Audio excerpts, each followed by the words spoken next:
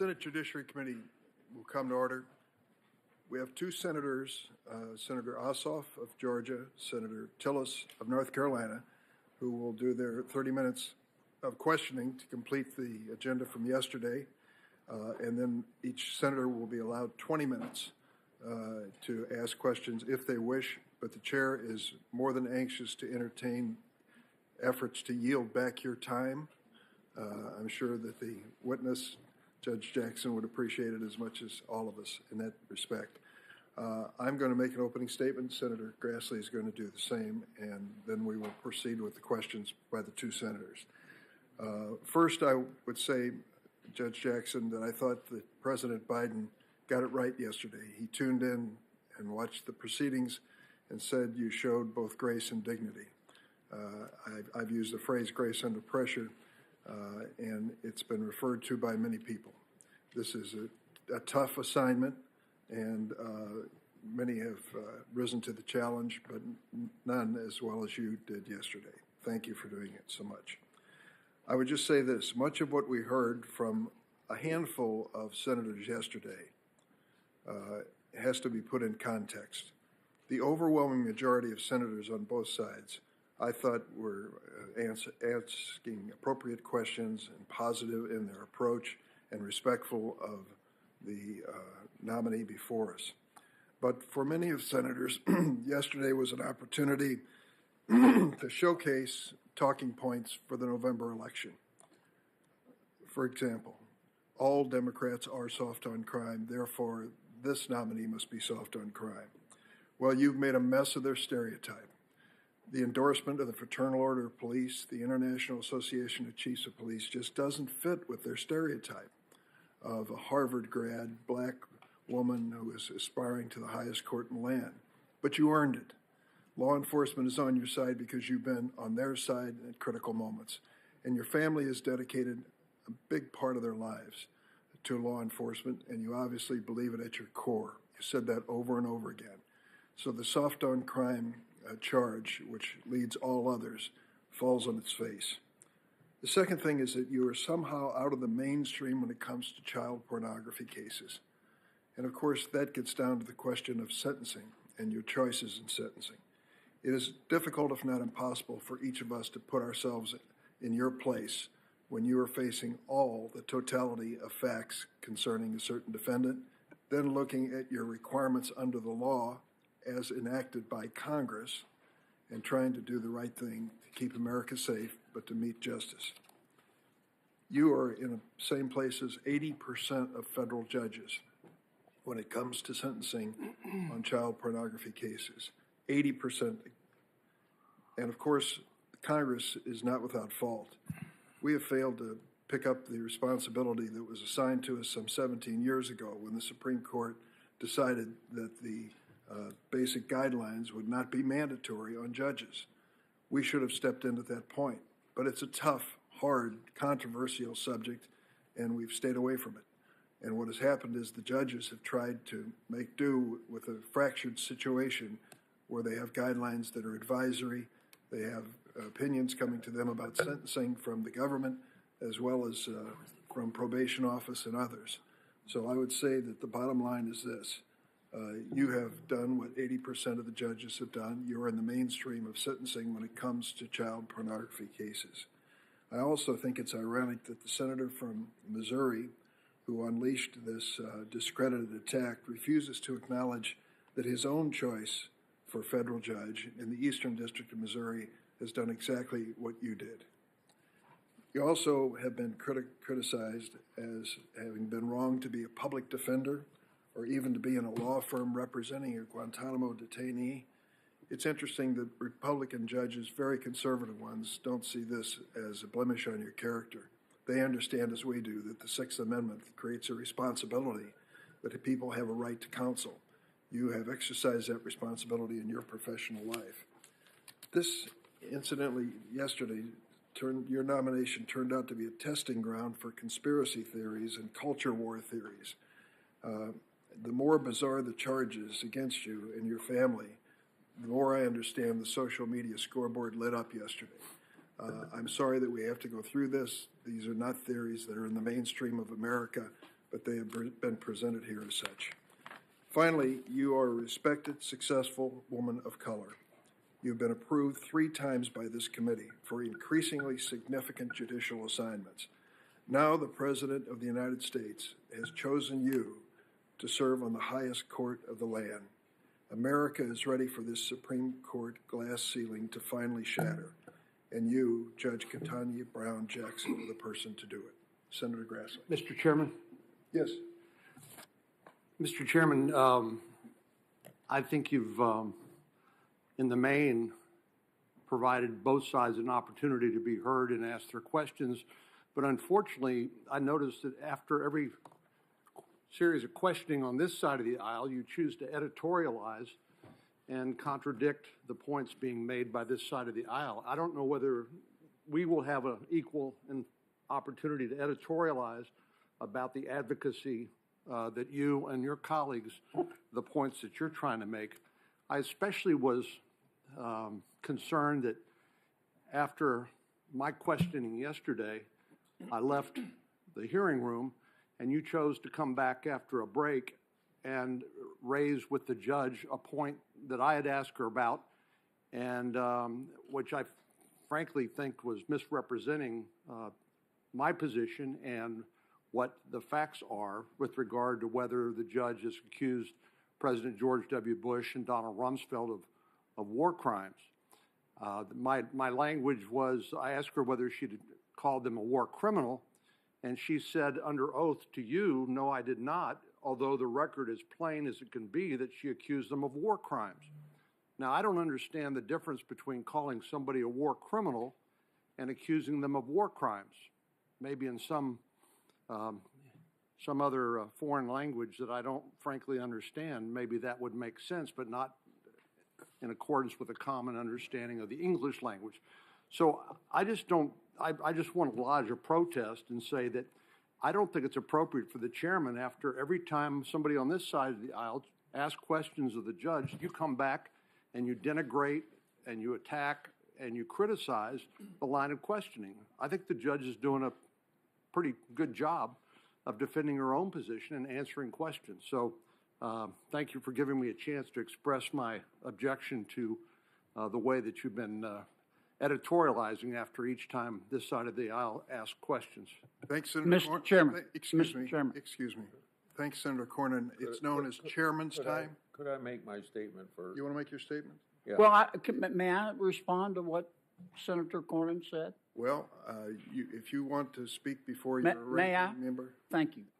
Entirely, you're right. Mr. Chairman, I agree with Senator Cornyn. You and I have talked about this before. I have great respect for you. You know that. But I've had the same issue in normal hearings, non-Supreme Court hearings, where you make editorial comments after I question. I appreciate your input, but they're not offered in an even-handed way.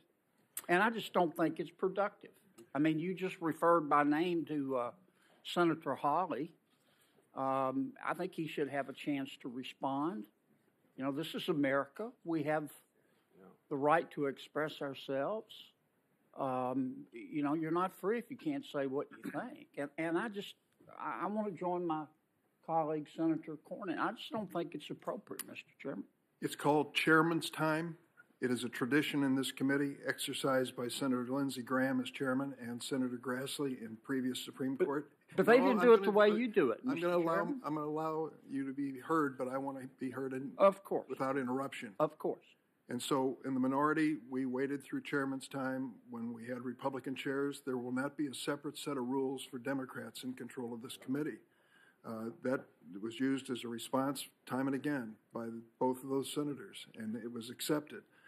If what I said was somehow problematic or painful yesterday, I'm sorry, but the Democrats are going to use the same mechanisms that the Republicans have used in this committee. And I appreciate that, Mr. Chairman. But I think if you're going to personalize it as to senators by name, you ought to give them a chance to respond. Well, they will have a chance. Mr. Chairman? Each and every senator has 20 minutes today to respond if they wish. Mr. Chairman? Who's seeking? Senator Ossoff? Could we hear from Ranking Member Grassley, and then I'd like the opportunity to ask questions on behalf of the state of Georgia. I think The American public is now tuning into these proceedings expecting a substantive discussion of matters of grave importance to the country with a nominee for the Supreme Court before us. I don't think we've set an appropriate tone by bickering over time and process at the outset of our proceedings. Every senator deserves to be heard. I would like to humbly request that Ranking Member Grassley make a statement, that I and Senator Tillis have our opportunity to question the nominee, and that then we can litigate balls and strikes from yesterday's hearing. Would that be acceptable to the committee? I think in the name of your humility, we should do that. Thank you, Mr. Chairman. Senator Grassley? Yeah. Senator Ossoff, my statement doesn't quite fit in with what you asked, but I feel like I have to say it anyway because of the conflict that happened late last night. But before I do, I want to, somewhat tongue-in-cheek, but with some seriousness as well, when the chairman quoted Biden as saying that Justice Jackson, or Judge Jackson, handled herself with grace and dignity. I want to compliment the Democrats on this committee for using grace and dignity, unlike it was during the Kavanaugh hearings. Thank you all very much for making this. I've heard a lot of compliments about how this is a way a hearing ought to be held.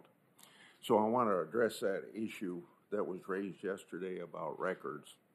Senator Cruz raised a very legitimate question about data related to U.S. probation officer recommendations. The White House and members of this committee use that information to attempt to discredit information raised by Senator Hawley and others about the nominee's sentencing record as a district judge.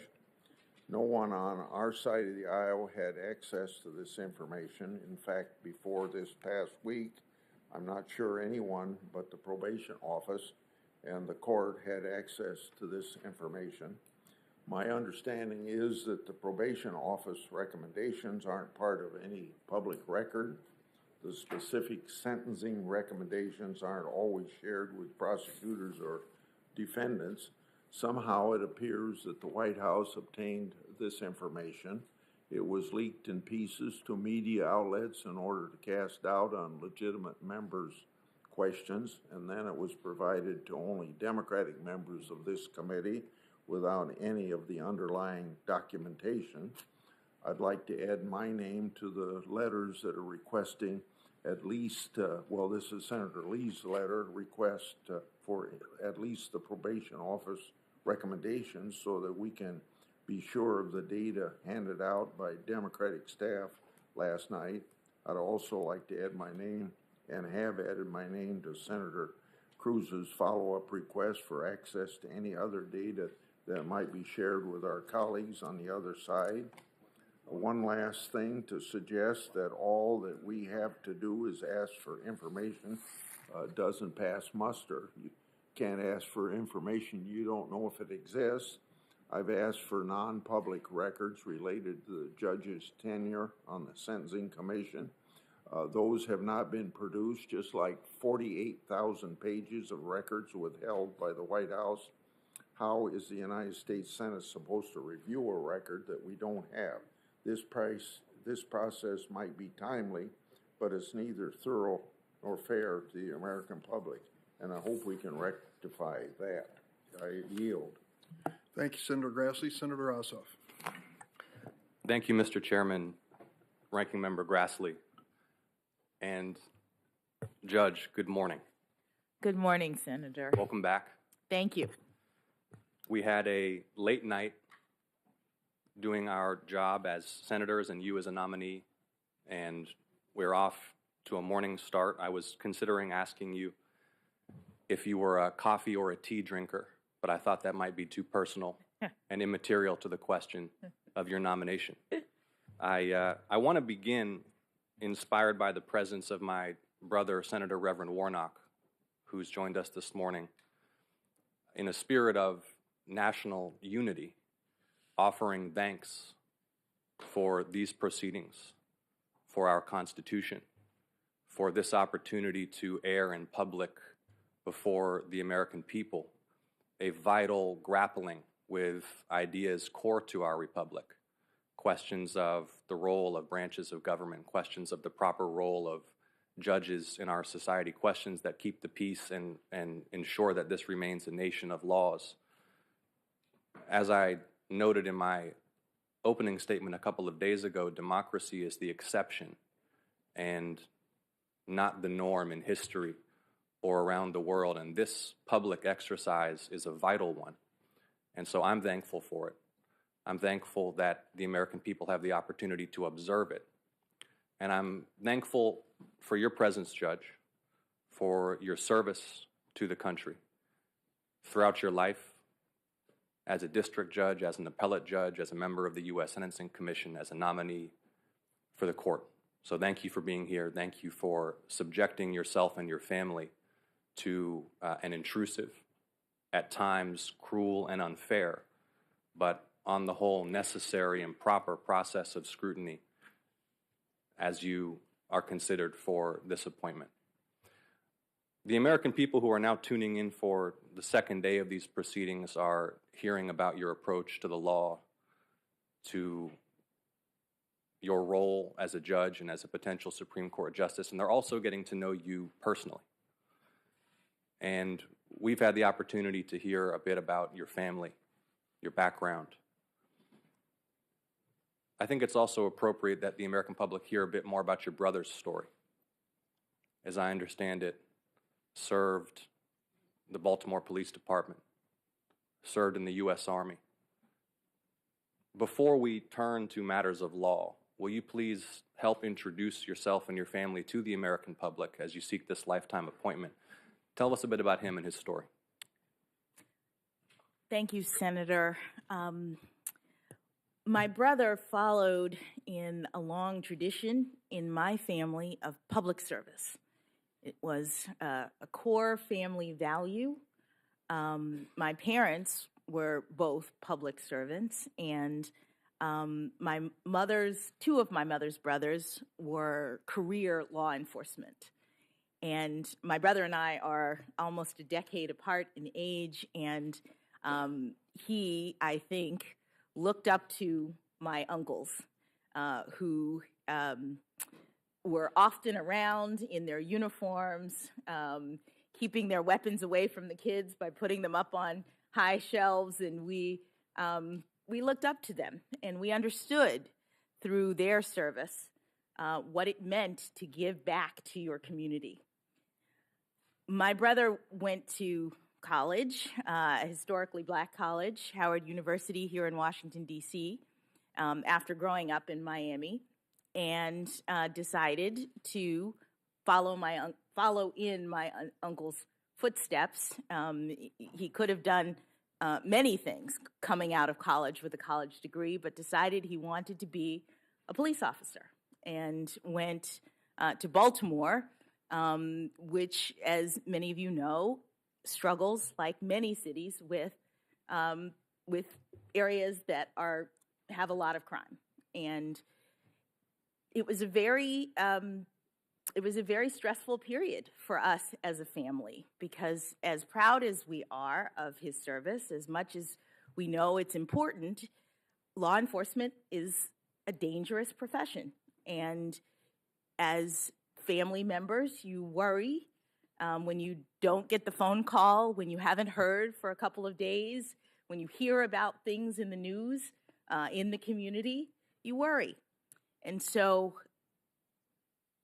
I grew up with family members who put their lives on the line. I understand the need for law enforcement, the importance of having people who are willing to do that important work, the importance of holding people accountable for their criminal behavior.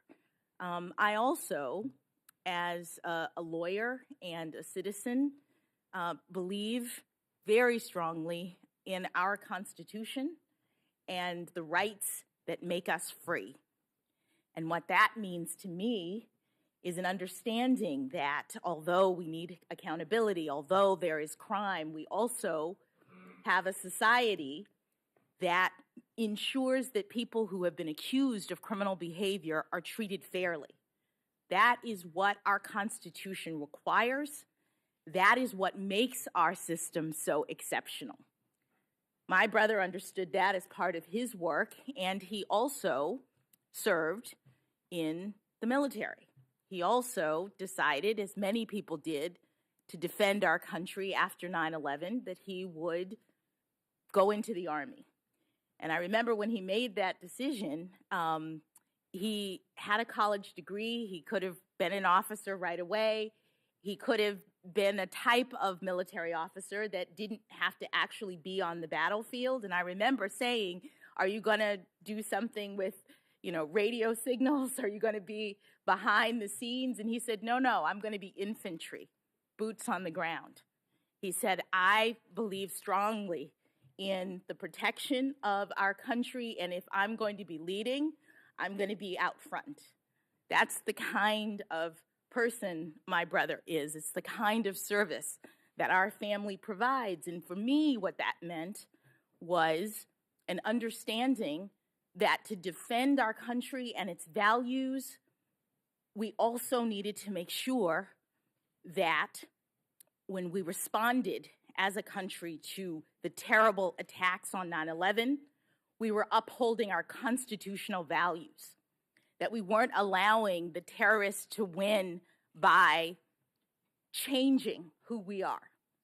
And so I joined with many lawyers during that time who were helping the courts figure out the limits of executive authority, consistent with what the framers have told us is important, the limitations on government.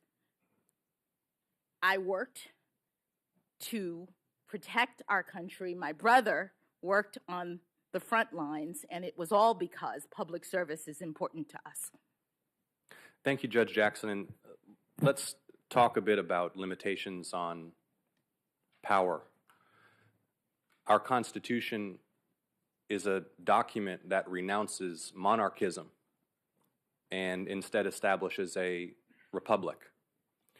You, in opinion that has been widely cited, made the observation that presidents are not kings.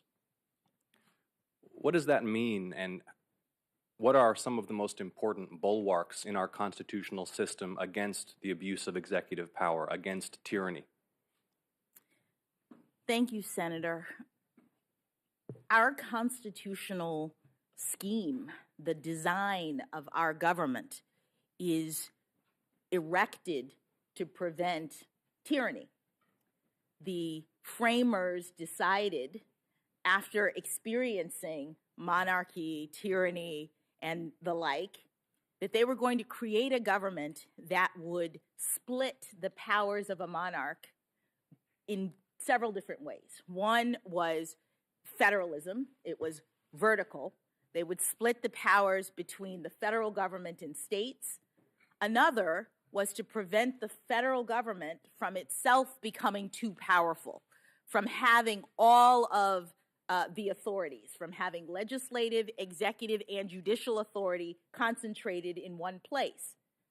So the Constitution, in its design, puts the legislative authority in Article 1 and gives it to the Congress, the power to make laws. It puts the executive authority in Article 2 and gives it to the president, the power to execute the laws.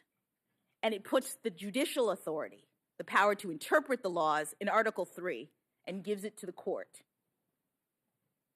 The separation of powers is crucial to liberty. It is what our country is founded on, and it's important, as consistent with my judicial methodology, for each branch to operate within their own sphere. That means for me that judges can't make law. Judges shouldn't be policymakers. That's a part of our constitutional design, and it prevents our government from being too powerful and encroaching on individual liberty. Thank you, Judge. I mentioned in my opening remarks that the court has played a vital role, constrained within its proper constitutional boundaries, in the national process of making America in real life what America is in text, and reflecting on your experience as a public defender, a vital role in our justice system. Let's talk a little bit about the Sixth Amendment and the role that the court played in ensuring that the Sixth Amendment is real in practice in the Gideon v. Wainwright decision. Can you help all those who are tuned in right now to reflect upon that decision, what it means, what it says about the role of the court? Yes, Senator. Prior to Gideon versus Wainwright, people who could not afford lawyers were not entitled to lawyers under our system. So a person could be accused by the government of criminal behavior and would have to fend for themselves in court. They would have to make their own arguments. Someone who is not a lawyer would still be responsible for defending him or herself in front of a judge if the government brought charges.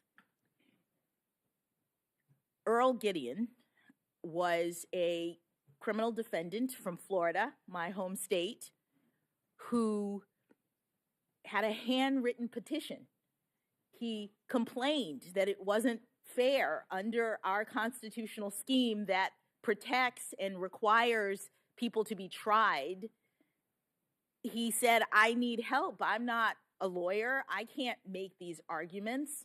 I think it's important for the protection of liberty to ensure that people are able to have counsel.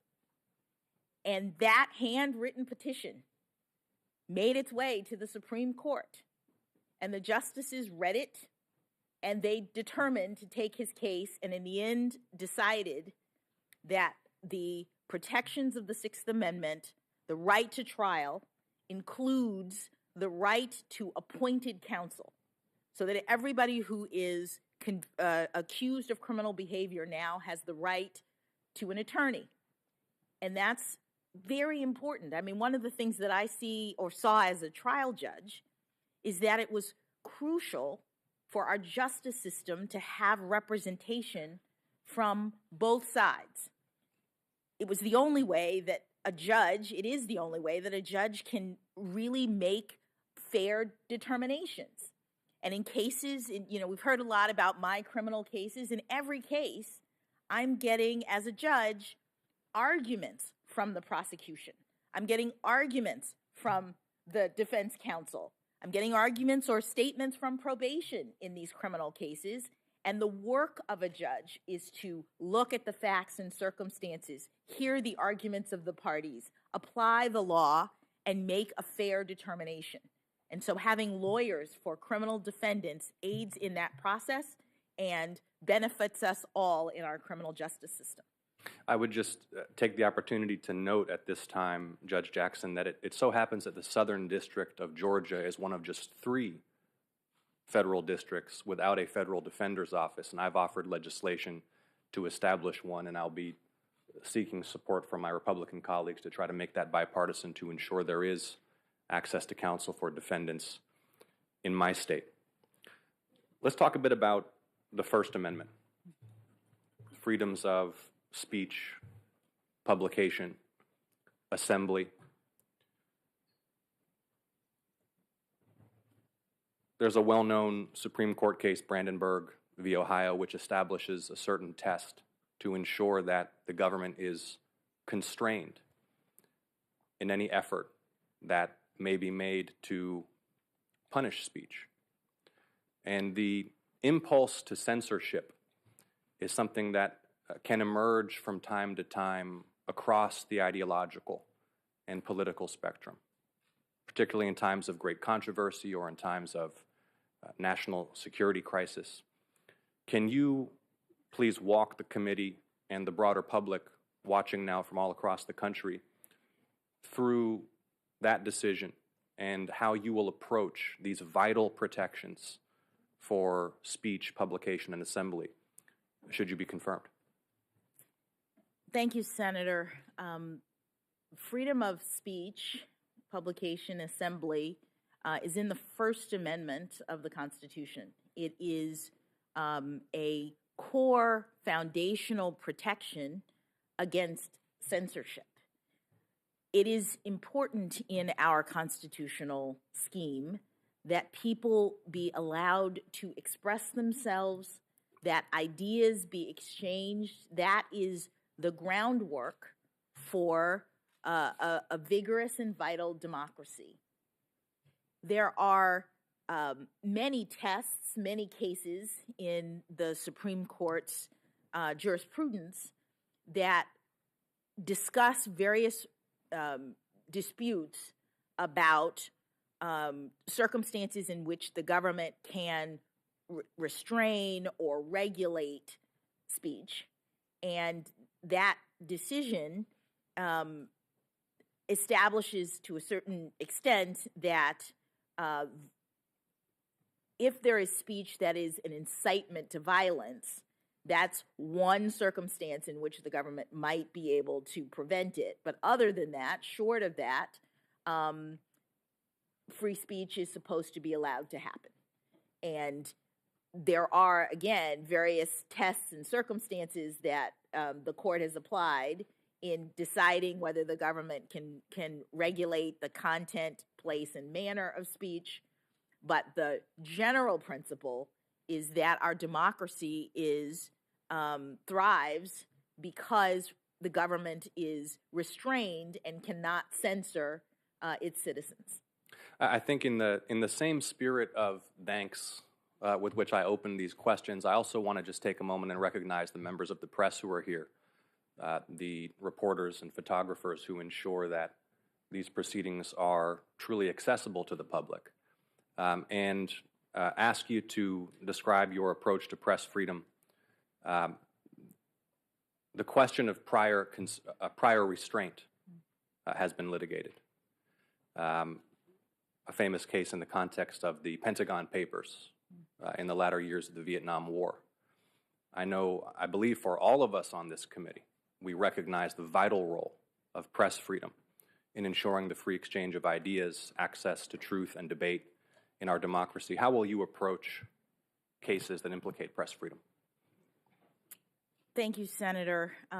This is another area in which there is well-established case law that supports the freedom of the press to be able to write and report. There is a general obligation of truth in terms of the press, but also a recognition that sometimes there may be things that get published that aren't exactly accurate. And so the court in New York Times versus Sullivan determined a higher standard of liability for press.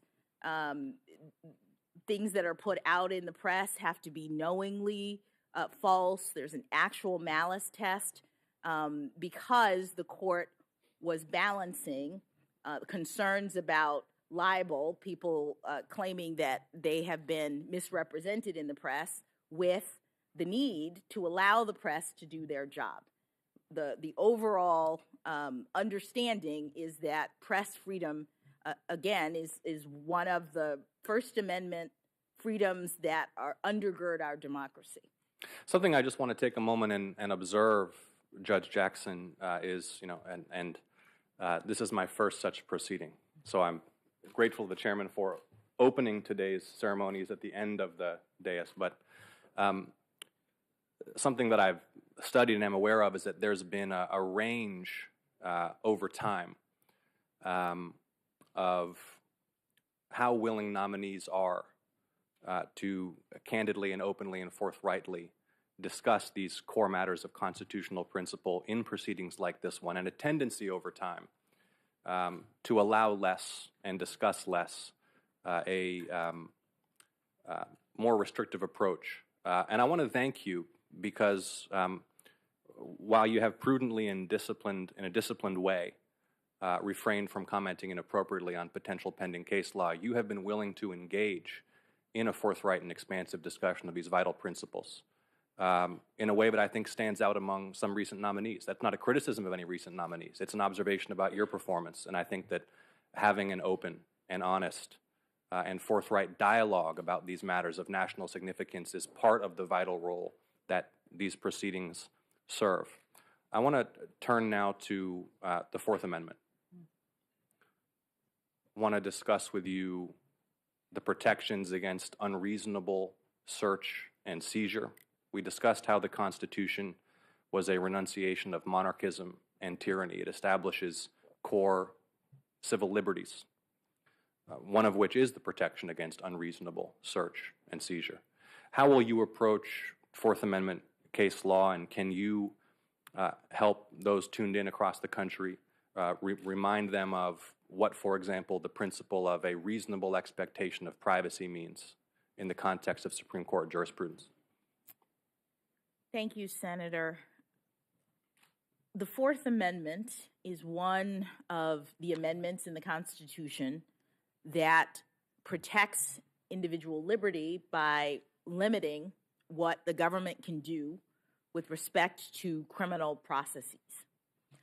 It restrains the government from engaging in unreasonable searches and seizures. And the Supreme Court has developed a series of tests and ways of evaluating whether any particular act by an officer in a case qualifies as an unreasonable search or seizure.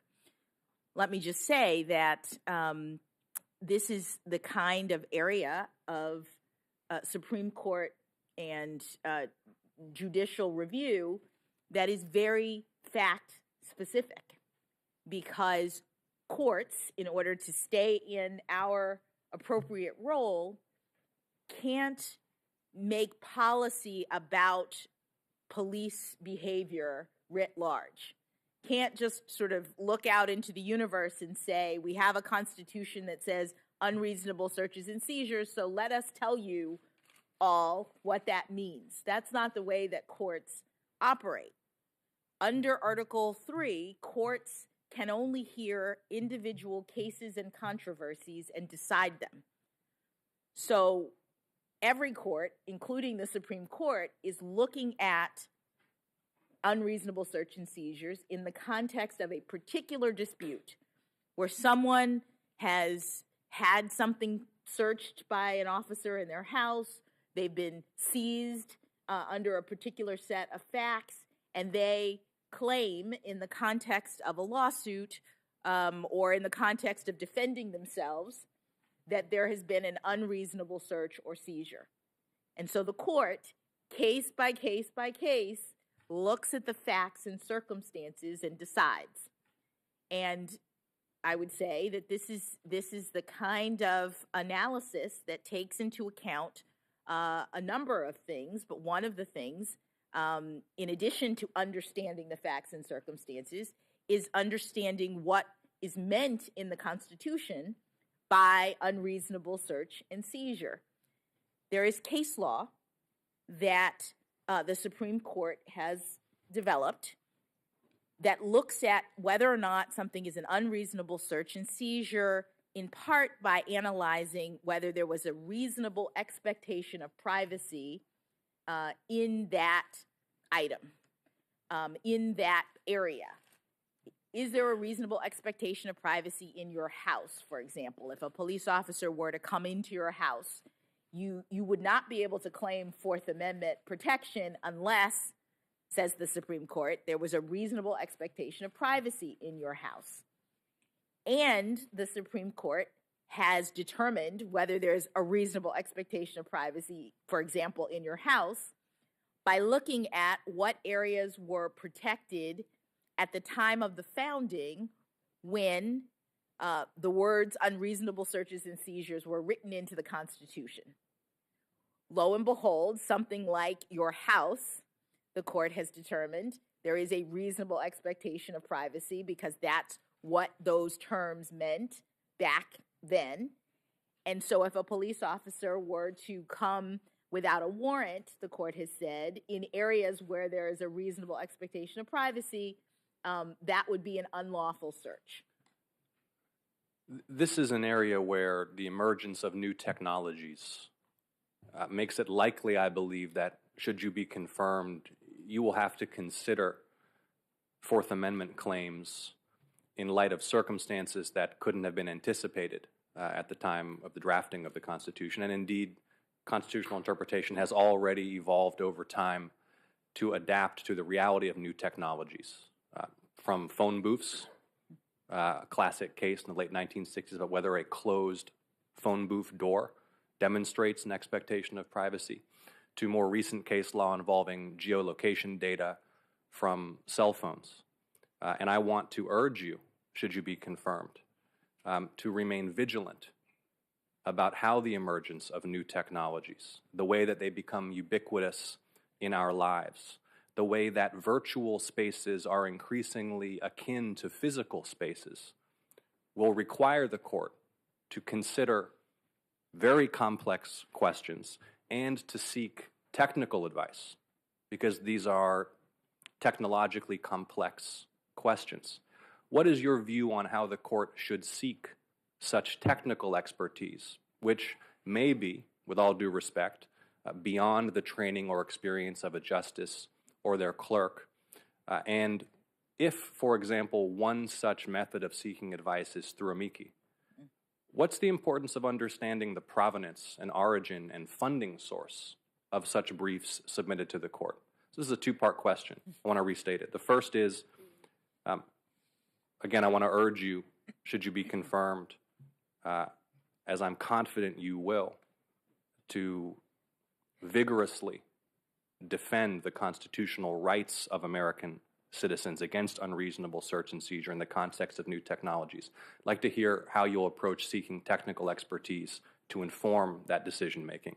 And then a question about the transparency of briefs filed before the court, something that Justice Scalia noted in some campaign finance case laws, that it's important for the public to know who's funding electioneering communications in the context of political campaigns. I think it's important for the court to know who's briefing them, what the motive and funding source of such briefs might be. Could you please, with my remaining time, and then I'll yield and we'll have some more time later to discuss war powers, could you please comment on those matters? Those will be my final questions for this round.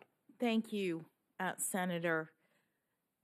One of the ways in which the court receives information other than directly from the parties in a case is through a practice, an established practice of receiving amicus briefs. Amicus is a term for friend of the court briefs. These are people who are not parties to the case, who don't have that kind of interest in the case, but may have expertise or information or arguments that they wish the court to hear. And I think that that would be the primary mechanism by which, if the court were to decide to hear a case concerning a matter that involved some technical expertise, I would think that there might be amicus briefs related to the technology, for example. I have not looked at the court's rules. I would certainly want to discuss with the court's other justices the ways in which determinations are made about which amicus briefs are received and what disclosures are related to them. But the court does receive amicus briefs in cases in order to inform itself so that it can make a decision related to the issues in a case. Thank you, Judge Jackson. Thank you for your courage and your grace, your forthrightness in answering my questions. I look forward to the opportunity to ask a few more later, and I yield, Mr. Chairman. Thanks, Senator Ossoff. Senator Tillis. Thank you, Mr. Chairman. Judge Jackson, thank you for being here. I hope you got some rest last night, and congratulations. Very little, Senator, but that's all right. Me too. But thank you for being here, and congratulations to your family and your husband, who has an impressive medical list of accomplishments that he should be proud of. I'm sure that you are too. And thank you to your family, the public servants, serving in the military, serving in law enforcement, educating our children. You're a role model family. I do want to go back. This morning, I ended up turning to a channel that I never watch just to see what was being said about the proceedings. I thought it was interesting that they were ridiculing some of my colleagues on this side of the aisle for bringing up the behavior of past Supreme Court hearings. This is really the appropriate venue to do it. I guess we could talk about it when we're reviewing intellectual property or something else, but contextually, this is the time to do that. And I think we all have to agree that the behavior in the Kavanaugh hearing was inappropriate. I hope we never get back to it. And I hope we can all agree that many of the behavior or the positions that some of my colleagues took on the other side of the aisle with Justice Barrett was abhorrent, and we should never do it again. That's why I'm so glad that for the most part, we behaved in an appropriate manner here. I'm going to get to some questions if time allows that relate to some other questions that my colleagues have asked. But Judge Barrett, did I understand correctly that at a young age you won a debate competition, or was it oratory competition? I was in speech and debate. It was one team, and I did original oratory as my primary event. And did you continue your debate competition? Did you continue to do that? First question. Did you continue to do debate competition? Continue into Yeah, I mean, were you college? doing that in school and college? I did not do it in college. No, I did it from middle school through high school. Okay. And stopped when I graduated high school. I did too, and I recall with that we would get assigned a topic that wouldn't necessarily be one that we agreed with, but we had to argue it. Were you ever in a situation, or did you get to pick a topic and only argue the side that So I didn't do what it sounds like you're referencing is extemporaneous speaking. Yeah. I think I did that once in one competition. I did original oratory, which is where I wrote my own speech. Okay, you've had an opportunity to debate a lot as a defense counsel, I would assume, in the court of law when you're debating a position. And the reason I asked that question is that yesterday when Senator Kennedy was asking you about the expanding the court, or what we call court packing, you said, I haven't really thought about it, but I hear the arguments on both sides. And I hear the argument on both sides. So could you briefly describe to me your perception of the arguments on both sides? My understanding of the argument is about whether or not to expand the court beyond the 9 justices that are on the court right now, the 9 seats that are there. And if you were to view, I mean, right now it's 9 is fine, 4 or more. I mean, that's really the 2 arguments. So do you understand, or have you heard any of the arguments for or against either side?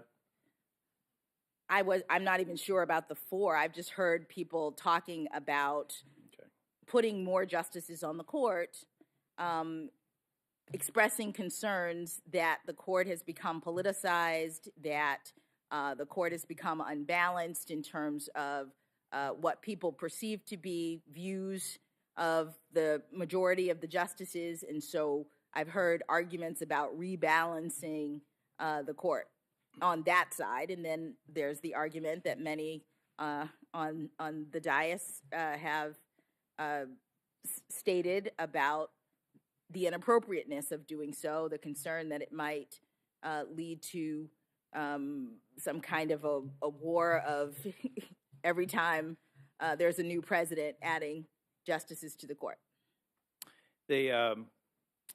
Actually, yesterday when Senator Whitehouse, I think it was Senator Booker, who observed Senator Whitehouse's presentation, made a comment about how Rhode Island, New Jersey being a bit bigger, would have a bigger graphic to display. I went back, I think that New Jersey is 6 times the size of Rhode Island by square miles. North Carolina is 36 times the size of Rhode Island. And before my friends from Texas chime in, I would let them know that if Alaska were 2 states, they'd be the 3rd largest state. So I'm a decided to use the White House format for dark money so that we have a balanced understanding of the fact that our proceedings here, the aspirations for the court, there is an ecosystem out there on both sides. As a matter of fact, we had a judicial nominee who actually participated in this ecosystem. I think you could reasonably assume if they participated in that ecosystem that they probably would have been an activist judge. The point that I make here is that we've seen this ecosystem mobilized to support you, and I think, Judge Jackson, you said you haven't had any encounter with demand justice. I don't know if you've had any encounter with some of these that are abbreviated, or I'm sorry, either acronyms or abbreviated, so I wouldn't expect you to. It would be interesting if we could, for the record, determine if you have had any interactions, but with respect... I have not, Senator. I've Okay. never seen most of those. That's good enough for me. I wouldn't expect you to be honest, sitting on the bench. But they are out there, and they have a specific plan. And their specific plan, as a matter of fact, I was inspired by Senator Whitehouse's seat, so I went out to demand justice. They have a specific plan. Step one, 4 seats on the Supreme Court. We must add 4 seats on the Supreme Court to restore balance, which by their opinion is a majority with their view and their judicial philosophy. They're thrilled that President Biden has promised to appoint a commission. In fact, they're so thrilled that they want to make sure that they can influence the outside of the commission by endorsing their 4-seat strategy. They want to recruit 25,000 volunteers. This is on their website, their strategy, to influence the commission's recommendation. And then they want to nuke the filibuster. 51 votes to make a decision that could ultimately be to pack the courts. This is their stated goal. They're proud of it. Senator Whitehouse was talking about how the prior president was influenced by an organization. I would say that Senator Jackson and almost everybody that the president vetted before, Judge Jackson, are on this list. So I think it's intellectually dishonest to say that the administration, that my colleagues on the other side of the aisle, are not influenced by this organization. We've tracked some of the fundraising and support in re-elections. They're engaged, and they're influenced by it. But let me tell you what I'm really worried about with the court packing risk that we have today. We're talking about the ultimate destruction of 2 institutions. Back in January, Senator Schumer laid a vote down on the floor that ultimately would have reduced the majority of 60, the filibuster limit of 60, to 51. He was doing it as a way to pass a single bill, but we all know what happened when Senator Reid nuked the executive calendar for circuit court judges. It led to you only being subject to 51 votes to be confirmed. That nuked the executive calendar. In January, Senator Schumer was laying the groundwork for the same thing. Now, I worry that's the destruction of the Senate institution as far as I'm concerned. I think we have to be a consensus-based organization. We don't need to be a 100-member House of Representatives. And that vote happened. What disappointed me most about that vote is back when President Trump was calling on us and pressuring us to nuke the filibuster when we had control of Congress, I signed on to a letter with more than 60 members to say that I would never do that in the face of a Republican president whose policies I supported. I did that to send a very clear message. I respect this institution, and I respect the court, which almost certainly would have been, we would have had pressure from our side of the aisle to pack the court a little bit more. Now, every member who was here back when we signed that letter, who's on this committee, changed their position and voted to potentially nuke the filibuster just 2 months ago. So I hope you can understand my concern about the political winds and the potential damage that it could do to the Senate and do to the Supreme Court. I think it was Federalist Paper 78, where Hamilton talked about the vulnerability, or I think the feebleness. Now, he was arguing, I think, the case for lifetime appointments. But I do think that the Supreme Court is a fragile institution. And I do believe that if we think it's politicized now, think about how it would be if we destroy the institution of the Senate so that a strict party line partisan vote, we expand the court. That's why court packing is important, and that's why we ask a question that I know you're not going to answer, but I know that Justice Breyer and Justice Ginsburg did. And if there's any Supreme Court justice listening right now, I wish that they would speak up, because I think your institution is in peril, and accelerating it to a truly political body is only one successful nuking of the filibuster vote away in the U.S. Senate. This is serious stuff. I was at Price Waterhouse. I was a partner at Price Waterhouse back during the Arthur Anderson Enron scandal. I saw about 100-year-old top-tier Big Five consulting firm cease to exist because their reputation suffered. If we pack the court, the only thing that you all have, that the Supreme Court has, is its integrity and the esteem that the American people and the trust that they put into it. Packing the court could cause the Supreme Court to lose the trust of the American people. And I think if we want to expand the court, let's do it for the only valid reasons. Maybe the justices come to us and the Chief Justice come to us and say, the workload is too great. The times have changed. And then convince 60 members of this body to consider it. But when you've got a partisan organization here that's putting a pipeline of people in there that they think like them and have a judicial philosophy like them, how can any reasonable person think that this is just kind of fixing the mechanics? It's a partisan decision that even some of my colleagues on the other side of the aisle have taken the bait. So much so that they would reverse a commitment that they made with me when they signed that letter to say they would never nuke the filibuster and then nuke it. President Biden's on that list too. Back in 1983, he gave a rousing speech in a Judiciary Committee hearing saying, don't pack the court. He gave a rousing speech on the Senate floor saying, don't nuke the filibuster. But now we're in this posture to where we could destroy two institutions if we're not careful. So I actually hope that you can at some point study the issue thoroughly and understand the risk to this institution that you're likely to be confirmed to. It's serious. And you could end up being there. You'll have a lifetime appointment.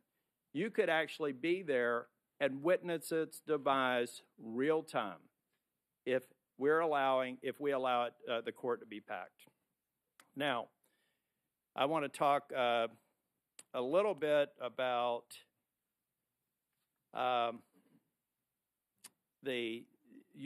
think you were a part of a case in Massachusetts that some people are casting as a pro-life versus pro-choice issue. Now, to be clear, I am Catholic and I am pro-life, and I'm proud to have signed and ratified pro-life bills in North Carolina when I was Speaker of the House that have withstood judicial scrutiny. But I don't really think that case was about pro-life. I think it was about free speech. So I want to ask you a few questions about it. And maybe you could describe it to me if your memory serves you. But it seems to me that the argument that you were a part of, I think that you joined with a couple of others, it seemed as if the argument was because the pro-life protesters were threatening and dangerous to women, attempting to enter the clinic. I'm not necessarily saying you put those words in the brief, but they were in there, and they were a hostile, noisy crowd in the face of protesters. Now, am I correct that a part of the argument was because they were noisy, in-your-face protesters, they needed to be a little bit further away than people who were pro-choice advocates? Because as I understand it, I think the underlying law in Massachusetts was ultimately struck down unanimously by the Supreme Court. Is that correct? Thank you, Senator. The brief that you... Oh, by the way, I didn't expect you to respond to my riff on packing the court. Yes. Just to net it out, it's a bad idea. But back on this. I understand. The brief that you are referencing was a brief that I worked on right after finishing my Supreme Court clerkship when I joined a big law firm in Massachusetts. This is maybe 2000 at the end of my clerkship. And it is a First Amendment free speech set of arguments that the lawyers at my firm, I was a part of a team representing clients who wanted to make an argument about buffer zones, which at that time had not yet been litigated all the way up to the Supreme Court. Was it a buffer zone that put pro-life and pro-choice people in the same buffer, or one that argued that pro-life people were in your face and perhaps needed a bit better, bigger buffer than the pro-choice? I was just trying to understand the facts of the case. I believe that it was viewpoint neutral, meaning it wasn't about what the people were saying. It was about clearing a path to allow people to enter the clinic. Mm-hmm. The laws at the time were about how far did people have to be kept back, whether they were pro-life or pro-choice, because if they were blocking the entrance. Do you understand why the underlying law was ultimately deemed unconstitutional by the Supreme Court? I didn't follow the jurisprudence. At that time, it had not been. And the First Circuit, this was a First Circuit brief. I don't remember what happened in the district court, but my clients wanted to argue in the First Circuit that the laws that allowed for the clearing of the path so that people could enter the clinic and have people stand back were constitutional and important, and the First Circuit agreed. I think ultimately, I don't know exactly, but I think ultimately, as you say, there was some litigation that went all the way to the Supreme Court, and the court had other jurisprudence about the extent to which buffer zones are constitutional. Yeah. Well, it looked at. I'm not an attorney. I watch Law and Order from time to time, and I'm not going to get into a debate. But on its face, it almost looked as if there was this notion that there was bad speech and good speech. That somehow, look, I'm somebody who's had protesters come to my house, get in my face, and be very nasty, 4 times by land and 2 times by sea. I live on a lake. Okay with them doing it as long as they stay off my lawn. In the last case, they didn't. But it almost felt like to me that those protesters who didn't like me needed to be a little bit further away than the protesters that maybe I would allow to be a little bit closer. It may not be right, but I'll make sure that I get my facts right before this afternoon in the second round. I want to go to sentencing. I'm not going to cover any of the ground that my colleagues have. I'm sympathetic to some of it, not necessarily all of it, because I think the details are something that we don't have possession of. I'm sure we're going to talk a little bit more about that. But I want to talk more about a pattern. I know, and I was really impacted by your description of family dinners and your uncles coming in uniforms and putting their guns up on the cupboard and having a sense of pride that you had family that served in law enforcement. There are a couple of cases. I'm very focused on law enforcement and backing the blue. I think that law enforcement, I talk with a lot of them, their morale is low. They feel like defund the police and some of these other efforts are already making a very difficult and dangerous job more difficult, more dangerous.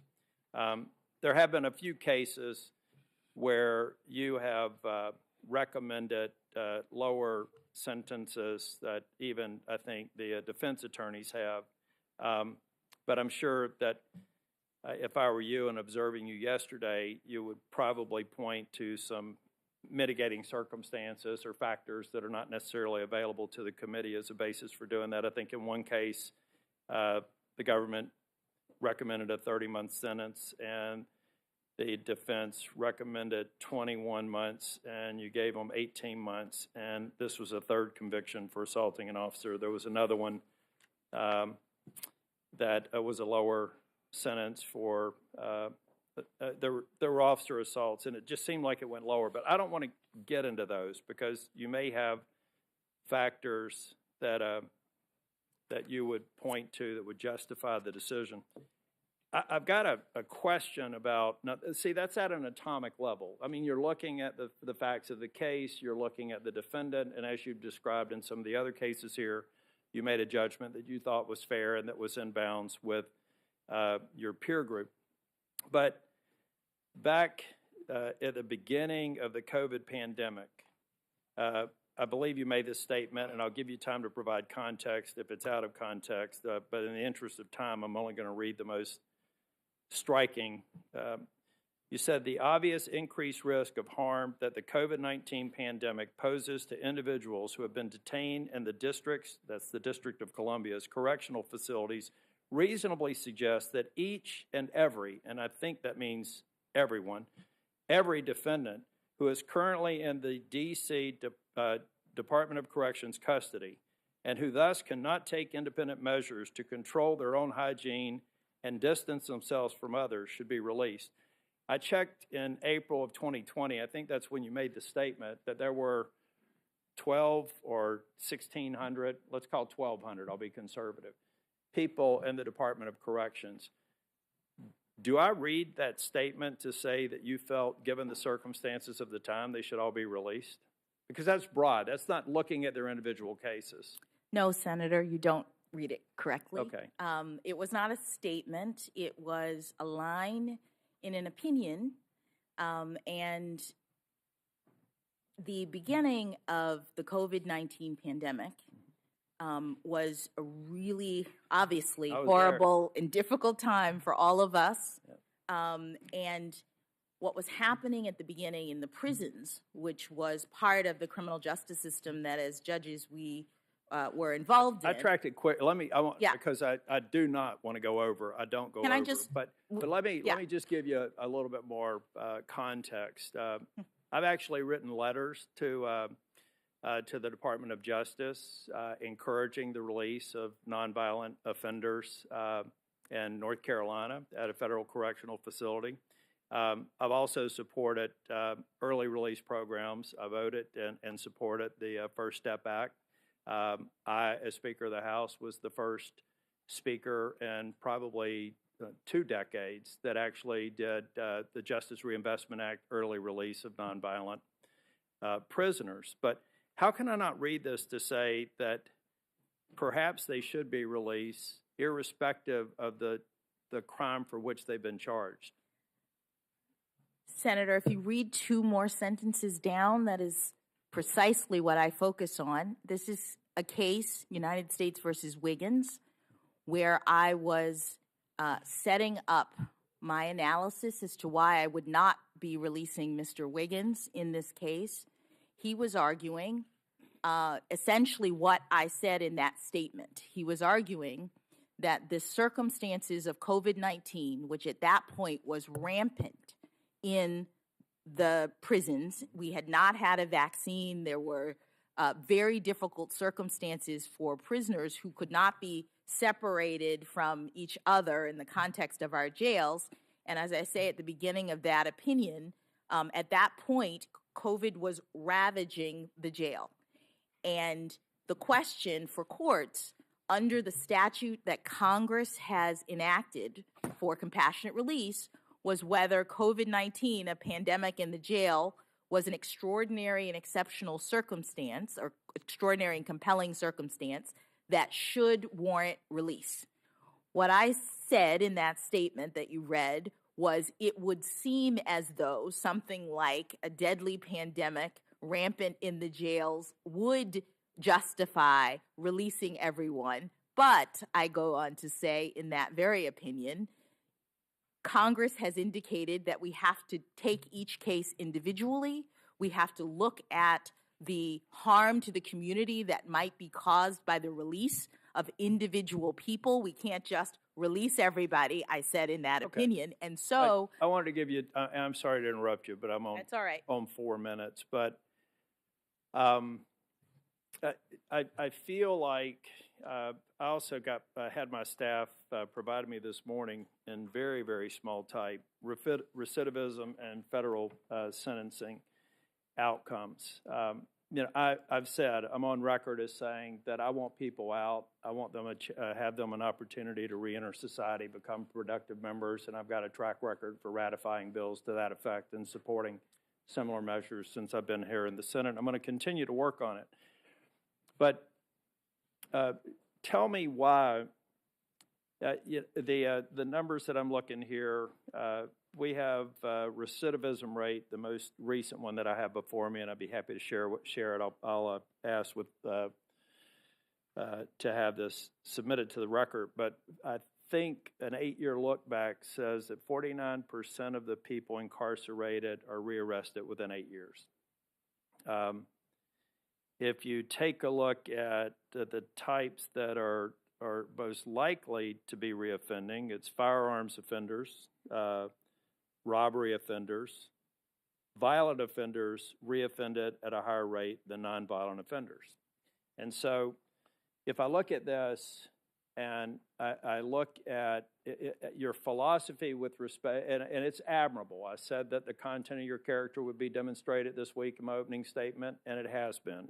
And one of the things that are first among them are your compassion and your belief that people can redeem themselves. But if you look at some of the cases that my colleagues have brought up,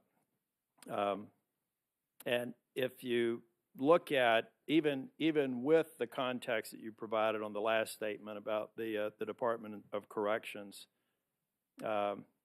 statement in Wiggins, can you understand how some of us may think that your compassion could lead to bad results based on the numbers that we have here with recidivism, that Congress may need to work more on that to make sure that we get it right? Can you understand how somebody who, from our side of the aisle, could see that maybe there is some pattern to give the benefit of the doubt to someone who has been incarcerated, in some cases with very serious crimes? Thank you, Senator. I don't recall saying anything about compassion in the way that you're describing it. No. I'm just saying that if I take a look at your responses to some of my colleagues' questions and your statements to some of the defendants, it seems as though you're a very kind person and that there's at least a level of empathy that enters into your treatment of a defendant that some could view as a maybe beyond what some of us would be comfortable with respect to administering justice. Thank you for letting me clarify. The statements that I made about my practices as a trial judge, which I'm no longer a trial judge, but were intended to explain how trial judges operate and how they impose sentences within the framework that Congress has provided. The statute that applies to us tells us to look at all of the various factors that Congress has set forward, including the nature and circumstances of the offense, the history of the and characteristics of the defendant, and it tells us that we should be imposing a sentence sufficient but not greater than necessary to promote the purposes of punishment. Congress also tells us that one of the purposes of punishment is rehabilitation. My attempts to communicate directly with defendants is about public safety, because most of the people who are incarcerated via the federal system and even via the state system will come out will be a part of our communities again. And so it is to our entire benefit, as Congress has recognized, to ensure that people who come out stop committing crimes.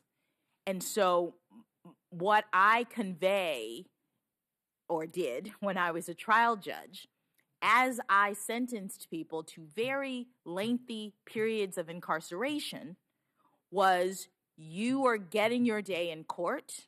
You are able to say what you want to say, but you have to sit here and listen to my reading into the record the victim statements in this case.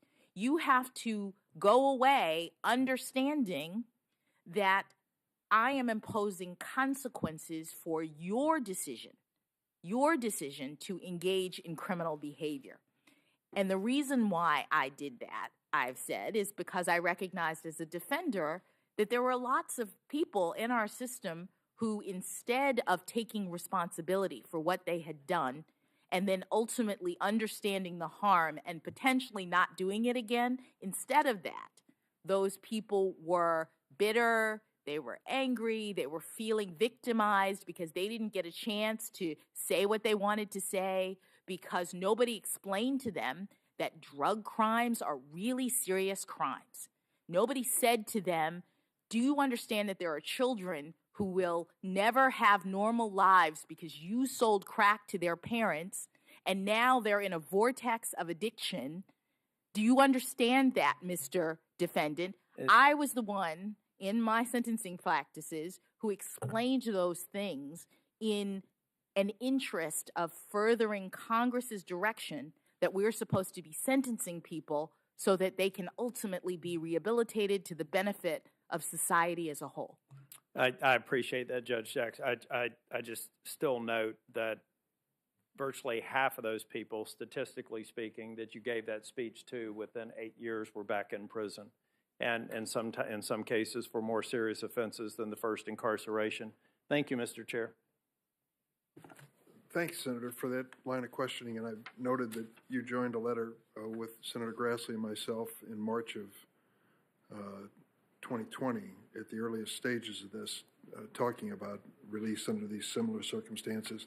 And of course, we all said at the same time, low risk inmates would be considered, but only low risk inmates. yes. Yep. And I wanted to make that note for the record. We're going to start the second round of questions, 20 minutes each, and I'll kick it off. This is an unusual document, this Constitution of ours, which has taken up so much time in the hearing, the conversation about it. And it is really at the core of public service. I don't know that there's a place that you can take a job at the federal level in any branch of government without taking an oath to defend this document. I don't know about other countries and the oaths that might be required, but we even within the Constitution spell out the oath to be taken by the President of the United States, and it's to uphold and defend this document. And there's great debate about just what this document means in today's context. We understand the wisdom, the inherent wisdom of the document, and the fact that we're still here some 230 years later with the design of a government that has endured longer than virtually any other democracy, which, of course, speaks to the wisdom of the Founding Fathers and their plan for this nation. But we also understand, taking an honest look at it, that you barely get into this document, Article 1, Section 2, then you run into a problem. Because in Article 1, Section 2, the article that relates to Congress, they talk about who will be counted for apportionment among the states, and there is that awful reference to 3/5 of all other persons, which, though the document never mentions the word slavery or slaves, what was being spelled out here by the Founding Fathers was, how are we going to count these slaves? And for apportionment purposes, they were to be counted as 3/5 of a person, which is a horrible notion by any standard, but the wise Founding Fathers included it, trying to deal with the reality of their day. I hear debates back and forth of originalists, textualists, and others, and you've been asked as often as any nominee, what your thought is. You've talked about stay in your own lane judiciary and methodology and like.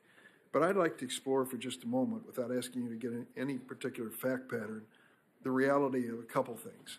First, when the Bill of Rights was written, the First Amendment to it made certain to guarantee freedom of press. Freedom of the press in 1790 was, of course, referring to a piece of paper, a newspaper, and saying that there would be freedom to engage in that process in this democracy of America. Now that freedom of press is referring to this, and things have changed an awful lot.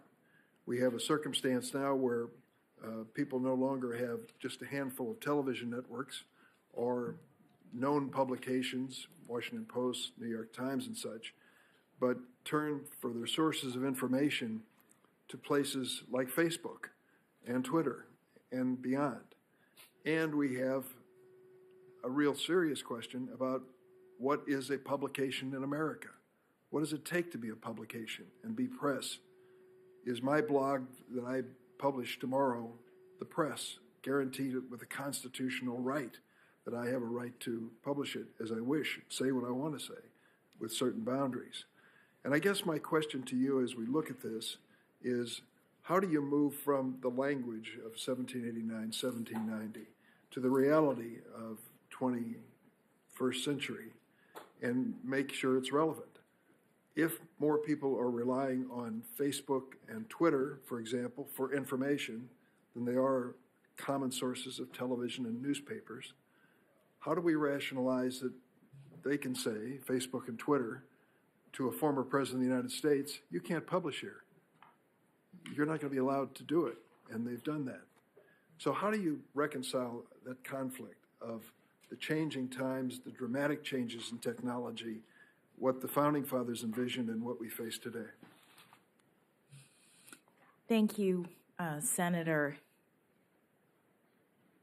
The challenges that you identify are the types of things that the Supreme Court is now dealing with. We have a foundational document that has text and it has principles. It establishes freedoms and foundational important concepts that are intended to govern us and that we are bound by as a society. There's modern technologies, as you say, that have not, that the framers, the founders could not have imagined: the cell phone and all the other things that we now rely upon. And as I mentioned earlier, the Supreme Court and every court deals with individual cases, disputes about issues, and when the court gets an issue that requires constitutional interpretation, it looks at the facts and circumstances of the particular case and the text and principles of the Constitution in light of the times in which they were written and analogizes to present day. So the Supreme Court, for example, has considered the cell phone issue with respect to the constitutional principle of unreasonable searches and seizures, which is a protection from government intrusion that the framers called an unreasonable search. The text unreasonable search does not have an inherent definition. What the Supreme Court has done is looked back at the time of the founding to determine what kinds of intrusion would have been covered when those words were written into the Constitution. And to the extent that at the time of the founding, those words covered things like police officer intruding into your home and looking into your papers and affairs, then the Supreme Court analogizes that circumstance to the modern day circumstance of a cell phone, which now is, in all respects, says the court, like rifling through your papers and affairs. So it's a process of understanding what the core foundational principles are in the Constitution as captured by the text, as originally intended, and then applying those principles to modern day. I'll just give you two illustrations of my thinking on this and my frustration, or at least understanding of the challenge, let's put it that way.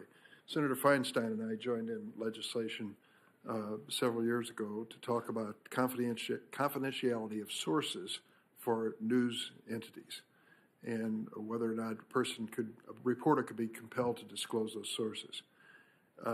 The effort really drew some of the best and brightest in the news business to come testify for the committee. The effort failed and faltered over what is a publication, who is a publisher, who is in the business of dispensing news. Does it involve money has to pass between them for this to be an official publication? Or can I just put up on my blog what I wish and resist any efforts to discover my sources? That was one of the serious issues that we faced. We also took a look, I take a look at where this is going in terms of the future and our entities that we rely on for news so often.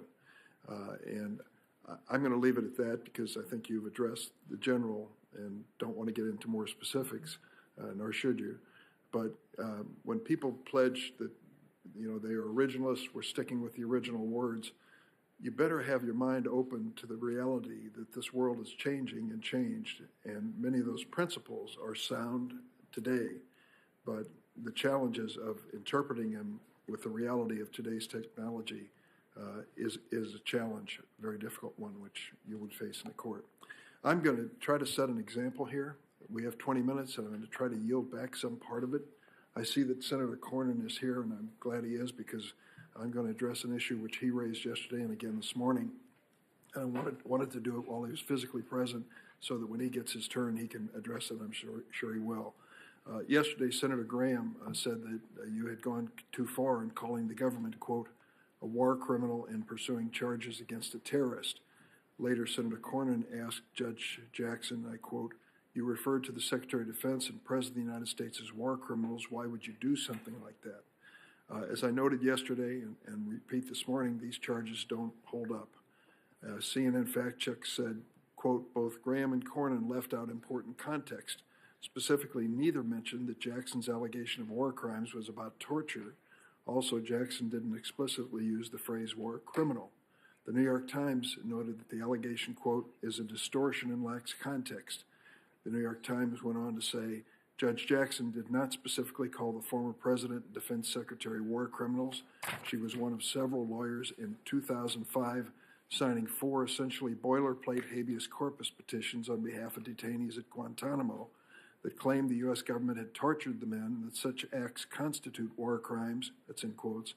The petitions each named Mr. Bush and Mr. Rumsfeld, along with 2 senior military officers who oversaw the Guantanamo detention operation in their official capacities as respondents.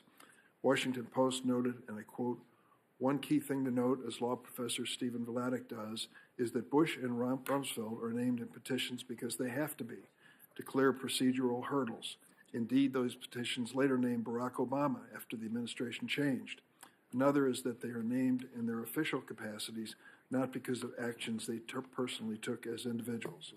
They continued, but the larger point is that Jackson was acting as a detainee's lawyer in a role as public defender, and one of the underpinnings of the American justice system that is even the most reviled alleged criminals have the right to a vigorous defense. Would you like to comment on that statement that I just made? Well, Senator, I would just say that public defenders don't choose their clients, and yet they have to provide vigorous advocacy. That's the duty of a lawyer. And as a judge now, I see the importance of having lawyers who make arguments, who make allegations. In the context of a habeas petition, especially early in the process of the response to the horrible attacks of 9/11, lawyers were helping the courts to assess the permissible extent of executive authority by making arguments. And we were assigned as public defenders. We had very little information because of the confidentiality or classified nature of a lot of the record. And as an appellate lawyer, it was my obligation to file habeas petitions on behalf of my clients.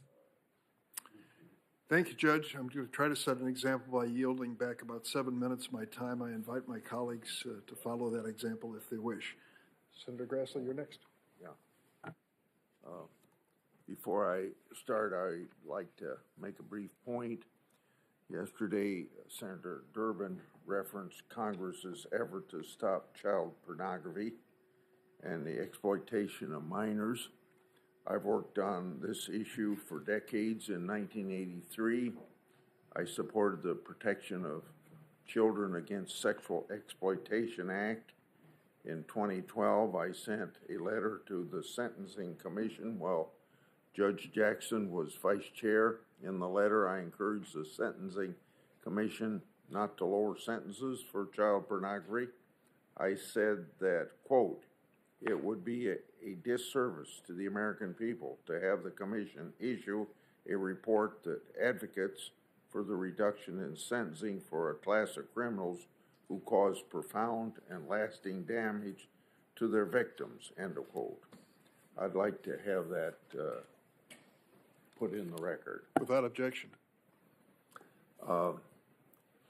Yesterday, you referred to your record of decisions as the best thing to look at when explaining and evaluating your nomination. But you also said that you haven't had enough cases involving constitutional law to develop a judicial philosophy. If you haven't had to develop a philosophy for deciding cases yet, what else do you think would be helpful for us to look at? So respectfully, Senator, I do have a philosophy. The philosophy is my methodology. It is a philosophy that I have developed from practice.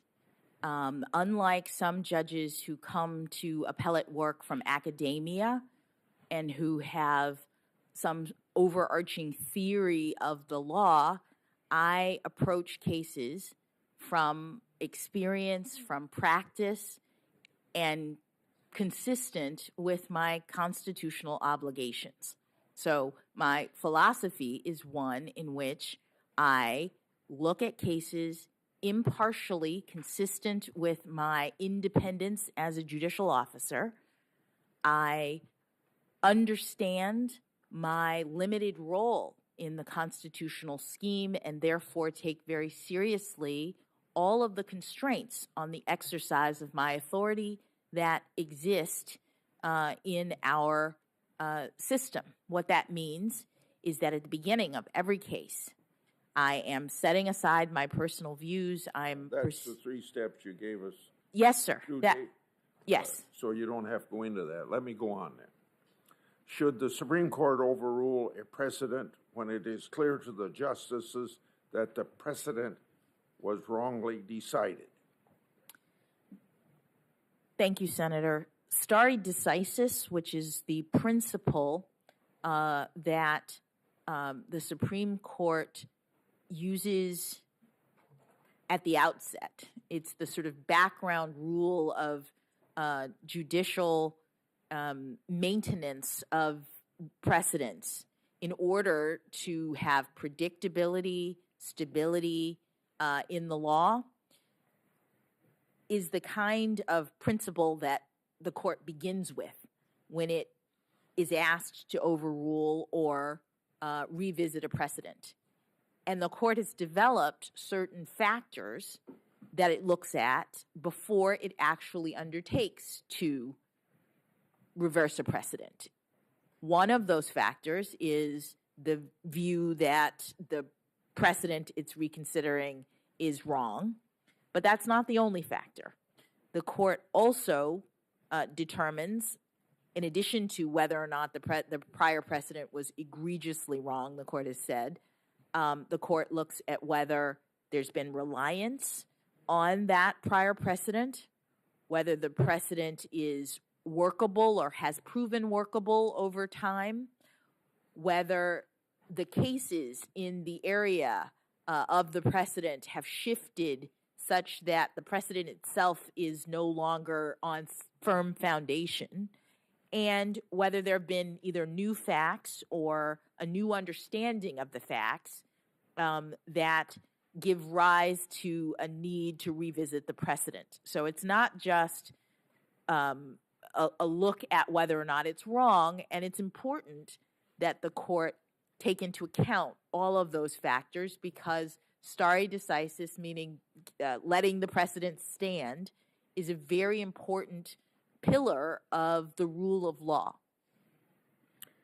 When is it appropriate for a judge to impose a sentence enhancement under the guidelines? Thank you, Senator. The federal sentencing guidelines are crafted to assist courts in making sentencing determinations within the broad range that Congress prescribes for cases, for crimes. So in the typical case, a defendant is convicted of some crime. In the federal system, they're usually very serious crimes, and Congress will say, Judge, you can give that person a sentence anywhere between 0 and 20 years, for example. The sentencing guidelines are designed to set out a series of factors that judges should be looking at when they decide what they're going to sentence that particular person to. And those factors will be things like, if this is a violent crime, does the person have a weapon? If this is a violent crime, was there any injury? And so the judge is looking at these facts, in many cases horrible facts, and calculating the guidelines based on what we call enhancements. Each one of those different characteristics or conditions is an enhancement. So you ask, when is it important to when it's appropriate? Well, the judge has to calculate the guidelines in every case. That's how we start the process.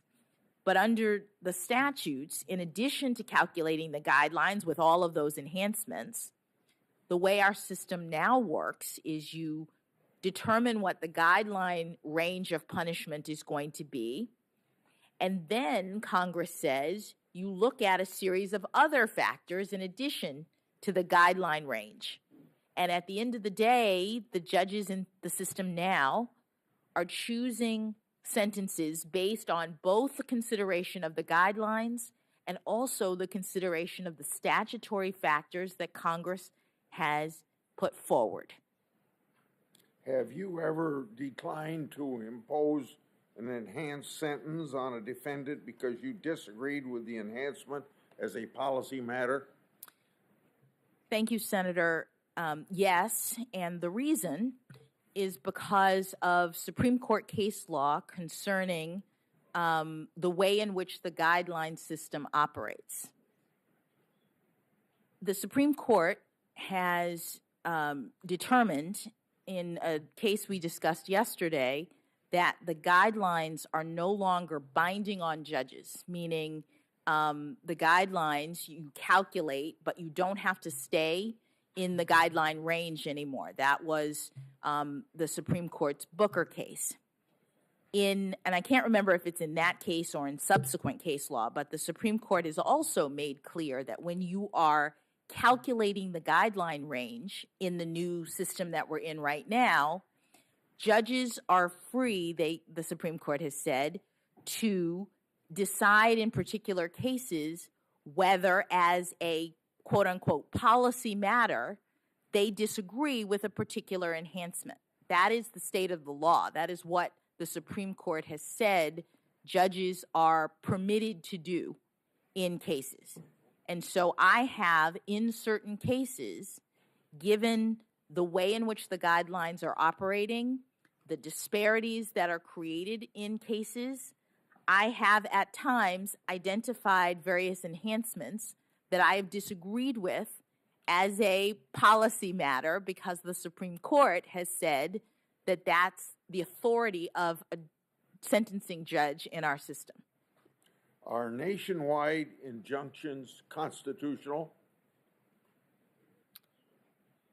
Well, Senator, You've issued them. thank you for letting me address that circumstance. The reason why I paused is because what I have issued is not technically a nationwide injunction. People call it that, but in a particular set of cases, administrative agency cases that are brought under the Administrative Procedure Act, these are challenges to agency actions, like agency rules that they have promulgated. And if the challenge is to the procedures that the agency undertook to create the rule, the statute that applies, the Administrative Procedure Act, tells the court that if you agree with the plaintiff that the agency rule is faulty procedurally, the remedy in the statute is to invalidate the rule. That's what Congress tells judges to do. Now, technically, that's not a nationwide injunction. That is invalidating a rule that the agency has enacted. It may have nationwide effects because the agency may have implemented its rule nationwide. But what the court is doing is not reaching out and touching everyone in the country. The court is directing the government that has promulgated that rule that the rule is invalid. And that's what the statute tells us we have to do in those cases. That's different than a nationwide injunction, because a nationwide injunction would be a situation in which we're not dealing with the rule, we're not dealing with the Administrative Procedure Act, we're dealing with a particular case in which something has happened between the plaintiff and the defendant, and the court says, based on what happened in this case, I'm going to tell everybody in the country that you can't, the defendant, you can't operate in this way anymore. I'm going to find on the basis of this particular case, and I'm going to enjoin everyone in the country not to do that anymore. That's a nationwide injunction, which is not what I've done in, I think, the cases that you're talking about. How can the judiciary address concerns about forum shopping given the rise of nationwide injunctions? Well,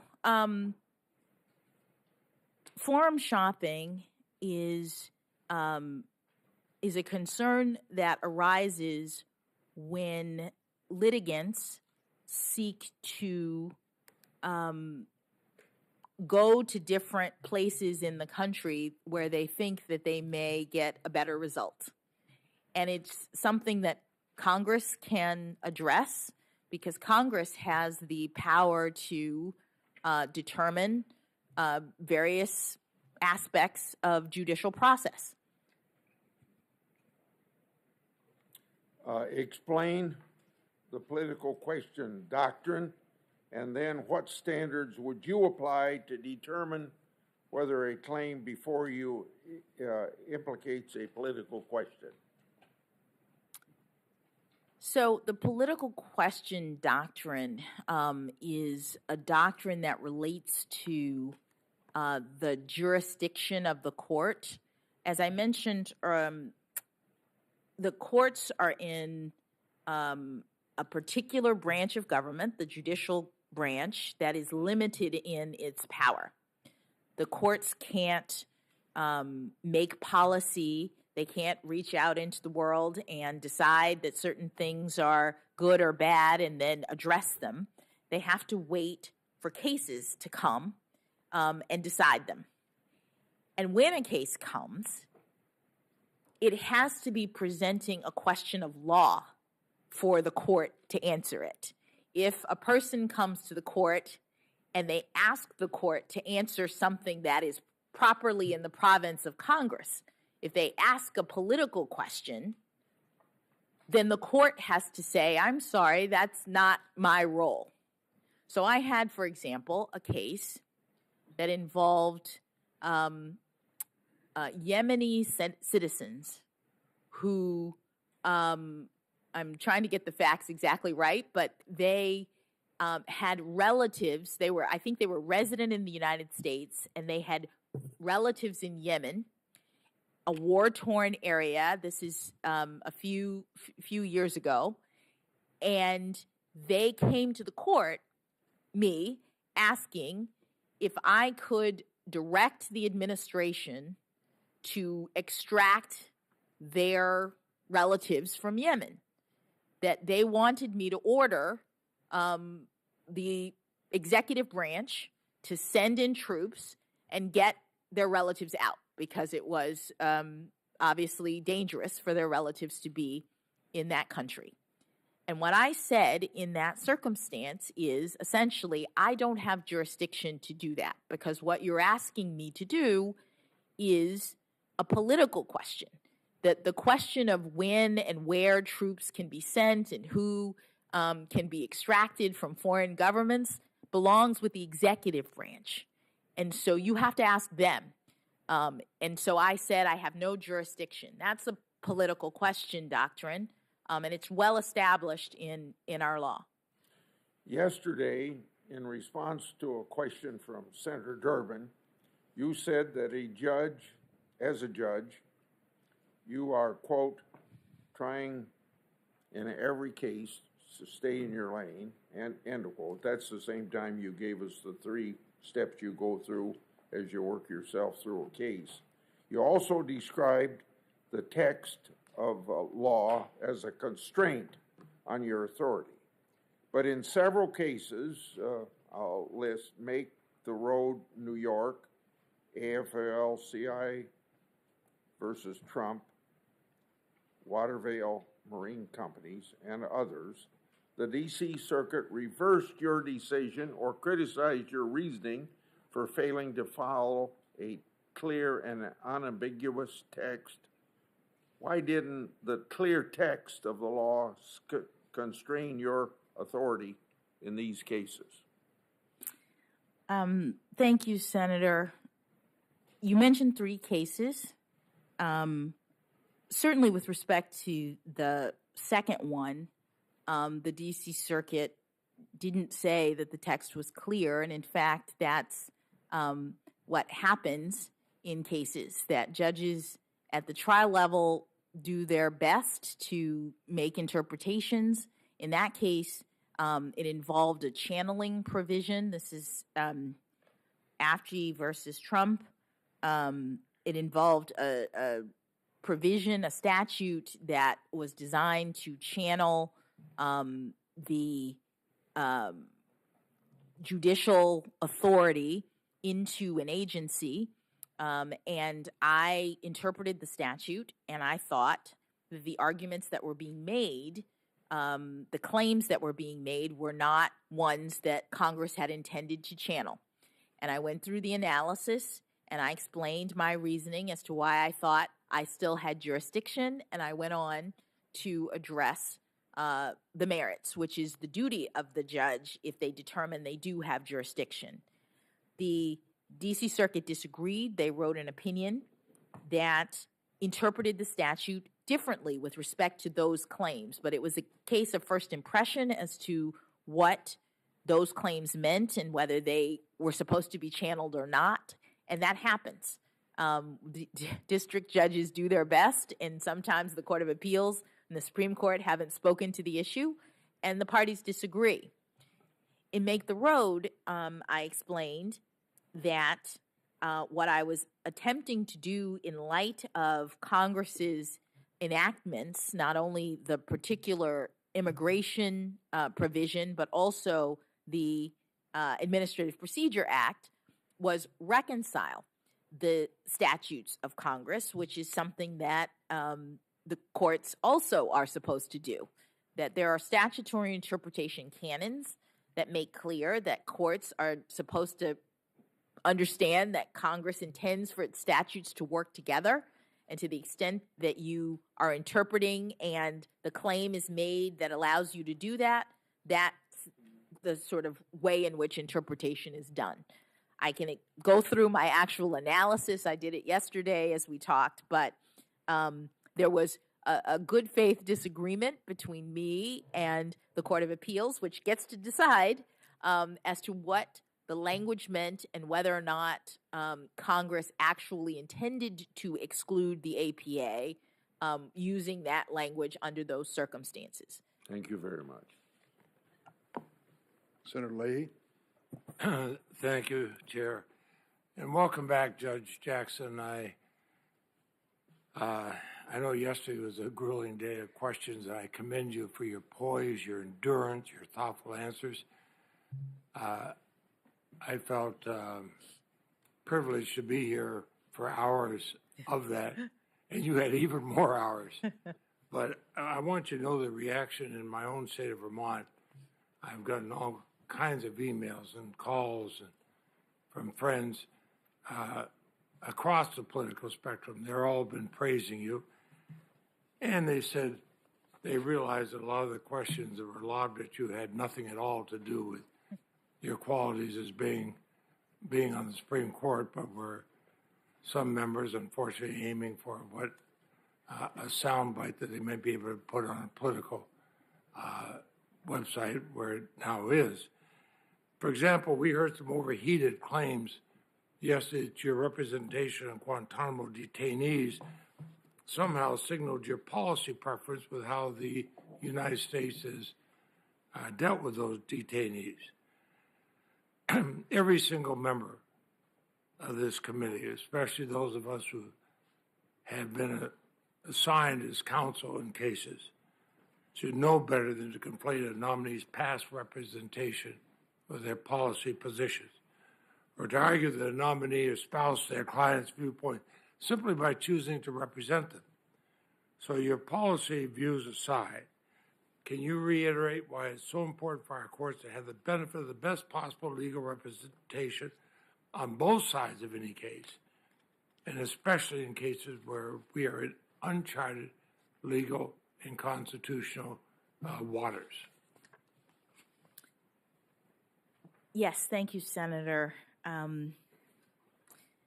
So I've been a judge for almost a decade, and what I've learned is that as part of my duty to render decisions consistent with my judicial oath in support of our Constitution and the rule of law, I need to consider all of the arguments related to the dispute that is being brought in my courtroom. I need to hear from not only the parties who are prosecuting a case, for example, a crime, but also from the defense. And some of these crimes are terrible crimes. Our Constitution is designed to ensure that the government affords due process to people who are being accused of crimes. And one might think it's even more important in a way in a case in which someone is so reviled. It's kind of like the First Amendment. It's a protection for unpopular views. It's needed when there's a chance that the government will suppress or do something that's untoward. And so in the criminal justice system, we have many, many amendments that are designed to make sure that unpopular people, people who are accused of doing terrible things, are still treated fairly by the government. And that's a limitation on government power, which is the framework of our Constitution. It is about limiting government overreach. And so in the criminal justice system, you can imagine, and the framers imagined, a world in which the government would use its authority to deprive people of their liberty, to throw people in jail, to lock them up and throw away the key, to not give people the opportunity to make arguments about their freedom. That would be a real exercise of government power, government overreach. And so the framers said, what we're going to do is we are going to put in our foundational documents a protection for people that the government is accusing of crime. And that's not to say that the people are innocent. That's not to say that they haven't done terrible things. What it's about is ensuring that the government does what is required in order to ensure all of our liberty. It protects all of us because there might be someone who is innocent, and if the government is able to just do whatever it wants in criminal process, we are all at risk. Well, and I think we've all seen cases where that happened. I mentioned to you yesterday that I spent nearly a decade as a prosecutor, and especially when I had serious cases, I wanted the best defense attorney possible on the other side. I wanted a case that if I won, it usually went up on appeal automatically if it carried a heavy penalty. I wanted the appellate court, to look at it and say, okay, there were not errors of counsel on either side. But I also, as a strong proponent of our Constitution, I think what you're saying is something I totally agree with. We have to have the individual's rights protected. It doesn't mean the defense counsel is in favor of murder or rape or armed robbery, but the rights have to be protected. And let me tell you about another area. I've authored and I've long championed the bipartisan John Lewis Voting Rights Advancement Act. I think it would help curtail the growing wave of voter suppression sweeping across our country. Again, something we don't have to worry about in Vermont, but unfortunately do in other states. I'm passionate about this legislation. I've always believed that our democracy is stronger when we expand, not shrink, the ranks of our citizens who have fully participated. I believe our democracy goes stronger with your historic nomination and your presence before us today. And I've told you privately how my family members feel about that.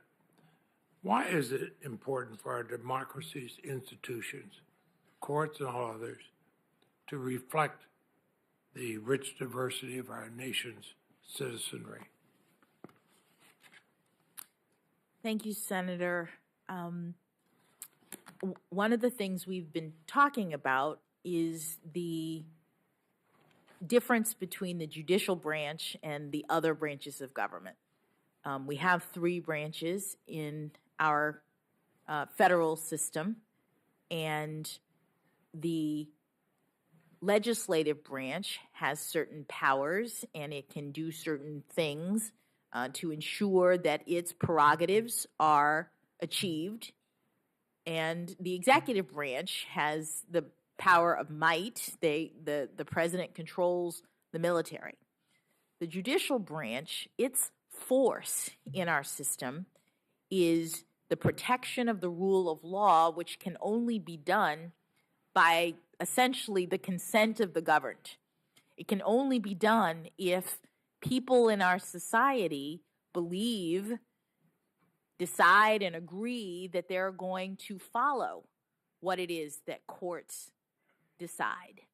And so one of the reasons why having a diverse judicial branch is important is because it lends and bolsters public confidence in our system.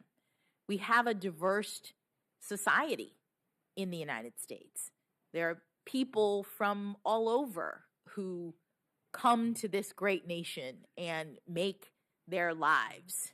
And when people see that the judicial branch is comprised of a variety of people who have taken the oath to protect the Constitution and who are doing their best to interpret the laws consistent with that oath, it lends confidence that the rulings that the court is handing down are fair and just, that everything has been considered, that no one is being excluded because of a characteristic like race or gender or anything else. And that's important. I would also say that that it's important from the standpoint of role modeling, that I have been so touched by the numbers of people who've reached out to me in this period of time to say how much it has meant to their daughters, to their sons, to the next generation, that I've been appointed, nominated, and hopefully confirmed. Well, I agree with you. I've certainly seen that within my own family. You know, we do have areas where we agree on things on this committee. Senators Grassley and Senator Cornyn, myself and others believe in transparency as part of our democracy. We've done this with the Freedom of Information Act, where we've updated it a number of years. Senator Cornyn and I have been the key sponsors of legislation, joined by Senator Grassley and Senator Durbin and others, to improve the Freedom of Information Act. You've talked about the detailed opinions you've written to try to do the same thing. I think it's safe to say you believe transparency is central to the duties of a judge. Do you intend to carry that attitude and you will become a member of the U.S. Supreme Court? Thank you, Senator. The value of public confidence, which I was just discussing, I think is enhanced when the public understands the reasons that a judge renders his or her ruling. One of my mentors used to say, people think the judicial branch is so secretive, but in fact, the judicial branch is the only branch that actually has to tell everyone, that actually has to write their opinions and explain why it is that they did what they did. And so I've tried in the nearly 10 years that I've been on the bench to make my rulings transparent, to explain all of the inputs that I have considered with respect to the case, to lay out the law as I see it in interpreting what Congress, for example, has done in with respect to a particular case, and what legal provisions that I think are relevant to the dispute, and then to explain my analysis. Why am I granting this motion or denying this claim? And my hope is that it will help people to be confident in my reasoning, and even if they disagree with it, they will understand what it is that I think, and I think that's important for public confidence in promoting the rule of law. Well, you know, you had talked about your clerking for justice prior and how it opened up doors of opportunity. I remember so well our conversation in my office, in the President Pro Tem's office, talking before these hearings began. You told me what you thought it meant to your parents and your family, your husband, your daughters, your parents who have been here throughout this, and what it would have meant to your grandparents. You said you were the lucky first inheritor of Dr. King's civil rights legacy. I keep a daily journal. I wrote that down. It means a lot. So let me do this sort of an open-ended question. You patiently answered our questions this week. I told you the reaction in Vermont was disappointment in some that were obviously political. I heard that from both Republicans and Democrats because they think it should be your legal thoughts in the Supreme Court. So I'd like to give you an opportunity to speak directly to the American people, including our little state of Vermont. Is there anything you want to convey to them about what kind of Supreme Court justice you would be if and when you're confirmed? It's all yours, Your Honor. Thank you, Senator. Well, first, let me just address my comments to you in your office, which is something that I've said in speeches because it speaks to who I am and what I value. My parents grew up in Florida under lawful segregation.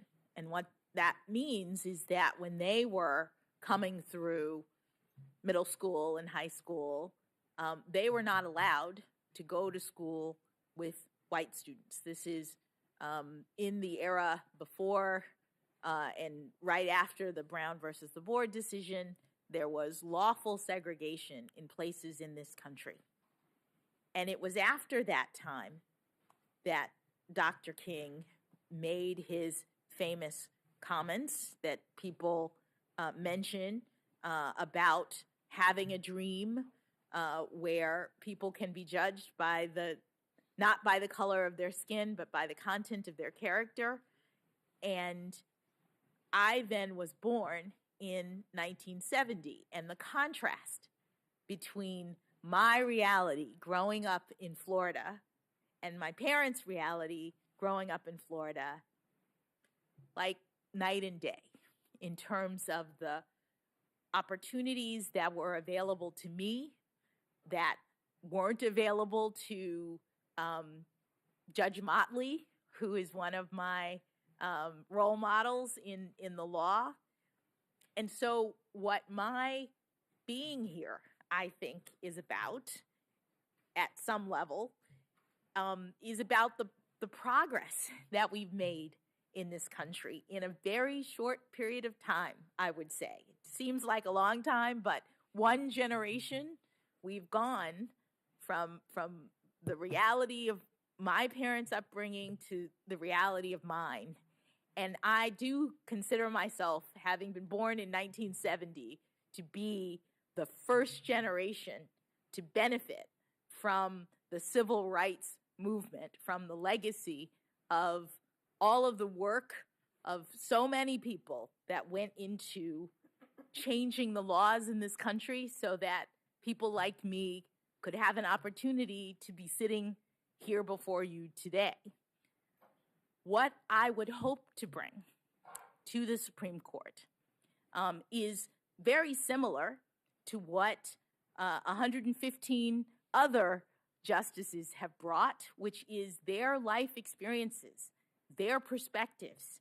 And mine include being a trial judge, being an appellate judge, being a public defender, being a member of the Sentencing Commission, in addition to my being a Black woman, lucky inheritor of the civil rights dream. And in my capacity as a justice, I would do what I've done for the past decade, which is to rule from a position of neutrality, to look carefully at the facts and the circumstances of every case without any agendas, without any attempt to push the law in one direction or the other, to look only at the facts and the circumstances, interpreting the law consistent with the Constitution and precedents, and to render rulings that I believe and that I hope that people would have confidence in. Thank you. And Chair Durbin, I've had the opportunity to be here.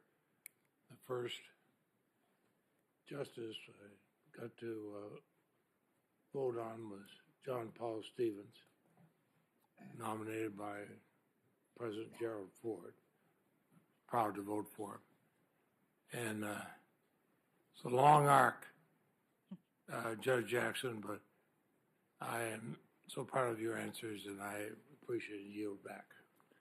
Thank you, Senator Leahy. Let's take a break for about 15 minutes. Thank you. Thank you very much, Judge.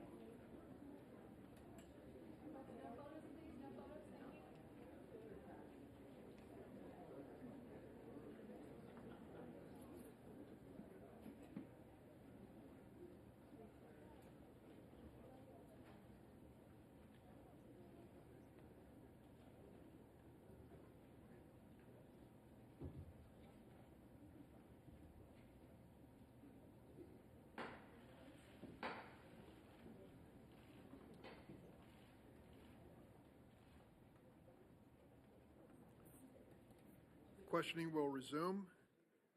Senator Graham. Thank you, Mr. Chairman. Good morning, Judge. Sorry. Good morning, Senator. I want to comment on the last exchange. And Judge, this is not of your making, so it's really not about you, but Representative Green, who's a fine man, came up and said that he thought the exchange between you and Senator Leahy at the end about the arc of time and how far we've come as a nation was powerful. I agree. And I guess here's my point I'm trying to make to the American people, to my Democratic colleagues. I wish you had that same attitude when an African American conservative is appointed to high office in the judiciary. So what happened with Janice Rogers Brown? In 2003, she was an African American nominee for the D.C. District Court, 54 years old, a little bit older than you, but pretty close. She was a daughter and granddaughter of sharecroppers, a childhood in Alabama under Jim Crow. She was a single mother, a member of the California Supreme Court. Instead of celebrating how far we've come, my Democratic colleagues filibustered her ascension to the D.C. Circuit Court.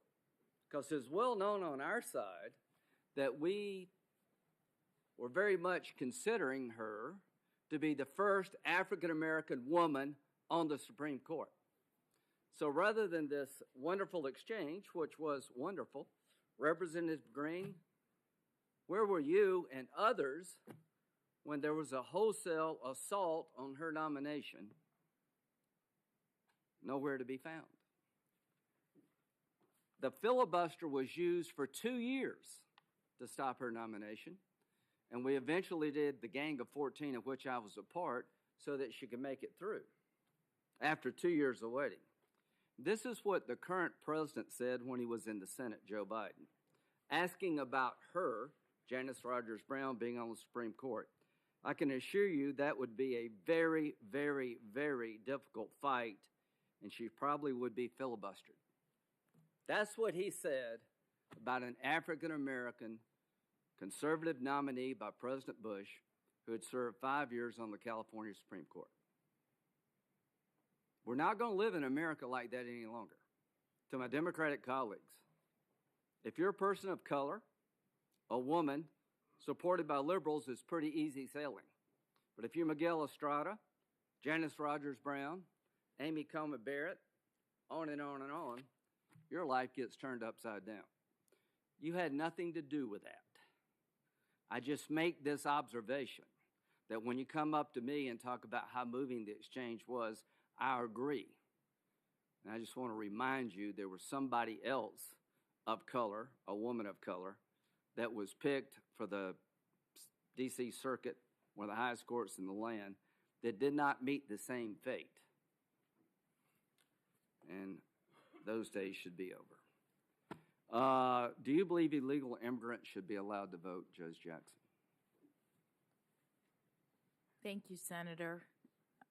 Under our laws, you have to be a citizen of the United States in order to vote. So the answer would be no. It's not consistent with our laws, so the answer is no. Okay, why do they do that in New York? Senator, I'm not aware of the circumstances. Okay, all right, well, that's a good answer. The answer is no. Can an unborn child feel pain at 20 weeks in the birthing process? Senator, I don't know. Are you aware of the fact that anesthesia is provided to the unborn child at that time period if there's an operation to save the baby's life because they can, in fact, feel pain? Are you aware of that? I am not aware of that. Well, that may come before you one day, so just keep an open mind. That's the only thing I ask you to do. You said just a bit ago that you apply the law and the facts and call them as you see them. Is that right? That is correct, Senator. Okay, and you look at the statute as the way it's written, and you try to apply it in its plain meaning. Is that correct? That is correct, Senator. Have you heard of a case called Make the Road versus McAleen? Make the Road New York? Yes. Yeah, okay. Make the Road in New York, who are they? Make the Road New York is a nonprofit that represents various individuals in the sort of immigration law Right. field. They're a nonprofit advocacy group for immigration issues. Did you know they received large donations from the Arabella Network and from George Soros's Open Society Foundation Network? No. Okay, well, they did. Now, in that case, what was the issue? The issue in that case was a challenge to a change in administration policy concerning expedited removal, which is a policy that Congress enacted in order to expedite certain removals in the immigration system. Ordinarily, before expedited removal, Asylum cases do not fall in this category, right? well, Trust me on that, because the statute says it doesn't. if a person who could otherwise be subject to expedited removal makes and has a credible fear of torture in their country, they can be And can they make that claim? they Right. can be determined Right. to qualify for regular removal rather than Right. expedited removal. So expedited removal is a creature of Congress, folks. And if you've been here 2 years or less, the statute, the statute, I'm sorry, the statute. The statute would allow the administration in office to have expedited removal, avoiding a lot of the hurdles that would exist otherwise for people here 2 years or less. So in the Obama, even Bush years, they did not look at it in terms of applying it to everybody. Some people coming by air got expedited removal, others didn't. The Trump administration decided to use the authority given to it by Congress to remove all eligible cases 2 years or less under the expedited removal statute. Is that a fair summary? Well, Senator, I would say it differently. Well, say it differently. All right. The statute that you put up indicates that Congress is giving the department, it says the Attorney General, but now it's the department, Right. the ability to determine what category of aliens. If you've 2 years or less. Yeah, but importantly, the authority it was not Congress saying 2 years or less. What Congress said is you, agency, have the authority to determine what category of persons who have been here between 0 and 24 months. Which is should 2 be. years. Yeah. No, but forgive me, Senator, what I'm trying to explain is that the authority given to the agency was to determine what length of time. They had discretion to make that what decision. length of time. It was not the authority to deport everyone who's been here for 24 months. It was the authority to determine what length of time a person has to be here in order to be subjected to expedited removal. Here's what the statute said. The Attorney General, which is actually the DHS Secretary, may apply clauses 1 and 2 of this subparagraph to any and all aliens described in subclass 2 as designated by the Attorney General, actually DHS. Such designation shall be in the sole and unreviewable discretion of the Attorney General and may be modified at any time. Now, I've been in this business for quite a while. What the Trump administration did was to use the discretion given to it by statute in a way different than prior administrations. This advocacy group, the Arabella-supported advocacy group, tried to strike it down. You rule for them. Here's what the D.C. Circuit Court said about your ruling. There could hardly be a more definitive expression of congressional intent to leave the decision about the scope of expanded removal within statutory bounds to the Secretary's independent judgment. The forceful phrase sole and unreviewable discretion by its exceptional terms. Such designation shall be in the sole and unreviewable discretion of the Attorney General and may be modified at any time.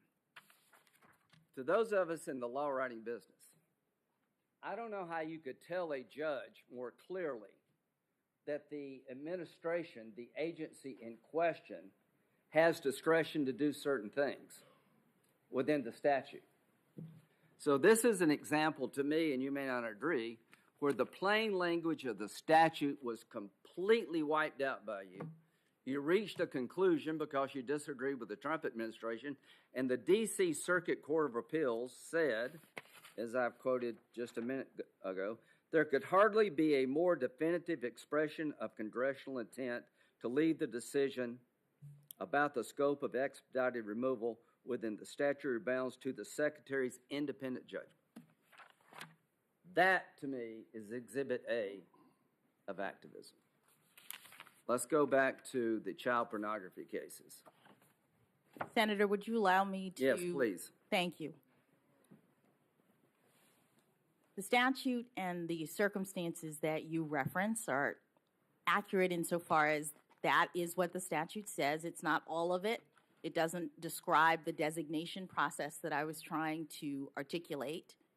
And it doesn't address the fact that Congress has another statute that is presumptively applied in agency cases to tell agencies how to exercise discretion. There's also D.C. Circuit case law that says that in addition to having that procedural statute be presumptive, even very clear designations of authority to an agency may still be subject to Congress's other directions regarding how to exercise the discretion. That argument fell on deaf ears. Understood. That's our appellate process. I've got other things I want to talk about. You've given an explanation, but it didn't work. The D.C. Circuit Court said there could hardly be a more definitive expression of congressional intent. This is good as it gets. There's no way to write a statute saying discretion lies in an agency. It's sole. It's non-reviewable. So you're not convincing me that this was anything other than activism, and we can talk about it all day long, but I agree with the D.C. Court.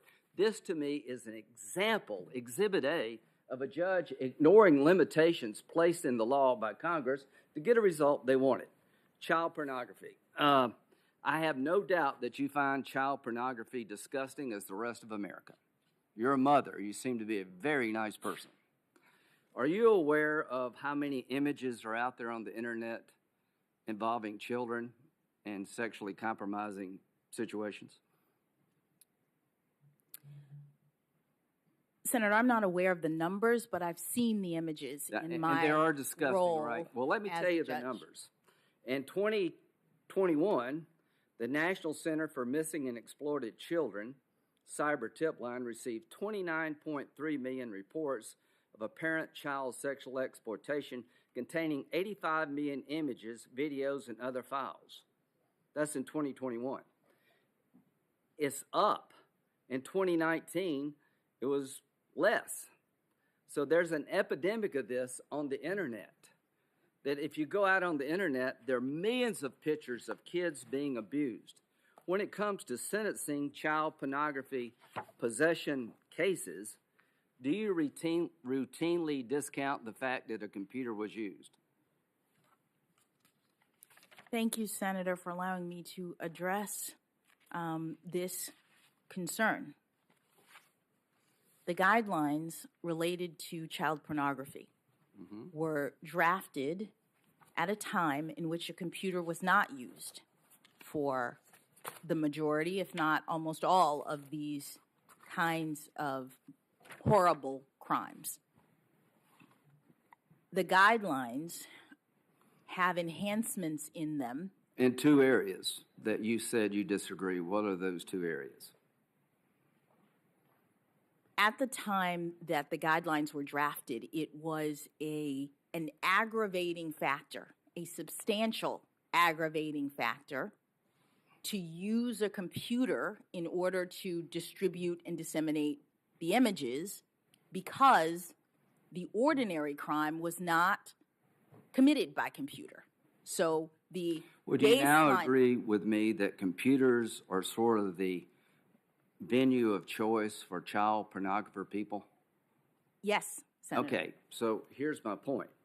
If you believe, as I do, the computer has created a bigger demand, there are more photos out there because of the internet, more websites exposing this garbage. Wouldn't you want to deter people from going down that road? Senator, this crime is among the most difficult. No, answer my question. Wouldn't you want to deter people from going down the road of using the computer that allows these people to have access to millions of photos because of the technology? I want those people deterred. So if you're listening to my voice today and you're on a computer looking at child pornography and you get caught, I hope your sentence is enhanced, because the computer and the internet is feeding the beast here, that all these images out there are going to be more over time because people use computers. Now, didn't you also say that the number of images should not be considered as a sentence enhancement? Senator, with respect to the computer, one of the most effective deterrents is one that I imposed in every case and that judges across the country impose in every case, which is substantial supervision. Any of these wait a minute, defendants. Judge. You think it is a bigger deterrent to take somebody who's on a computer looking at sexual images of children in the most disgusting way is to supervise their computer habits versus putting them in jail?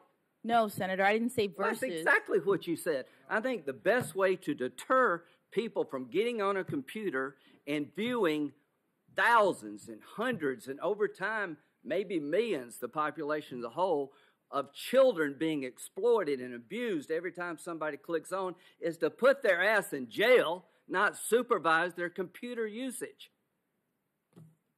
Senator, I wasn't talking about versus. You just said you thought it was a deterrent to supervise them. I don't think it's a deterrent. I think the deterrent is putting them in jail. Senator, Does would you let sentencing her have a respond? deterrent component? Senator, would you let her respond? Yes. Does sentencing have a deterrent component? Yes, Senator. Deterrence is one of the purposes of punishment, and Congress has directed courts to consider various means of achieving deterrence. One of them, as you said, is incarceration. Another, as I tried to mention, was substantial periods of supervision once the person... So if I may ask you, in your view, it's more of a deterrent to have somebody substantially supervised in terms of their computer use who's looking at child pornography than it is to put them in jail? Senator, I'm not saying it's more or That's less. exactly what you're saying. What I'd like to point out is that if we're going to,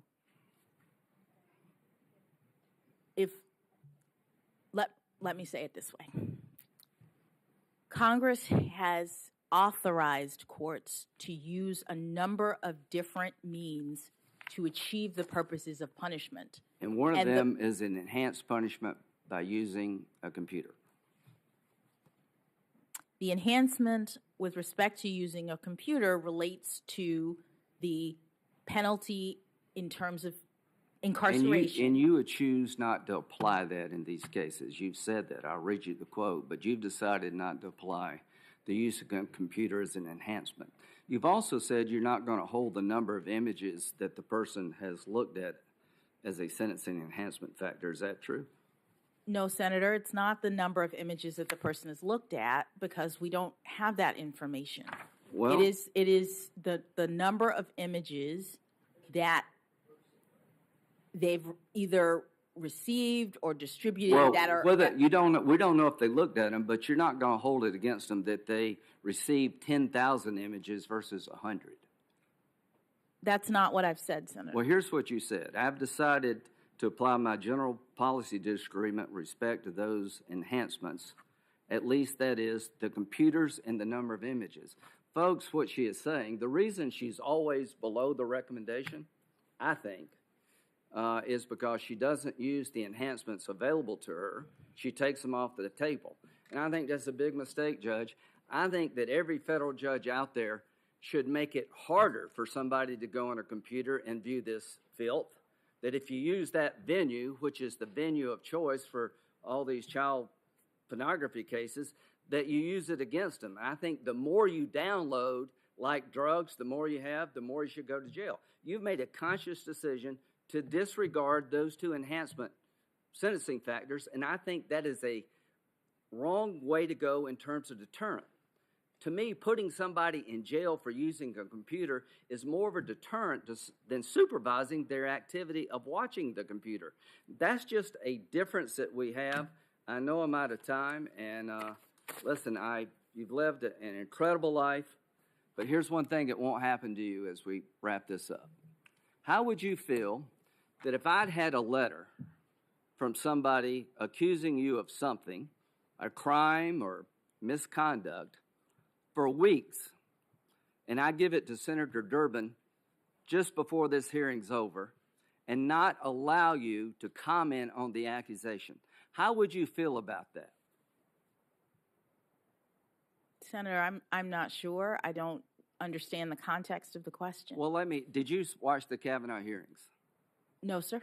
Are you familiar with what happened in the Kavanaugh hearings? Generally. Senator, your time is. Well, please, Mr. Chairman.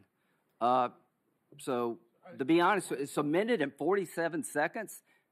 She filibustered every question I had, and she has a right to give an answer, but I'm trying to make a point in 20 minutes. You were here for Kavanaugh. If she's confused about what happened, some people on the other side had an accusation against Judge Kavanaugh that during high school, he sexually assaulted somebody. And the rest is history. That was known to the people on the other side and never revealed during the meetings they had with Judge Kavanaugh. It was literally ambushed. He was ambushed. How would you feel if we did that to you? Senator, I've appreciated the kindness that each of you has shown me to see me in your offices, to talk with me about my approach. But my question is, what if during our 15-minute exchange, it was very pleasant? You're a very nice person. You have a lot to be proud of. I would never do that to you. If I had some information that's sketchy at best, that somehow you've done something wrong, I promise you, just from human decency, I would share it with you. I would not disclose it at the last minute of the last day of the hearing, and I've already given it to a newspaper so the whole country can read about it before you ever said a word. Senator, she's had nothing to do with the cause. No, but I'm asking her about you won't even let her finish how your she response. may feel about what y'all did. Could we have order, Senator, your Mr. time Chairman? has expired, and I'm going to give her an opportunity to finally complete an answer. So, if I could Just address, answer the question.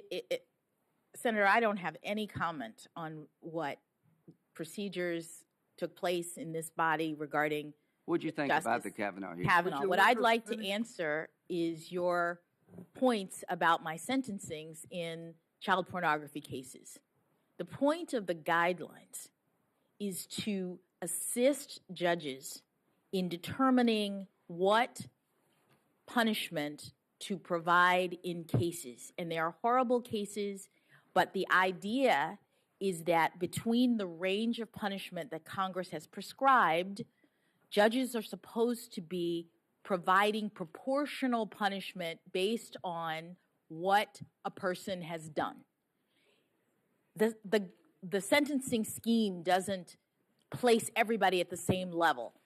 The point of judging and the guidelines is to look at what has happened in a case, compare defendants to each other in terms of what they've done, and give proportional penalties based. Mr. Chairman, this is she has said, Mr. Chairman, she does not use sentence enhancements in the area of somebody using a computer for everybody. Can I explain why, sir? I'm going to give the witness an opportunity to respond to you, Senator. Finally. At Why? the time that the guidelines were created for child pornography, this crime was primarily being committed by people who were literally mailing 1, 2, 5, 10, 100 photos at a time. How's it being committed now? Would she please Go let ahead. her complete her answer? Go ahead. As a result, the commission determined in the guidelines that it was a substantial aggravating factor if the facts of the case demonstrated that someone had been distributing hundreds of images, because what that meant was over this long, maybe it was a long period of time, they had collected one photo at a time, they had amassed it, they had potentially mailed one at a time, and that showed really aggravated, terrible conduct. I'm not saying as a baseline it's not terrible, it's all terrible. But what we're doing is we're differentiating among defendants. So in a world in which the mail is used for the purpose of distribution, it really matters whether the person has distributed 1 or 5 or 1,000. And so the guideline says, you know what? We are going to treat a person who's distributed 1,000 a lot worse, because that shows that this person is really engaged in this really horrible behavior. In comes the internet. On the internet, with one click, you can receive, you can distribute tens of thousands. You can be doing this for 15 minutes, and all of a sudden, you are looking at 30, 40, 50 years in prison. Good. Good. I understand, Absolutely Senator, but good. I hope you are. To do Good. Allow her to finish, please. I hope you go to jail for 50 years if you're on the internet trolling for images of children in sexual exploitation. So you don't think that's a bad thing? I think that's a horrible That's thing. not what the witness said, and she should be allowed to answer this question once and for all. Senator, all I'm trying to explain is that our sentencing system, the system that Congress has created, the system that the Sentencing Commission is the steward of, is a rational one. It's a system that is designed to help judges do justice in these terrible circumstances by eliminating unwarranted disparities, by ensuring that the most serious defendants get the longest periods of time. And when modes of commission of the crime change, such that in 2 seconds, someone can receive or distribute thousands of images, that's no longer and this is what the commission found in their studies, an indicator of a person who, relative to other people, has committed this crime in a more aggravated way. Well, and so what we're trying to do is be rational in our dealing with some of the most horrible kinds of behavior. This is what our justice system is about. It's about judges making determinations in meting out penalties to people who have done terrible things. It is not rational to take the venue of choice of child pornographers, the computer that have 85 million images on it, and not consider that feeding the beast. We're trying to get people to stop this crap. So when you troll on the internet and you pull down thousands of images of children from the internet, I want you to stop that. I want people to go to jail who do that, because you're feeding the beast. We have a bill here, the Earn It Act, that would allow the victims who are on the internet over and over again to sue the media companies that provide these images. We have a fundamental differences of how you deter crime. I think the best way you deter crime when it comes to child pornography is you lower the boom on anybody who goes onto the internet and pulls out these images for their pleasure. Senator, every person in all of these charts and documents I sent to jail because I know how serious this crime is. Every person I discussed the harm of these terrible, terrible images to the victims who are portrayed in them. I talked about what this crime does to the children who are being abused in these photos, and on the other side of their terms of imprisonment, I ensured that they were facing lengthy periods of supervision and restrictions on their computer use so they could not do this sort of thing again.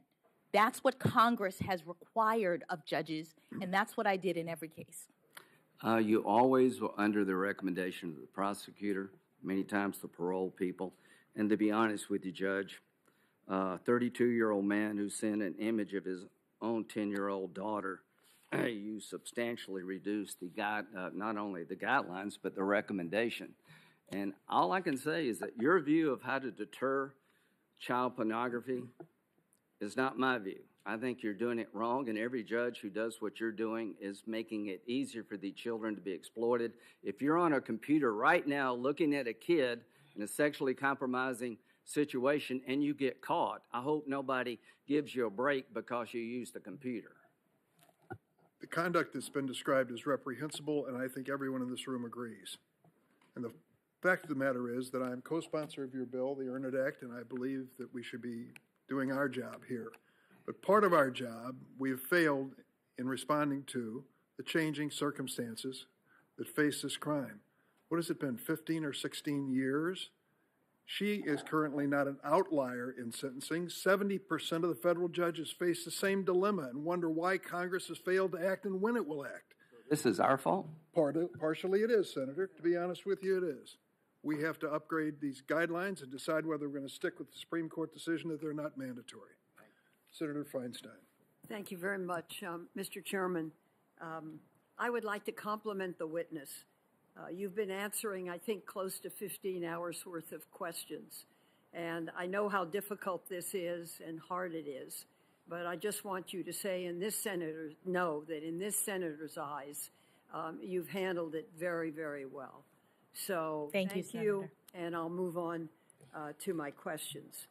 Congress has recognized how important it is for crime victims to participate in the legal process. And one example is the Crime Victims' Rights Act, which I authored with Senator John Kyle in 2004. That law provides certain rights for victims at critical stages of the legal process. The right to be notified, to be present, to be heard, among others. And I understand that in your 8 years as a district court judge, you would carefully consider victim impact statements when imposing criminal sentences. Could you tell us a little bit about this and how you considered crime victims in making your sentencing decisions as a judge? Thank you, Senator. As you say, the law provides for victims to have an opportunity to address the judge, to address the court, to explain the harms that happen as a result of criminal behavior. And in the time that I was a trial judge, I found it to be a very important part of our criminal justice process because my sentencings were about handing down consequences for the behavior that defendants had engaged in and making sure that the defendants who received those consequences understood that they were getting those consequences because of the harm that they had caused. And so what I felt was important for promoting the purposes of punishment, which is what Congress has required of judges to do, is to ensure that the harms were made clear to the defendant in every case. So I had, for example, a case involving robbery. There were it was a single defendant who committed 2 robberies, one in April and one in September, of the same small pharmacy in DuPont Circle, which is not far from here. It's a small independent pharmacy selling pharmaceuticals, and this person decided that he was going to rob the pharmacy of their oxycodone and other kinds of prescription drugs for sale. That's a sort of standard scenario that we see in the federal system, but what was so particularly egregious in this case is that this defendant was so bold in his robberies. He came in April with a gun. He held the employees hostage, essentially, forcing them to open the safe with the drugs in it at gunpoint, stole the drugs. Not masked, not hiding his identity. And this is pre-COVID, so we're not talking about having to have a mask. He was a robber, plain and simple, with no fear of people identifying him. And then, in the period between April and September, he would come back to the pharmacy. He would loiter outside on the street. This is according to the victims. They would see him looking in the window. Once or twice he came inside, looking like he was going to buy something and staring them down. And they knew who he was, and they called the police, and they weren't able to, apprehend him because he hadn't really done anything at that point. And the people who worked in the pharmacy were terrified, and they were terrified by that behavior, the menacing nature of it. By the time we get to September, he actually comes in, and they think maybe this is another time when he's just loitering. But no, he pulls out a gun. He hops over the counter. He assaults one of the people who are working there and steals the drugs again. And that time they were able to call the police in enough time for them to come and apprehend him. So at his trial, he did not try. He didn't go to trial. You're the judge? I'm the judge. He pled guilty to this behavior, which was well documented. There was no defense that it wasn't him. But the guidelines in the case and the statutes that applied said because he used the gun, he was supposed to get something like 7 years. And I used the victim statements to, first of all, explain to him how he had terrorized the people. Their statements said things. One woman said, I can't work at the pharmacy anymore because I am so fearful that this guy will come back. It's changed my whole life. It was a whole set of really horrible circumstances that I read to him at his sentencing so that he could understand what he'd actually done. And then I sentenced him above the requirement of the law because I thought it was warranted to make clear to him that this was a terrible, terrible thing that he had done to these people.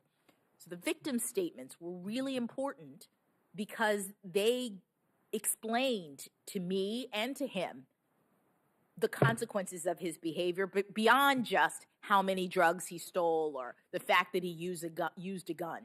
They were the real-life circumstances that resulted from his behavior, and it was important for him to understand that. I've listened to most all of this testimony, which I think now you've gone on for over 15 hours. And I just want to say that I think you have a stamina and a very good brain and a real sense of empathy has been communicated to me in these 15 hours. And I want you to know that. One of the things that I'm concerned about is that the public perception of the Supreme Court has turned increasingly negative over the last few years. A recent Pew Research survey found that 44% of adults have an unfavorable view of the Supreme Court. Less than 3 years ago, that number was 30% of adults that held that view. And I understand that as a judge on the D.C. bench, you have frequently accepted invitations to speak at public events in the hopes of giving the public more information about the judicial process and more confidence in the outcome. So here's the question. Why do you think there's been a decline in the public's perception of the court? And if you are confirmed, how would you strive to improve the public's confidence in the court and its decisions. Thank you, Senator. I think that public confidence in the court is very important. It is, it's crucial to the rule of law that the public believe in the judicial process and therefore choose to accept the rulings of the courts, not just the Supreme Court, but all of the courts. It's part of the way our process works. And I think that I have taken that to mean, in terms of my role as a judge, that outreach to the public to explain what it is that we do, to inspire, hopefully, law school students and high school students, young lawyers in law firms and elsewhere, to think about careers in the judicial branch or think about careers in law, as one of the ways that I have attempted to try to shore up public confidence. And if I'm confirmed, I would plan to continue as best as I can to do that kind of thing, because, as you say, it's very important for the public to understand the work of the court and to follow its pronouncements concerning the law. Earlier, when you and I spoke in my office, we discussed some of the people who have mentored you throughout your career, and one of those was Judge Patty Saris. You served as a law clerk for her on the Massachusetts District Court, I believe, early in your career. And you've spoken publicly about the role she has played as a mentor in your legal career. You have described her as, quote, a consensus builder, a good listener, a careful speaker, the essence of judicial temperament, end quote. So would you share with all of the members here more about how Judge Saris's approach to judging and her mentorship have shaped you and your career? If you give some of the specifics, yes, I think everybody would be interested. Thank you, Senator. As I reflect on her mentorship and also the mentorship of my other two judges, it's very interesting because I think I learned maybe different things from each of them. Judge Saris, who was my first clerkship, you're correct. She's serves on the District Court of Massachusetts, which is the trial level court. I learned how to look at the facts in a case from Judge Saris. That's part of what the trial court level does. We, as trial judges, develop the record in a case, take testimony, have trials, and she is extraordinary at developing a record and making sure that all of the relevant facts are adduced from the witnesses and considered in the context of her trial and record responsibilities. And so that, I think, is something that I learned from her in terms of the law, and her warmth and care for her law clerks meant that she has been a lifelong mentor to me. And ironically, she became the chair of the Sentencing Commission after I had been on the Sentencing Commission. So we worked together later in my career. So I often use that story to tell young people, you know, you never know what's going to happen. Someone who you worked for at some point might be your colleague down the line. Well, let me just one more. You've handled a large number of cases during your career, both as an advocate and a judge. As an advocate, you've worked on a very wide variety of cases, from work for corporate clients during your time in private practice to your work for low-income clients during your service as a federal public defender. And during your 9 years as a federal judge, you've written nearly 600 opinions. I think that's really quite a sterling record. And I imagine that some of the cases have really stuck with you. And so I would like you, if you can, to talk a little bit about some of the cases, maybe one or two, that you've had that have made a deep impression and have really enabled you to progress as you have. Thank you, Senator. Well, as you say, I have handled a lot of cases in my time, nearly decade on the bench, and you learn something in almost every case in some respect. If you're doing your job right and you're looking into all of the issues. I think there might be, I'd mention one from sort of a few years into my service as a trial judge. I handled a case, Yakai versus Napper. And the case involved trademark infringement. And you would ordinarily think that trademark infringement charges are dry and technical.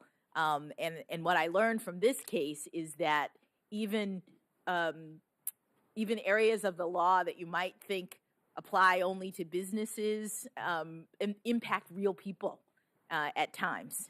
So this case involved a small community, a cultural community of people who believe in vegan lifestyles.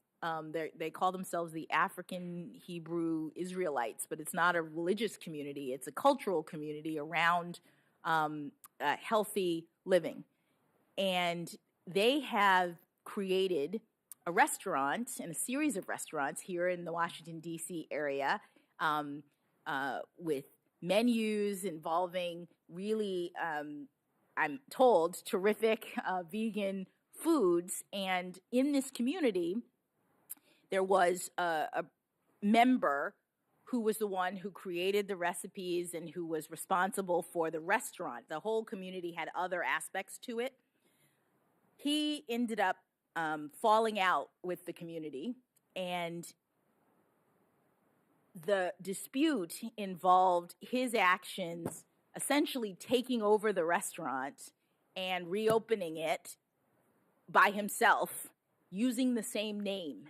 The restaurant was called Everlasting Life, which was a important phrase for this community.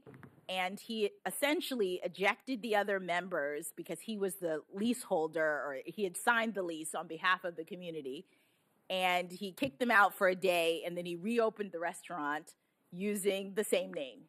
And so the question was, under the Lanham Act, which is the statute for trademark violations, the question is whether there is a potential for confusion in that sort of circumstance. But ordinarily, I see Senator Coons nodding. Ordinarily, when you have a trademark infringement, you're talking about two different businesses who have very similar products. And the question is, are they similar enough to cause confusion? Because the idea of the law is that people should be able to have products that are identified with them, and you shouldn't be confused. And in this case, we had a bench trial about it, but it was pretty clear. I was the fact finder as the judge. It was pretty clear that when you open the same business with the same name, using the same recipes and food, that you have created this kind of problem that is a trademark violation. But what was so interesting to me about the case, in addition to the fact that I got to be the fact finder, it was a bench trial, was that we had witnesses come in who testified about the circumstances. This was a very small community, and they all knew each other, and the testimony about what it meant to them to have one of their members ejected in this way and then have him turn on them was very, very moving in the courtroom. So even though we were talking about this kind of arcane area of the law, it was real circumstances that were happening. Well, stop for a minute, Yes. because I think you're a very important addition to the court. And what I'm trying to fathom out from the hearing is what kind of judge will she be? How will we look at her in 5 or 6 years? And so what I really want to ascertain is what kind of a judge you will be. What will be the principles you hold dear, and how will you function in this capacity? If you could just answer that one question, I've been waiting for it Yes. for about 15 hours, so I'd appreciate it. Thank you. Well, I would hope to be the kind of judge that I have been during this last decade. I have been the kind of judge who understands that it's my responsibility to rule neutrally, to not have any agenda when I'm looking at a case. I've been the kind of judge who understands that facts matter, facts like the ones that I was just describing, and that it's important for a judge to take into account and be able to understand the arguments of all of the different parties and participants. And I've been the kind of judge who takes my responsibility to not be a policymaker, to try to understand and ascertain the will of Congress if it's a statute, or to adhere to my own, I've been saying, stay in my lane, to not exert my authority beyond what the Constitution requires when I'm interpreting and applying the law. I think I've been the kind of judge who lives up to the oath in terms of being fair and impartial, ruling without fear or favor, and ruling consistent with Article 3. Thank you. Thank you, Mr. Chairman. Thank you, Senator Feinstein. Senator Cornyn?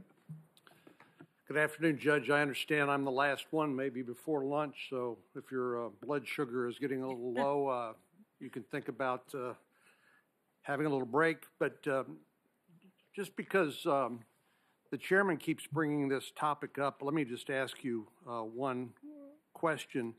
When you accuse somebody of a crime, are you calling them a criminal? Oh, Senator, I haven't accused anybody of a crime. That's not my question. When in common understanding and in plain English, if you accuse someone of a crime, are you accusing them of being a criminal? It depends on the context. It depends on what else you say about them. It depends on the circumstances. It depends on the circumstances. Yes. So you put this in the same category as defining what a biological woman is? No, You're really not sure. I didn't say I wasn't sure. I said it depends on the circumstances. So you are sure? No, I said it depends on the circumstances that you're positing as to whether or not you're calling someone a criminal. I just don't think that's credible, Judge. Let me ask you another question. You talk about the public confidence in the courts, in our institutions, which I agree are very, very important, that the public has confidence in our judiciary.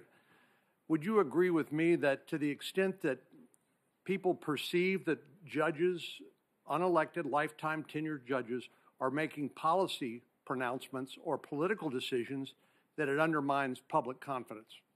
I do. Thank you. Yesterday, we talked a little bit about precedent, and I know Senator Feinstein, as she does in these hearings, talked about super precedent, and in particular, Roe versus Wade. And I want to talk a little bit about that, but first, let me just ask you, do you think there's any good reason for the Supreme Court not to overrule a previous decision when they've concluded that that decision was wrong? Thank you, Senator. Again, it's hard for me to answer that question in the abstract. What I'll say is that the Supreme Court has laid out factors beyond just the precedent being wrong as a reason to overturn it. Well, we talked a little bit about this yesterday. The Supreme Court revisited the issue of separate but equal, which was the law, the constitutional interpretation of the Supreme Court under Plessy versus Ferguson, and overruled that precedent because Yes. it concluded it was wrong, right? I haven't looked carefully at whether all of the different factors that the Supreme Court now uses to overturn were discussed in the opinion. But now the Supreme Court's precedent is to overturn on the basis of a number of different factors and not just whether or not it's wrong. So are you suggesting that the Supreme Court could not or would not overrule a precedent that it determined was wrongly decided? No, I'm suggesting that the Supreme Court's case law indicates that it looks at multiple factors. No, I understand. You go through the stare decisis analysis, Yes. right? Yes. But if it's wrong, that's one of the factors that you consider, right? Yes, but it's not the only one. So are you suggesting that there may be circumstances under which the court determines its previous decision is wrong, but it will not overrule it? The fact that there are multiple factors indicates that the court looks at more than whether or not it's wrong. Okay. So you would say, if I'm interpreting you correctly, that if the court concludes its previous decision is wrong, it won't necessarily overrule that. It applies a multi-point analysis. Yes, I think that's Okay. accurate. Back when Roe versus Wade was decided in 1973, generally speaking, the court said that the states may not limit access to abortion pre-viability, but post-viability, there could be some restriction on the right to abortion. Is that generally the... As a general matter, yes. Okay, thank you. Okay. Well, and then I think it's since 1973, the question of viability has risen again, what that actually means, because now viability was around 28 weeks. That is, the fetus could live outside the womb, but today, because of the advances in medical science, the fetus can live outside the womb after about 23 weeks. Is that your understanding? Senator, I haven't studied this, so I don't know a number of weeks in the way that you're saying. Well, let's talk a little bit about viability. The line that was drawn for pre-viability and post-viability analysis by the courts. What does viability mean when it comes to an unborn child, in your understanding? Senator, I hesitate to speculate. I know that it is a point in time that the court has identified in terms of when the standards that apply to regulation of the right. Justice Brennan, at a later point in his career on the Supreme Court, admitted that the viability line was an arbitrary line. Do you agree with him? Senator, I'm not able to comment on viability. There's a case pending in the Supreme Court right now concerning the issues. I'm asking you about previous decisions, but I hear you. No one suggests that a 20-week-old fetus can live independently outside the mother's womb. Do they? I don't know. I mean, the child will need to be fed or sheltered and all the other essentials to sustain human life. So there's no suggestion that after 20 weeks that a child can live independently, correct? Senator, I'm not a biologist. I haven't studied this. I don't know. You don't know whether an unborn child could live outside the womb at 20 weeks gestation? What I know is that the Supreme Court has tests and standards that it's applied when it evaluates regulation of the right of a woman to terminate their pregnancy. They have the court has announced that there is a right to terminate up to the point of viability, subject to the framework in Roe and Casey, and there's a pending case right now that is addressing these issues. The Constitution doesn't mention the word abortion, correct? That's correct. Just like it doesn't mention the word marriage, correct? That is correct. And so as you and I discussed, perhaps ad nauseum yesterday, when we were talking about substantive due process, this is one of those unenumerated rights that the court has created, court-made doctrine or law, and creating a constitutional right, even though it's not explicitly mentioned in the Constitution itself. Correct? The court has interpreted the Due Process Clause of the 14th Amendment to include... Right. We talked about substantive due process yesterday, and that's what this is, right? The Supreme Court cases that deal with the right of abortion is a result of substantive due process analysis like you and I talked about yesterday. Yes. Okay. In the, you remember when you were confirmed for the Court of Appeals, in that process, we had a hearing, and then we sent you questions for the record, what we call QFRs around here. Yes. And one of those, question number 10, was, does the Constitution protect rights that are not expressly enumerated in the Constitution? As part of your answer, you mentioned Roe versus Wade and Planned Parenthood versus Casey, and you said this, and I'll quote, "They articulate a limited right to terminate a pregnancy." What is the limitation that you understand that was pronounced in Roe versus Wade and Casey when it comes to a right to terminate an abortion? What are the limitations under current law?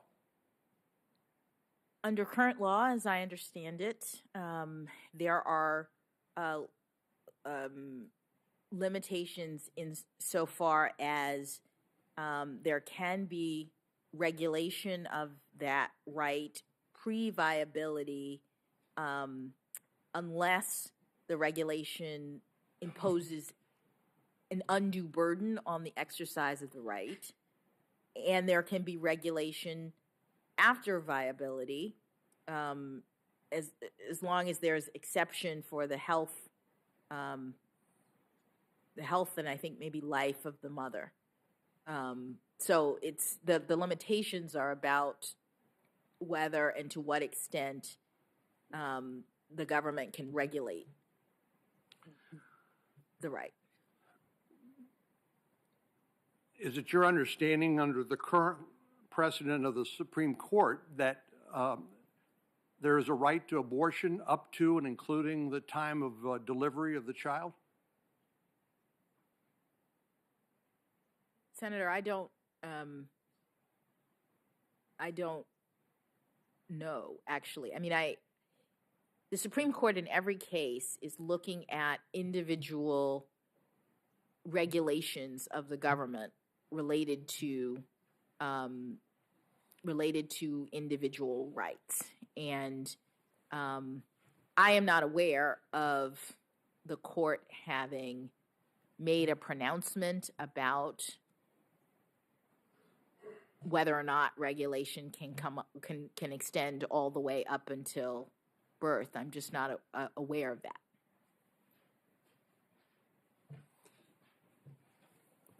And that it's because the court is looking at individual cases and making its rulings in the context of individual cases and not making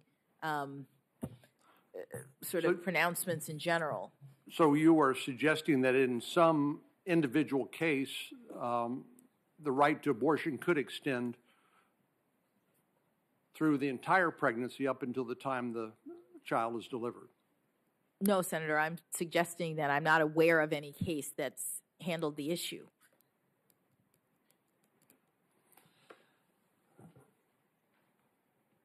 You told us that you think that you believe Roe versus Wade and Casey are precedents, and we talked a little bit about some of the questions about whether it's a super precedent and the like.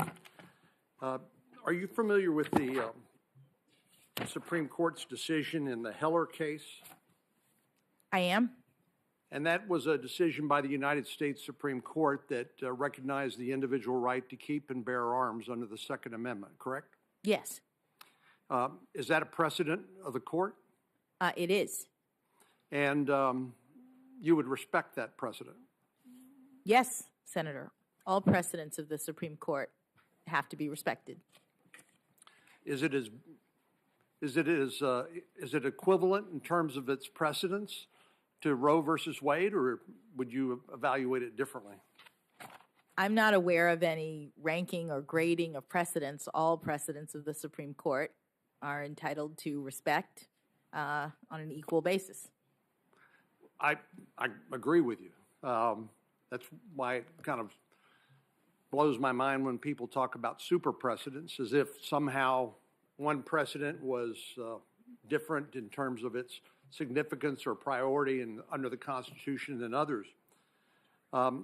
In the short period of time I have remaining, let me just revisit with you some of the questions we talked about yesterday with regard to free exercise of religion.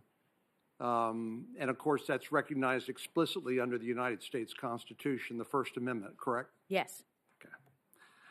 Are you familiar with the cases that have been litigated before the Supreme Court of the United States involving the Little Sisters of the Poor with regard to the Affordable Care Act mandate on contraception coverage? Yes. Okay.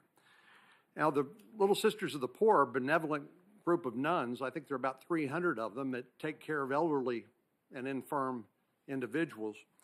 And, of course, as a matter of their religious beliefs, as documented in the court's opinions, they don't believe in either contraception or abortion. Do you agree with that? I believe that was described in the case that you're talking about. I think that's right, too. Yes. Yeah.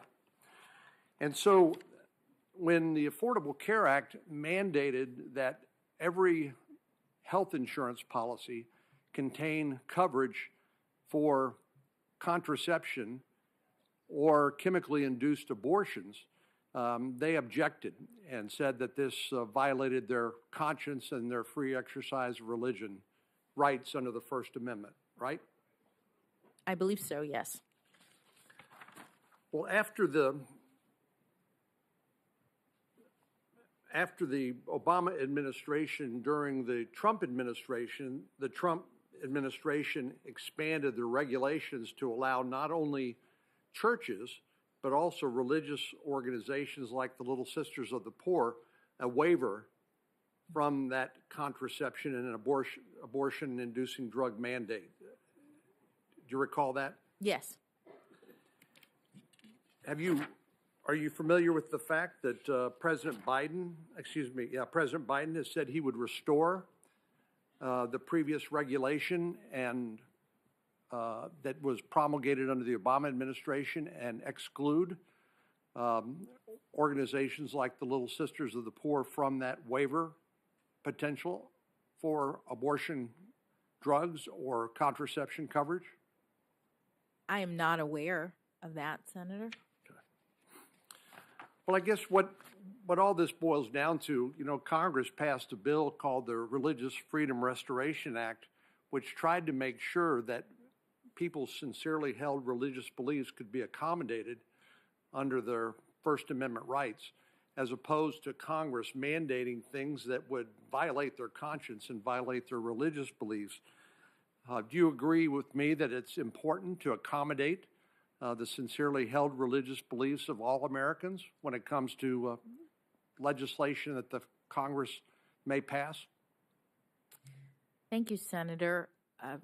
Religious freedom is a core foundational constitutional right. It's in the First Amendment of the Constitution and reflects the Founding Fathers' understanding of this country as being one that is based on, in large part, the idea of pluralism, the idea that people can come and have sincerely held religious beliefs and practice them without persecution. That's part of the foundation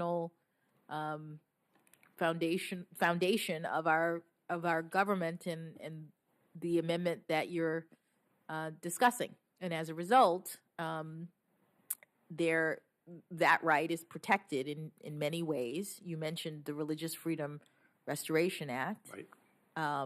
Congress has enacted a statute that, when it comes to federal regulation, if there's a substantial burden placed on religion, then the strict scrutiny standard applies. I agree. I have 1 minute, so I have one more Yes. question.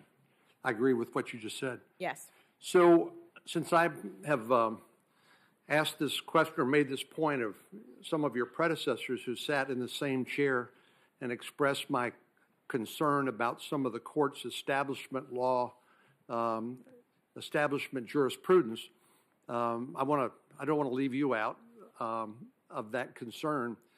When I was Attorney General of Texas, I had a chance to argue a case in front of the United States Supreme Court and called Santa Fe Independent School District versus Doe. This was a lawsuit brought by the ACLU, which sought to enjoin or prevent a student-led prayer before football games at the Santa Fe Independent School District right outside of Houston. In the end, 5 judges said that that violated the Establishment Clause of the Constitution, causing Chief Justice Rehnquist to write in his dissent that the Constitution mandates neutrality toward religion, not hostility, but that the court's decision evidenced hostility towards religious expression, leaving me to conclude that the public square, we can talk about everything from violence to misogyny to sex, you name it, but we can't talk about sincerely held religious beliefs.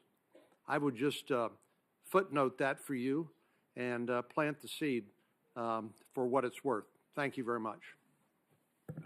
Thank you. Thank you, Senator Cornyn. Welcome to Majority Leader Schumer. Glad you're with us. And he would report, if he could, that we have a challenge to finish our hearing today at a time when we can go to the floor for a series of votes, which will end the day. So we want to stick to the schedule as much as we possibly can. I will just say that Senator Cornyn's suggestion of lunch was aspirational. Okay. It was an unenumerated right. You're in charge of the agenda, Mr. Chairman. What we had hoped to do was to take 3 more senators before we have an actual lunch. Oh. But it's up to you. Is that all right? Oh, whatever you want to do. I'm open in here, happy to answer whoever would like to ask me a question. Thank you. I appreciate that. Senator Whitehouse. Thank you, Chairman. Judge Jackson, you can relax for a bit. I voted for you for the D.C. Circuit, and when you appeared as a potential nominee, we started doing work looking at your record and your story. We met with the president to discuss his process and his goals. When your nomination was announced, we obviously brought the work on your record more into focus, and now I've had the chance over, 15, 16 hours to see your performance in this hearing, which I think sets the gold standard for patience and courtesy. So I'm prepared to not only support you, but to let you know that I will be very proud and very honored and very excited to support you. There are 2 things that have come up during the course of the hearing, Mr. Chairman, that I'd like to take my time to have a chance to respond to. And the first has been a question, I've been through a bunch of these now. I don't think I've ever heard it come up so much. Questions about the nominee's judicial philosophy. I didn't know you needed to have one. I actually thought that when you're dealing with the Constitution, your oath of office, the constitutional precedents, and the Constitution itself kind of gave you your guide path. And when you're construing statutes, the law and the conventions of the language and your logic gave you that path. So the fact that Judge Jackson has said, I don't have a judicial philosophy, I've got a judicial methodology, doesn't bother me a bit. In fact, it kind of bothers me the expectation that a nominee to the Supreme Court should have a judicial philosophy. Because a judicial philosophy can be a screen for a predisposition that judges, frankly, should not have, but that folks in powers and interests influential in the process may very well want them to have. So, you know, when I think about judicial philosophy, one of them that's come up a lot has been originalism, and one of the problems with the judicial philosophy is occasional adherence, selective adherence, which in my mind makes it less of a judicial philosophy and more of a doctrine of convenience to be trotted out when it helps the people that you want to help. And originalism strikes me as being that kind of a doctrine. And the place where I think we have the biggest gap between philosophy and practice in all of this has been with respect to what I've witnessed with respect to corporate power in our democracy in the time that I have been in the Senate. If you go back to the founding days, there was no expectation that corporations would have any role in American democracy. Nil. Doesn't turn up in the constitutional debates, doesn't turn up in the arguments leading up to the approval of the Constitution. It's only when corporations became big and powerful many decades later that they began to intrude in our politics, and they corrupted our politics in a terrible way, history shows. And that led to the movement by muckrakers, whose probably best leader was Teddy Roosevelt, to knock down the grasping political power of corporations and rein them in.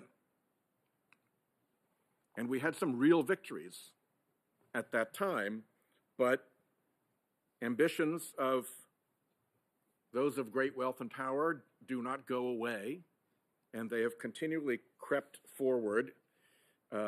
It's an age-old story. And right now, we have corporate power controlling this Congress in a way that is really remarkable. We have a complete inability to address the climate havoc that fossil fuel emissions are creating because half of Congress has been disarmed and disabled by political influence of the fossil fuel industry. We can't even have a reasonable and sensible discussion on it because the power of that industry is so great. And we've seen that manifested first with Republican justices on the Supreme Court letting corporations into politics. That was an interesting invention. And then once they were in, they let them spend money in politics. And then once they let them spend money in politics, they let them spend unlimited money in politics. And now we are looking at a court whose majority is in the process of building a right for corporations, the biggest and most powerful corporations that we have, to not only get into politics, spend money in politics, and spend unlimited money in politics, but to spend unlimited money in politics anonymously, to hide from the real voters, the we the people, who they actually are when they're intervening in our politics, and to play this game through phony front groups with ridiculous names. Rhode Islanders for peace and puppies and prosperity, you know, sort of the quality of the name that's involved. So let's not get too excited about judicial philosophy if it's nothing more than a screen for a predisposition that will benefit certain players in the arena. And let's certainly not take judicial philosophy too seriously when it evaporates in the face of the interests that have pushed the philosophy. And I think originalism qualifies that way, and I just wanted to say that. I don't think you have to have a judicial philosophy. I think you have to have integrity. I think you have to have a judicial temperament. But a philosophy?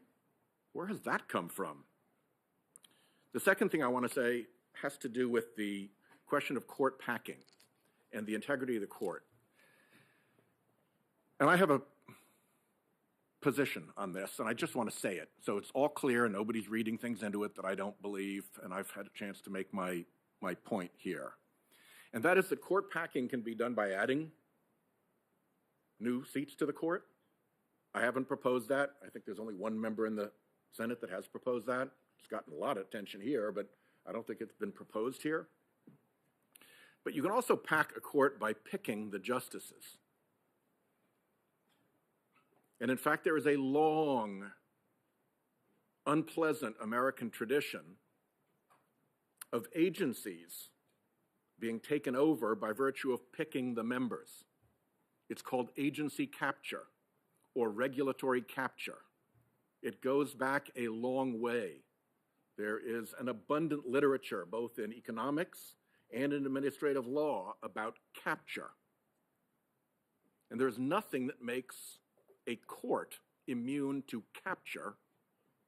That is why when I talked about this in my initial remarks, I said that the folks that have tried to capture the court have treated it no different than a 19th century railroad commission, because they were legendary for having been captured by picking the members who would rule for the railroad.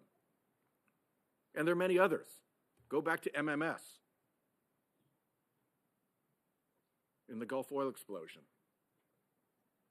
So that is my concern. My concern is that the picking of the justices has been handed to special interests. And we know that's the case because, as I showed yesterday, everybody involved admitted it. The President of the United States said so. The co-founder of the Federalist Society said so. A former chairman of this committee said so. And the President's legal counsel said so.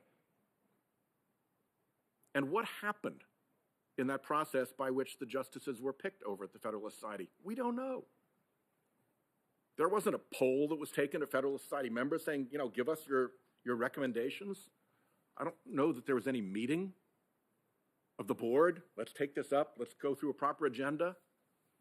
What appears to have happened is that people went into a back room and there was wheeling and dealing, and millions of dark money dollars flowed into the Federalist Society during this period. And what came out were names.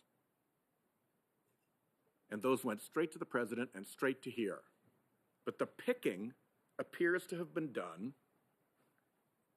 in the confines of a private organization by anonymous special interests. There is no country in the world that does that by way of how you pick judges. If we went to some banana republic to try to educate them in democracy, and that was the way they picked their judges, we'd have a lot to say about it. But that is the way that recent justices have been picked. Court packing by court picking. And deputizing this to the Federalist Society is very unusual. Them having no process, no public process for implementing that deputization is very unusual. The provenance of these mysterious lists that were produced and how people got on and off them, that is very unusual, unprecedented in our history. And it's surrounded by lots and lots of dark money. $400 million, I think, is a lot of anonymous money that has been chronicled being spent to control who gets put on the court. And controlling who gets put on a governmental body is how you capture a governmental body, and a captured governmental body is a wrong thing, whether it's a railroad commission or the United States Supreme Court. There is in that method of judicial selection not just the prospect of impropriety, but indeed the likelihood of impropriety. If it's pay to play and checks for millions anonymously delivered will get you into the room to decide who is going to be on the Supreme Court, we got a problem. And that's what happened. And the thing that makes it even worse, in my view, is that as you pursue this and play it out, you see the decisions of the court line up in an astonishingly clear pattern with the interests of big Republican dark money donors. That is my concern. That, I think, is a legitimate concern. If you disagree with me, disagree with me. But that is the concern, and I wanted to lay it out here because it's not about court packing.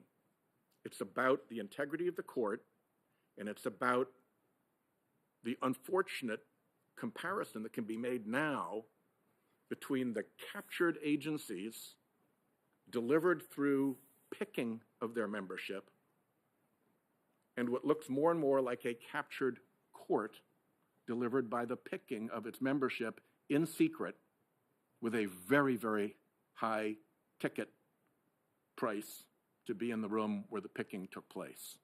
So, like I said, colleagues can agree, colleagues can disagree. We all have our shots to make our cases. Because this has come up tangentially in multiple different ways, I wanted to take this moment and lay out what my case is and explain it as clearly and simply as I can. And I thank the chairman for allowing me that opportunity. And I yield back my remaining 7 minutes. And I congratulate, Your Honor, you for the patience that you've shown with all of us.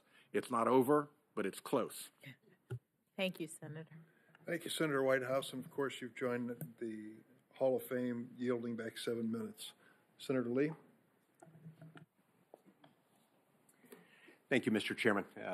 Thank you, Judge. I want to talk next a little bit about a case that you were involved in, a case called Coal River Mountain Watch versus United States Department of the Interior. It was decided a ruling that you issued in 2015 while in the federal district court. I know you've handled a lot of cases. I have. I can't imagine that by merely triggering the case name that would necessarily bring it back. But this case involved a challenge to an administrative action within the Department of Interior on some issues bearing on coal mining within the state of West Virginia.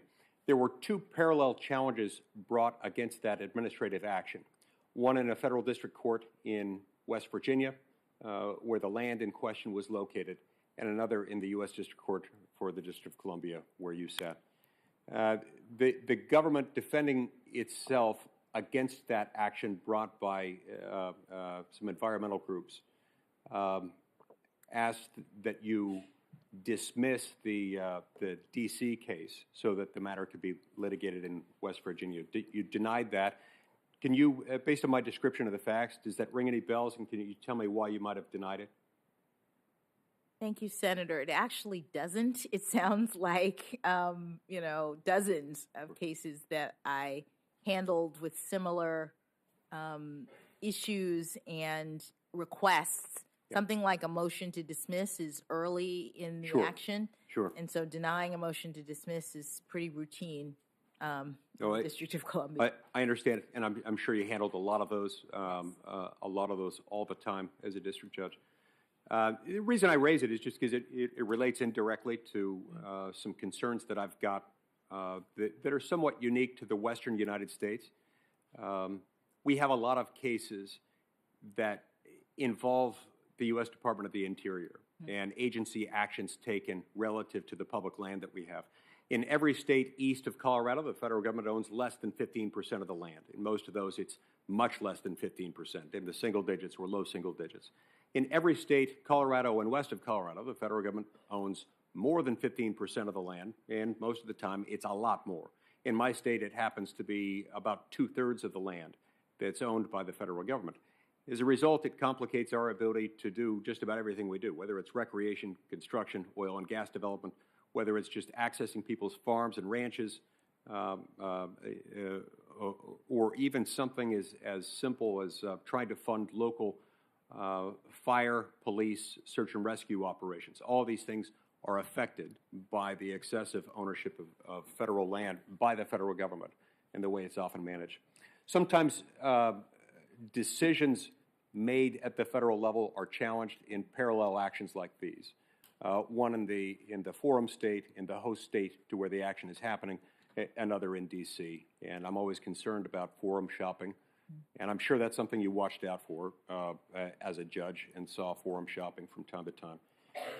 It's also something that touches on an issue that involves statutory interpretation. There's something called the Antiquities Act, passed 110 years ago or so, designed to give presidents of the United States the authority to designate parcels of federal land as national monuments. The text of the statute states that the limits of the parcels in question should be, quote, confined to the smallest area compatible with the proper care and management of the objects to be protected. Now, given that these presidential proclamations tend to be broad, it's sometimes the objects to be protected are also broad. And as a result of that, it's difficult to tell what the limits are. Do you have any reaction as to how we could discern that, how we could define any meaning out of that? It's got to mean something. The text of the statute, you try not to leave language simply unaddressed or meaningless in a statute. Do you have any thoughts on how a statute like that, saying that it should be confined to the smallest area compatible with the proper care and management of the objects to be protected? Any thoughts briefly on that? Well, Senator, if I were presented with a case with that statute in that circumstance, I would proceed as I always have. You would have to understand the parties' arguments about the particulars in the case. What does the presidential proclamation say? To what does it relate? Whether there are any precedents in this area that further define or further address what Congress intended with respect to the statute at issue. And I would assume that it would also matter if the government's lawyers defending the president's action made an argument that would leave the interpretation open-ended and meaningless. Well, as part of your interpretive exercise, as you're considering the parties' various arguments, one that did not account for all the words in a statute would be one that you would Excellent. might Excellent. not Might might not agree with. No, I get it. And this is one of the things that I've appreciated about what you've told us in these hearings. I really like the way you've described the fact it's important to construe the text that you're asked to interpret. And in interpreting that, you look at the language, and you're endeavoring to figure out the original public meaning. And I think that is a very helpful thing. All right, let's move to a different issue a moment ago. Now, you clerked on the U.S. Supreme Court for Justice Breyer in October term 1999, is that right? That is right. That was the same, and you clerked for Justice Breyer. I did. And that was the same year that the Supreme Court issued its decision in a case called Stenberg versus Carhart. This is the case where the Supreme Court of the United States struck down a Nebraska law prohibiting partial birth abortion. And in the absence of circumstances where the baby posed a threat to the life of the mother. Now, to be clear, the law prohibited a procedure where the abortionist causes an unborn baby to be partially delivered by the mother, and then the abortionist intentionally kills the baby outside the womb by puncturing its skull with scissors and then collapsing the skull.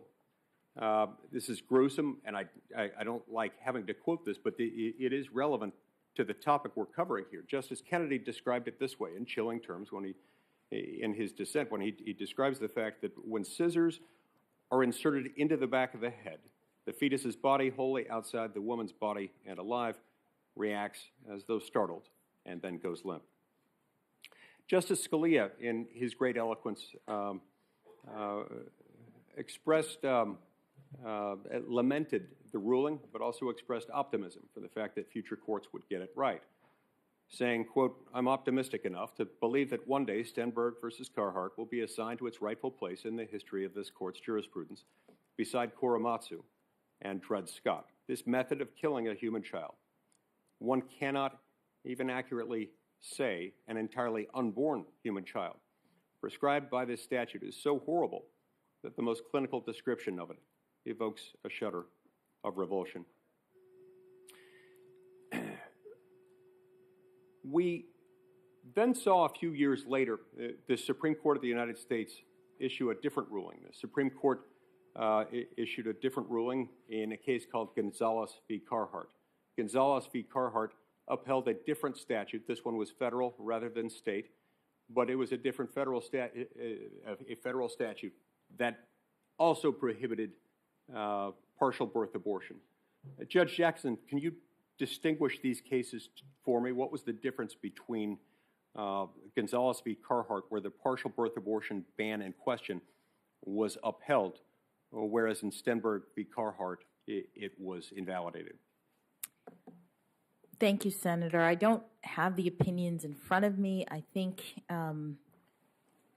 it had to do with the method of extraction, the fact-finding related to the procedure.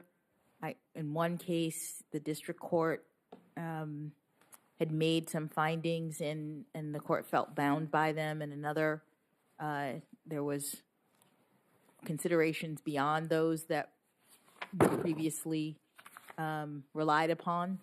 So there were distinctions that the court looked at and considered in the cases, but yes. Let's talk about court packing for a minute. Yes. One of the reasons court packing concerns me, one of the many reasons, is because it's not prohibited, in the first instance, it's not prohibited by the Constitution. There's nothing in the Constitution that says that Congress may not change the size of the Supreme Court. There's no limitation on that. We have, for 152 years, stuck with the number 9. It has worked, and in the absence of an argument saying that that number is too low, that the court is too small, from a workforce standpoint, we need to expand it. It's difficult to imagine why it would be a good idea to change it, particularly because if you increase the size of the court in one fell swoop, and you do that for partisan political purposes, allowing one president, the current president, to have a disproportionate impact on the court and to change its rulings, that portion of the court's docket that tends to be more politically contentious. It can turn the court into a political football of sorts. Given the fact that our Supreme Court justices serve for life, once you do that, it becomes something of a one-way ratchet, always expanding, never contracting. Before long, you could see an increasingly larger court, with the court expanding each time a different party secures the coveted circumstance of a majority in the House, majority in the Senate, and controlled by the same party of the White House. And so this is why it concerns me. I understand that why it is that the canons of judicial ethics don't allow you to comment on matters that might come before you. This is one that could not come before you as a justice. This is a non-justiciable political question. It's committed to the two political branches of government. There's not even a constitutional challenge that could lie to it, even though it would undermine the separation of powers in the Constitution, as I see it. It's not unconstitutional. So it couldn't and it would never come before you. Last night when you were asked a question by my colleague, Senator Kennedy, on this, you acknowledged that you have an opinion. Did I understand that right? You have an opinion on court packing? Senator, I have a lot of opinions. I have opinions on I'm a human being, and I have an opinion on a lot of things. The reason why, in my view, it is not appropriate for me to comment is because of my fidelity to the judicial role. I understand that it's a political question, and that is precisely why I think that I am uncomfortable speaking to it. No, I understand that, and I respect the impulse. I respect the overall issue, and I think it's better for Article III judges and justices ordinarily to not wade into the political thicket. This one I do think is different because, number one, as I say, it can never come before you. Number two, it does have an impact on what you would be doing, and you also, as an Article III judge, someone who's served for nearly 9 years as a federal judge, you've developed experience and intuition and a thorough understanding of our federal court system, and that's why I think your perspective on it would be valuable. The reason it concerns me so much is that even when court packing doesn't succeed legislatively, it can leave an impact. The last time this was attempted was in 1937. President Franklin D. Roosevelt was upset at the Supreme Court on a number of bases. He didn't like the then 32-year-old precedent of Lochner versus New York, where the 5 conservatives on the Supreme Court engaged in an act of judicial activism, reading something into the Constitution that wasn't really there. Some people disagree with me on this, but it wasn't there. And they imposed that. But the bigger reason was he didn't like the court's interpretation of the Commerce Clause. It was that interpretation of the Commerce Clause, the one we discussed yesterday, you know. Prior to 1937, you had the Supreme Court agreeing as far as the channels and instrumentalities of interstate commerce that we talked about yesterday. You had the court more or less in agreement over time as to the impact of the Dormant Commerce Clause. But as to the substantial effects test, that didn't exist yet. It required something much closer to an interstate commercial transaction in order for Congress's Commerce Clause authority to kick in. There were the so-called 4 horsemen of the apocalypse, as FDR affectionately called them, 4 conservatives who were consistently pushing for limits on Congress's authority. And then you had other justices who would sometimes join with them. Usually that included Justice Owen Roberts, who had stood with them in maintaining narrower authority for Congress under the Commerce Clause. All that changed when on April 12, 1937, 2 weeks to the day when the case often associated with the so-called switch in time that changed 9, West Coast Hotel versus Parrish, where they undid the Lochner precedent. April 12, 1937, the Supreme Court decided a case, NLRB versus Jones and Laughlin Steele, that forever changed and magnified, expanded the Commerce Clause in a way that, had it been through a constitutional amendment, it would be among the most significant, impactful constitutional amendments ever adopted, and yet it's rarely discussed. This case resulted from one vote, one person on the Supreme Court who changed his vote, Associate Justice Owen Roberts. It's widely believed, and I believe it based on what I've researched on it, he was influenced heavily by FDR's court packing plan. He didn't want to be on a court that was packed. He didn't want, he convinced himself that he made that switch in order to save the court as it was. And that has changed everything. It's led to a much bigger, more expensive, more intrusive federal government. We can disagree as to the policy merits of that, but it did change the Constitution. That's why I worry about that. So I hope, I understand you don't want to answer it. I hope that between now and the end of the day, you'll see fit to tell us what your opinion is. I do think it's worth discussing. Let's talk for a minute. Got just moments left. I want to get back to your sentencing approach.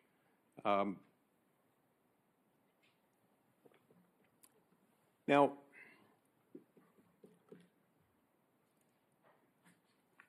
when you approach these child pornography cases, what you're describing in many circumstances is an overall concern that you've got with the sentencing guidelines, and particularly that portion of the sentencing guidelines that deals with child pornography cases. This showed up in the transcripts of some of your sentencing hearings, including the transcript of your sentencing hearing in the Hawkins case. I turn to that to page 38, lines 17 to 24 of that transcript, and here's something you say in that Hawkins case. And I believe this was the 18-year-old defendant that you sentenced to 3 months in prison, when the lower end of the guidelines range would have been 97. I think the higher end would have been in the 120s or something like that.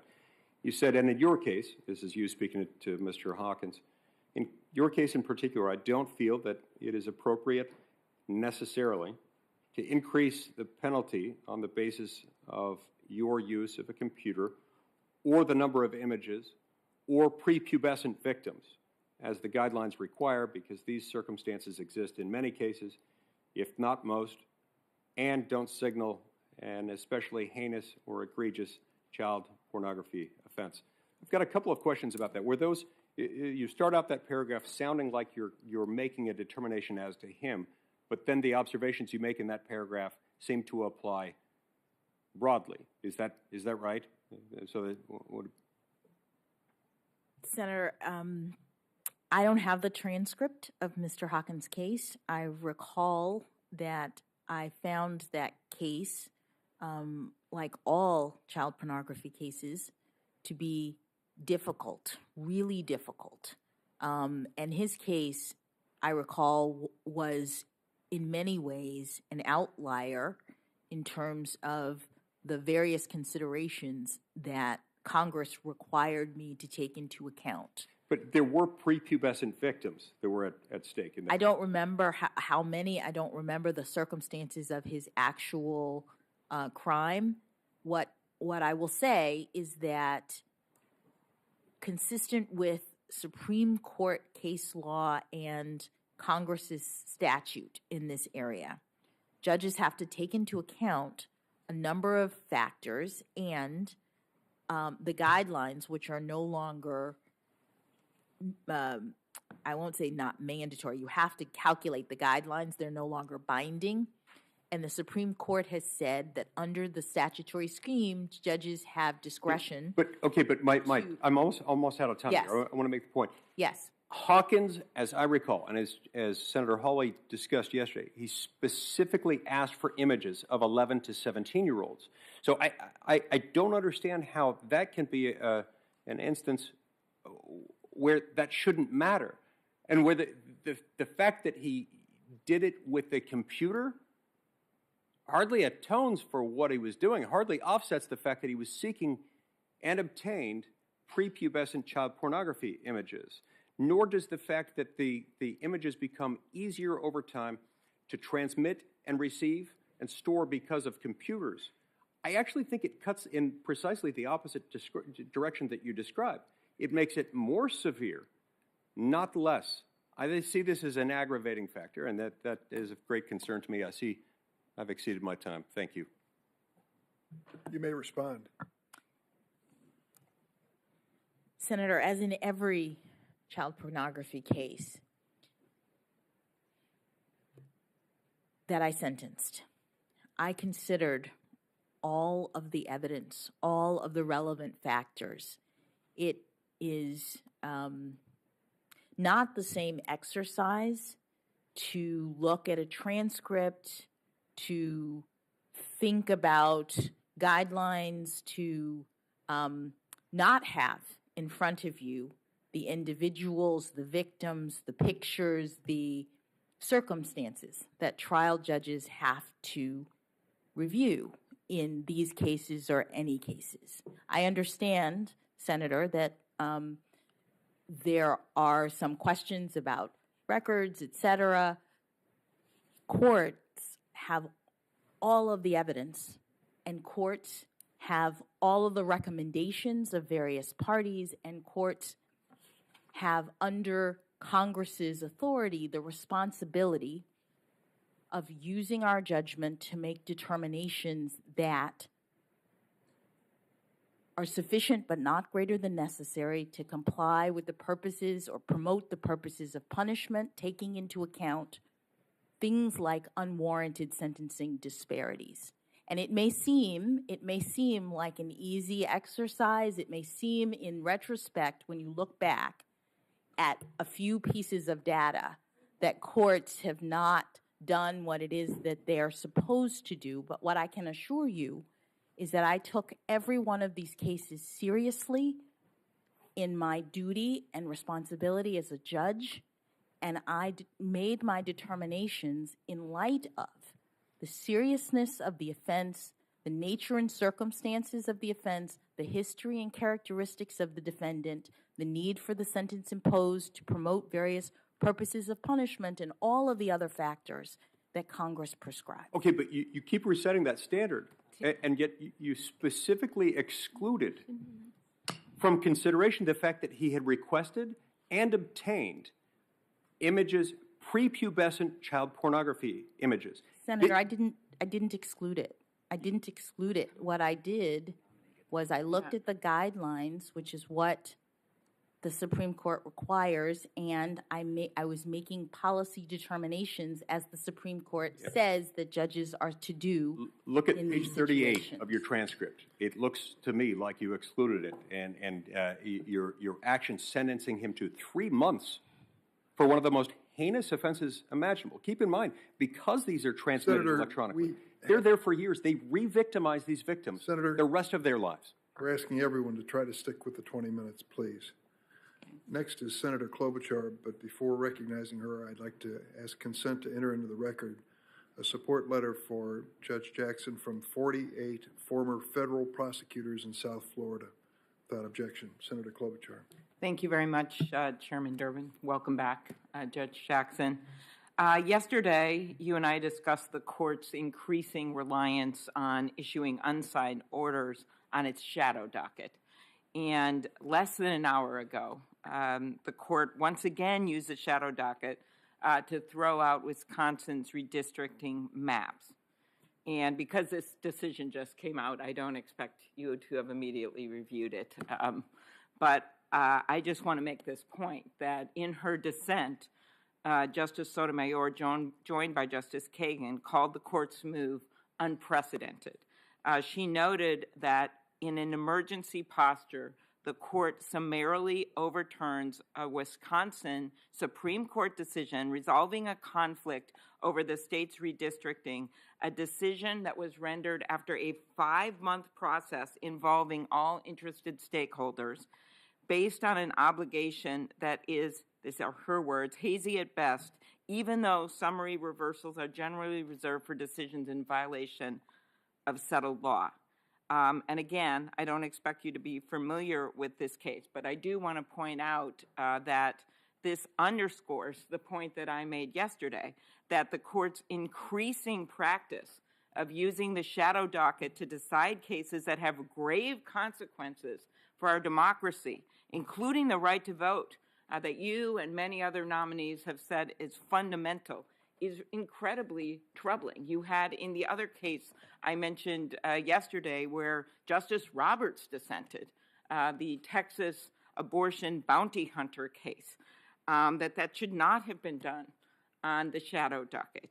And while I'm not going to ask you about this because you couldn't possibly have read it, just your record of writing decisions that are thorough and listening to litigants in cases, could you just generally talk about the importance of having full briefings on the merits as well as public oral arguments if you believe in transparency?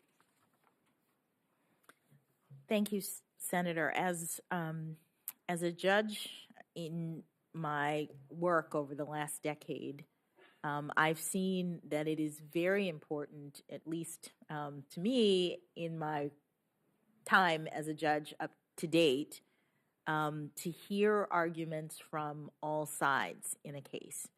The duty of a judge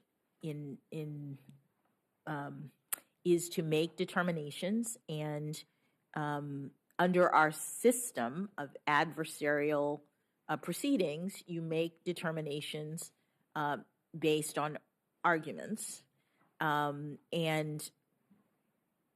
it's important to do so. I know that with respect to the emergency docket,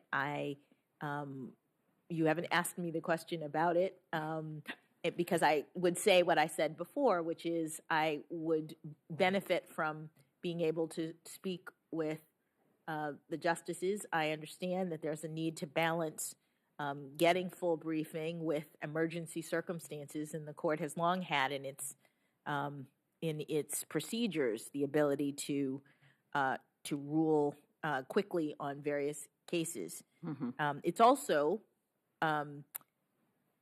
my understanding from my time clerking on the court that the court does recognize the value of allowing things to what we call percolate, meaning lower courts to hear issues. And my understanding is that at least in some of the recent cases, the justices have had oral argument related to some emergency matters. But from my perspective as a judge in the work that I've been doing, I know that it's important to hear from the parties. Mm-hmm. Another hallmark of your work has been taking complex issues and making them accessible to the public. So much so that I actually referred to one of your opinions from a debate stage in Los Angeles, saying, as a wise judge said, those were my words, I guess I was ahead of my time, the president is not king in America, the law is king. I paraphrased it. That was a written opinion that you wrote that was over 65 pages long, relied extensively on Supreme Court and circuit precedent. It was Committee on the Judiciary v. McGahn. And could you talk about really two things, the importance of having the law written in terms that are easy to understand by people, and then secondly, your opinion was actually a narrow one. It required Mr. McGahn to appear to testify, but said he remained free to assert any legally applicable privilege in response to the questions asked. So what you did there was a narrow opinion. What role do you think that narrow rulings play in helping to maintain the legitimacy of the court? Why is it important to have plain language in orders? Thank you, Senator. Well, I'll start with the second first. Mm-hmm. I think that, as we've been discussing, we have a rule of law in this country which requires a certain amount of predictability and stability in the law.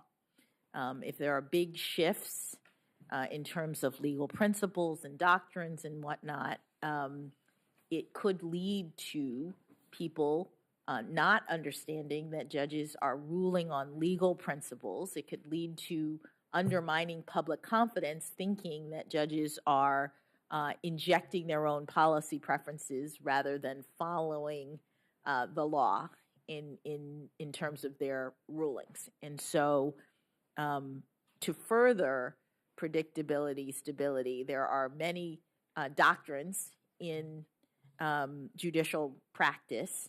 There's stare decisis, which is the principle that if something has already been decided, very similarly, you at least if it may be binding on you if you're a lower court, but at least you have to contend with it because that is the law that existed before you got the case, and you don't want to make a big shift. And then there's also the principle that the understanding that when you are announcing rulings, you are building on what exists before, and so you don't want to make a big shift if you don't have to, because if you can find a way to rule incrementally in a more narrow way, it keeps the law stable. Is a part of the proposition that I mentioned before. In McGahn, in particular, it was a case in which there was a precedent directly on point from my district. It was not binding on me, but the exact same set of circumstances and arguments had been presented to another judge in my district. I believe it was something like 10 years prior to my case. And so we had law that governed the circumstance, and I looked at that, determined it was persuasive, and that I should continue the principles that had been laid down by in the prior case. Also, in accordance with those principles, the prior judge and I made the determination that when the president claims absolute immunity, the argument was that the person who had been subpoenaed by the legislature, a former employee of the White House, could say that they had immunity of some sort. In other words, it could have invoke executive privilege in response to particular questions, but they couldn't say, I don't have to show up at all. And so the argument that was being made was when the House of Representatives issues a subpoena and says, show up on this day at this time to answer questions, can that person just ignore and say, I have immunity, I don't have to follow the law, in other words, respond to the subpoena? Or do I have to show up and sit there and listen to the questions? And if there are things that I believe I can't answer because they're privileged, then you invoke the privilege. Mm-hmm. And the prior case had said in this narrow way, you have to show up. You don't necessarily have to give the information. That's determined on a question-by-question basis, but you have to show up. Mm-hmm. And that's what I held in that case as well. And it's important to be clear in your rulings so that people understand that judges are ruling consistent with the law and not their own personal views. Right. And speaking of being clear and being careful in your rulings, some of my colleagues have, I think, given not a necessarily true view of your whole record, because when it comes to your rulings being upheld, the numbers show that out of over 550 cases, your district court cases, you were reversed less than 3% of the time. And in some of the instances, you were reversed only to have your decision later upheld. I noticed one case, Territory of Guam v. United States, in which you were initially reversed, but then a unanimous Supreme Court reversed that decision, then siding with you, in an opinion written by Justice Thomas and aligned with your view. Do you want to quickly talk about that case? Well, that case is kind of legally complicated. It was a CERCLA case, which is a Superfund cleanup kind of case where the country of Guam, which has a dump site on it that was used by both the citizens of Guam and the United States before the 1950s, when the United States was stationed there. Military operations happened out of Guam, and there was a lot of dumping into this site.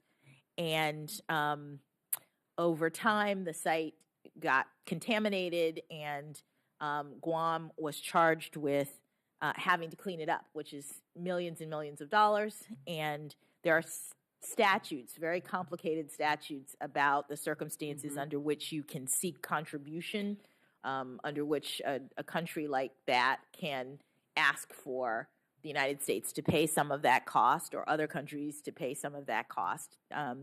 And that was sort of the nature of the dispute. And I did a statutory interpretation about whether or not Guam's action could proceed.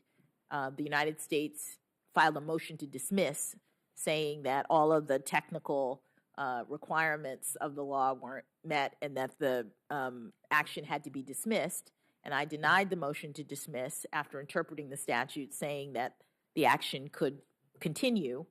The D.C. Circuit reversed my view, had a different reading of the statute, saying that the motion to dismiss should have been granted, and dismissed the case. And then it was appealed to the Supreme Court, and as you say, the Supreme Court reinstated the action, saying it could proceed. Very good. Thank you.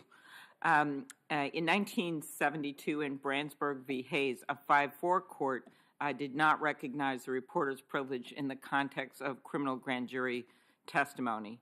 I spoke with you earlier at length about Times v. Sullivan and First Amendment issues, so this will be my last question on this.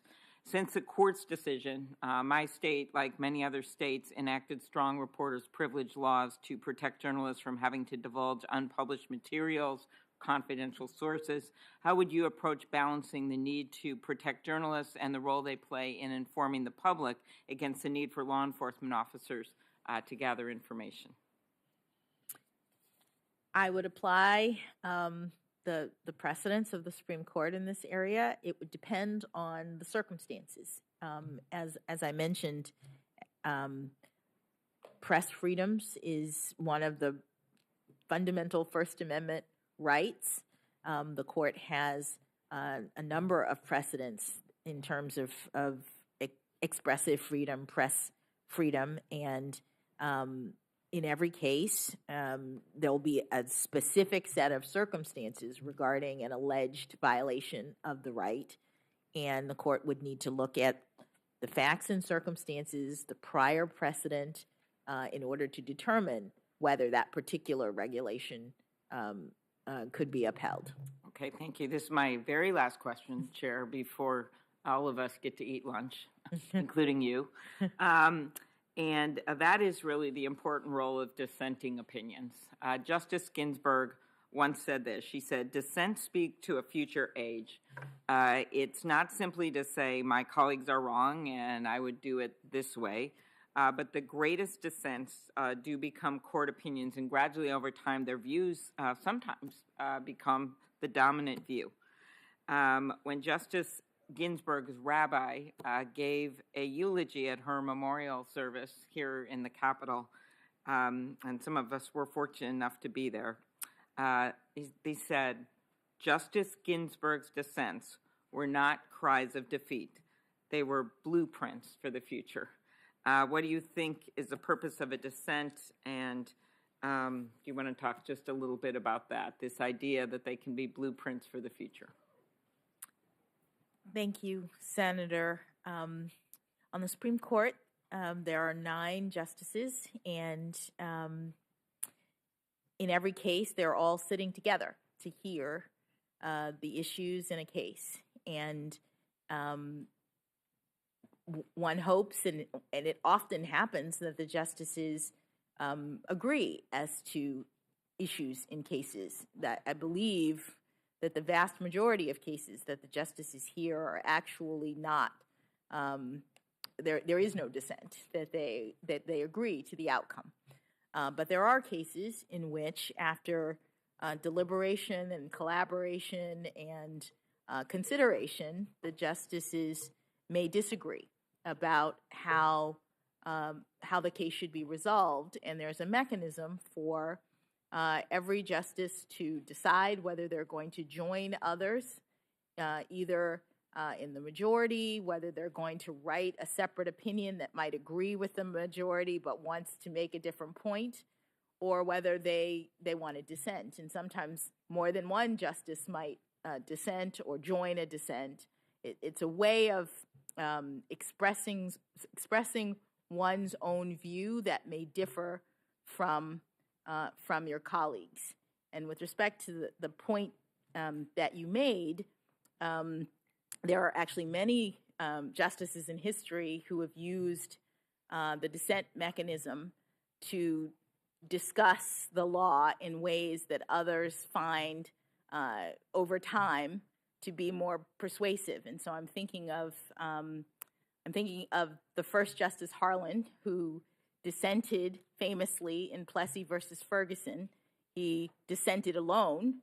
All of the other justices agreed with the proposition of separate but equal, and he said no in a dissent. And his dissent, generations later, became, according to Justice Thurgood Marshall, became the blueprint for Justice Marshall to make arguments that led to Brown versus the board. So there is the opportunity for justices to describe their views in ways that become persuasive to others in the future. Thank you for all you've given us the last few days. We look forward to working with you. Thank you. Thanks, Senator Klobuchar. And we're going to break now for a 30-minute lunch. I'd say to everyone that when we return, if we stick to 20-minute rounds and don't yield back time, we'll be finishing in something around 4.5 hours, which would take us to about 7 o'clock. So that doesn't include a break, but we'll consider that later on. Thank you, Judge, again.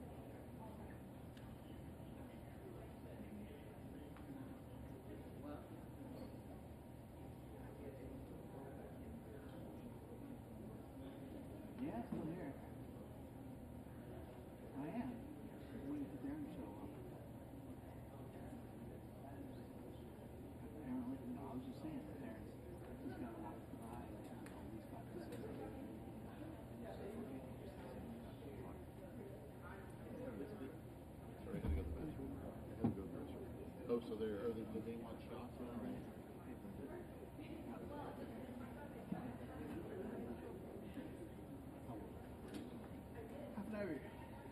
Back at 2:20.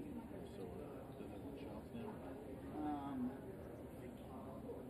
hard to say. They're coming in and out of stuff to shoot. They're coming in and out of this thing.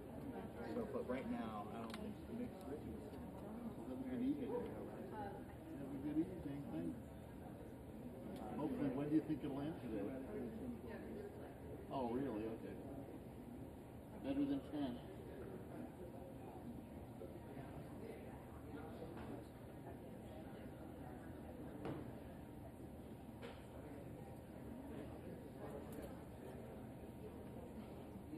All right. Leave it there.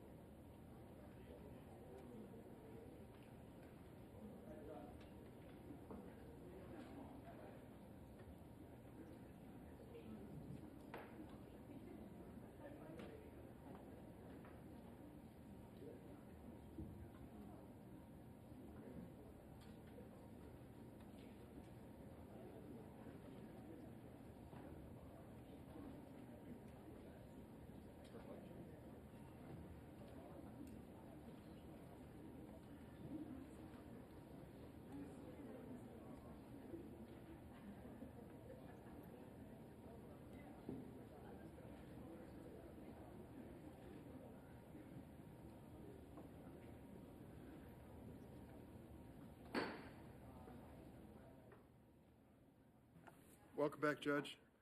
As you can see, things get off the rails here when they decide to have a floor vote. We'll do our best to stick with the program and finish this in a proper way. The next up is Senator Cruz of Texas. Thank you, Mr. Chairman. Judge, good afternoon. Good afternoon, Senator.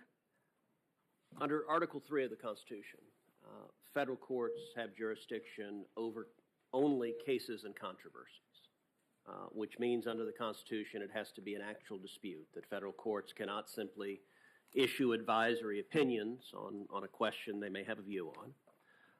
And one component of Article 3 jurisdiction is the requirement of standing, that in order for a plaintiff to have standing to bring a case, that plaintiff, at least generally speaking, must have a real and concrete injury. Is that right? That is correct.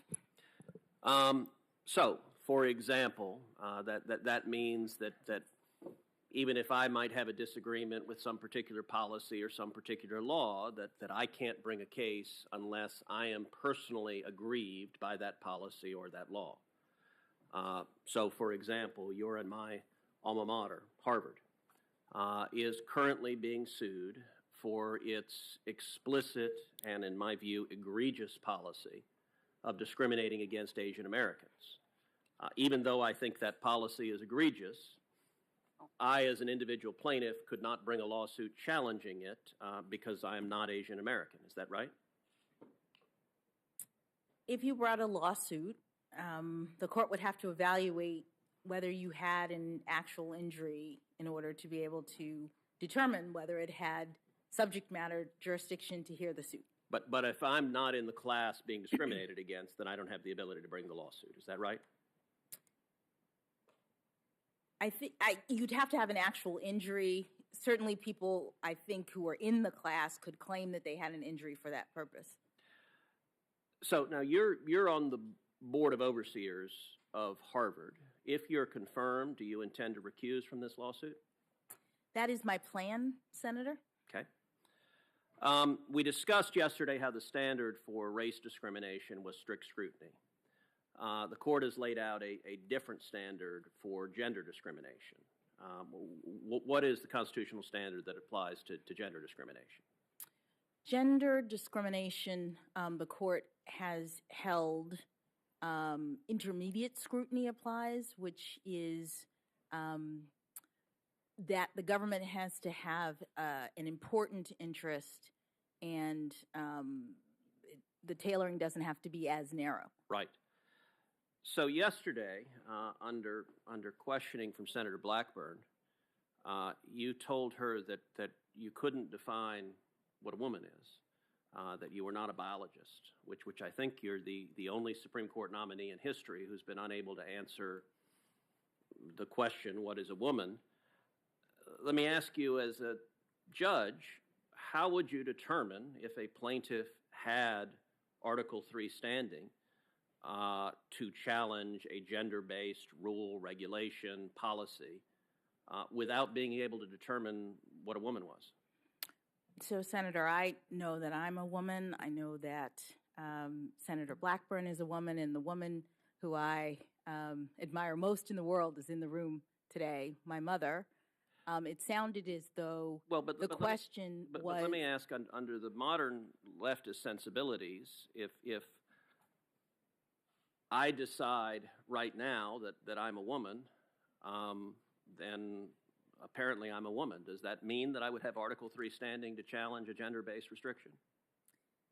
Senator, to the extent that you are asking me about who has the ability to bring lawsuits based on gender, those kinds of issues are working their way through the courts, and I'm not able to comment on them. Okay, if I can change my gender, if I can be a woman, and then an hour later, if I decide I'm not a woman anymore, I guess I would lose Article 3 standing.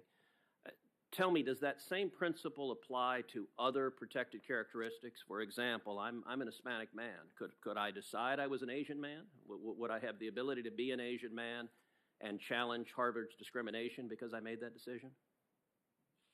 Senator, I'm not able to answer your question. You're asking me about hypotheticals and well, I'm asking you how you would assess standing if I came in and said, I have decided I identify as an Asian man.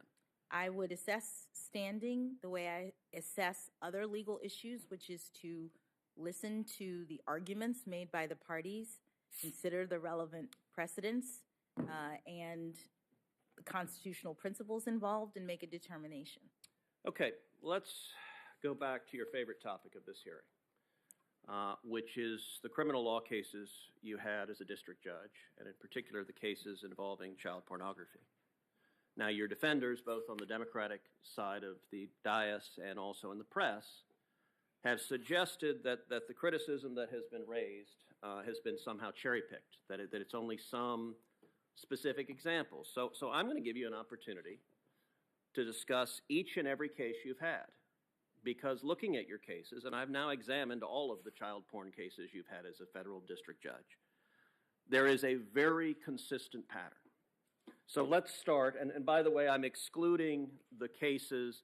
So Senator Durbin and Senator Coons focused on the Nickerson case, the Fife case, the Nguyen case, and the Hilly case. I'm excluding those because those are not child porn cases. Those are actual sexual assault of a child, which is markedly different. And I will concede when you're dealing with sexual assault, you have been willing to impose stricter penalties. So let's focus on actual child pornography cases. And let's go through each of them, because if it's right that we're cherry picking, then you should be able to explain quite powerfully. Now, your justification is that you're following the statute. And as you know, 18 U.S.C. section 3553 lays out the factors that as a district judge you had to consider in sentencing. And let's start with the Hess case, United States versus Hess. Now, in that case, a man sent 6 pictures of a prepubescent girl that he claimed was his daughter to an undercover law enforcement officer.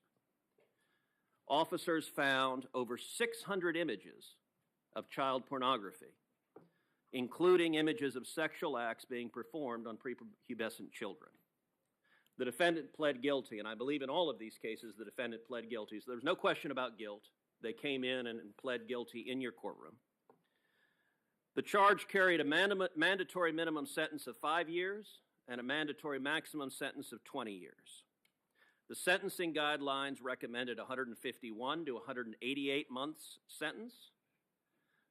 The government, as part of a plea deal, agreed to argue for 60 months, but didn't agree that that would be the sentence, simply that they would advocate it. And you, in turn, sentenced Hess to 60 months. So, under the terms of the statute, why did you choose to sentence Hess to the absolute lowest possible sentence you were allowed to sentence under law? Thank you, Senator. I have spoken at length throughout this hearing about these cases. I've said what I'm going to say, which is I've taken every case seriously. These are very horrible crimes. I'm asking you specifically about the Hess case. I've taken every case seriously. So you're not going to answer that?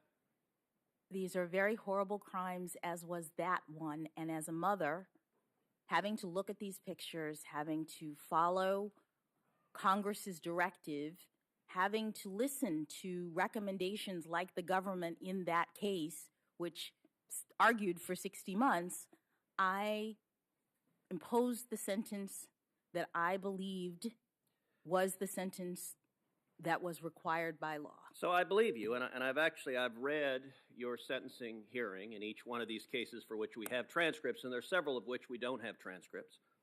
So in each of these cases, you read from the same script. So in each of these cases, you say that the distribution of child pornography is an extremely serious federal crime. And you point out that the crime involves people who are taking pictures and videos of real children while the children are being sexually abused. In Hess, you pointed out that he had hundreds of images of children in sexually compromised position. Some of them engaged in sadomasochistic acts. All of this I'm reading from you on the bench. And most importantly, the children in these pictures are not knowing and willing participants in the degrading conduct that was being depicted.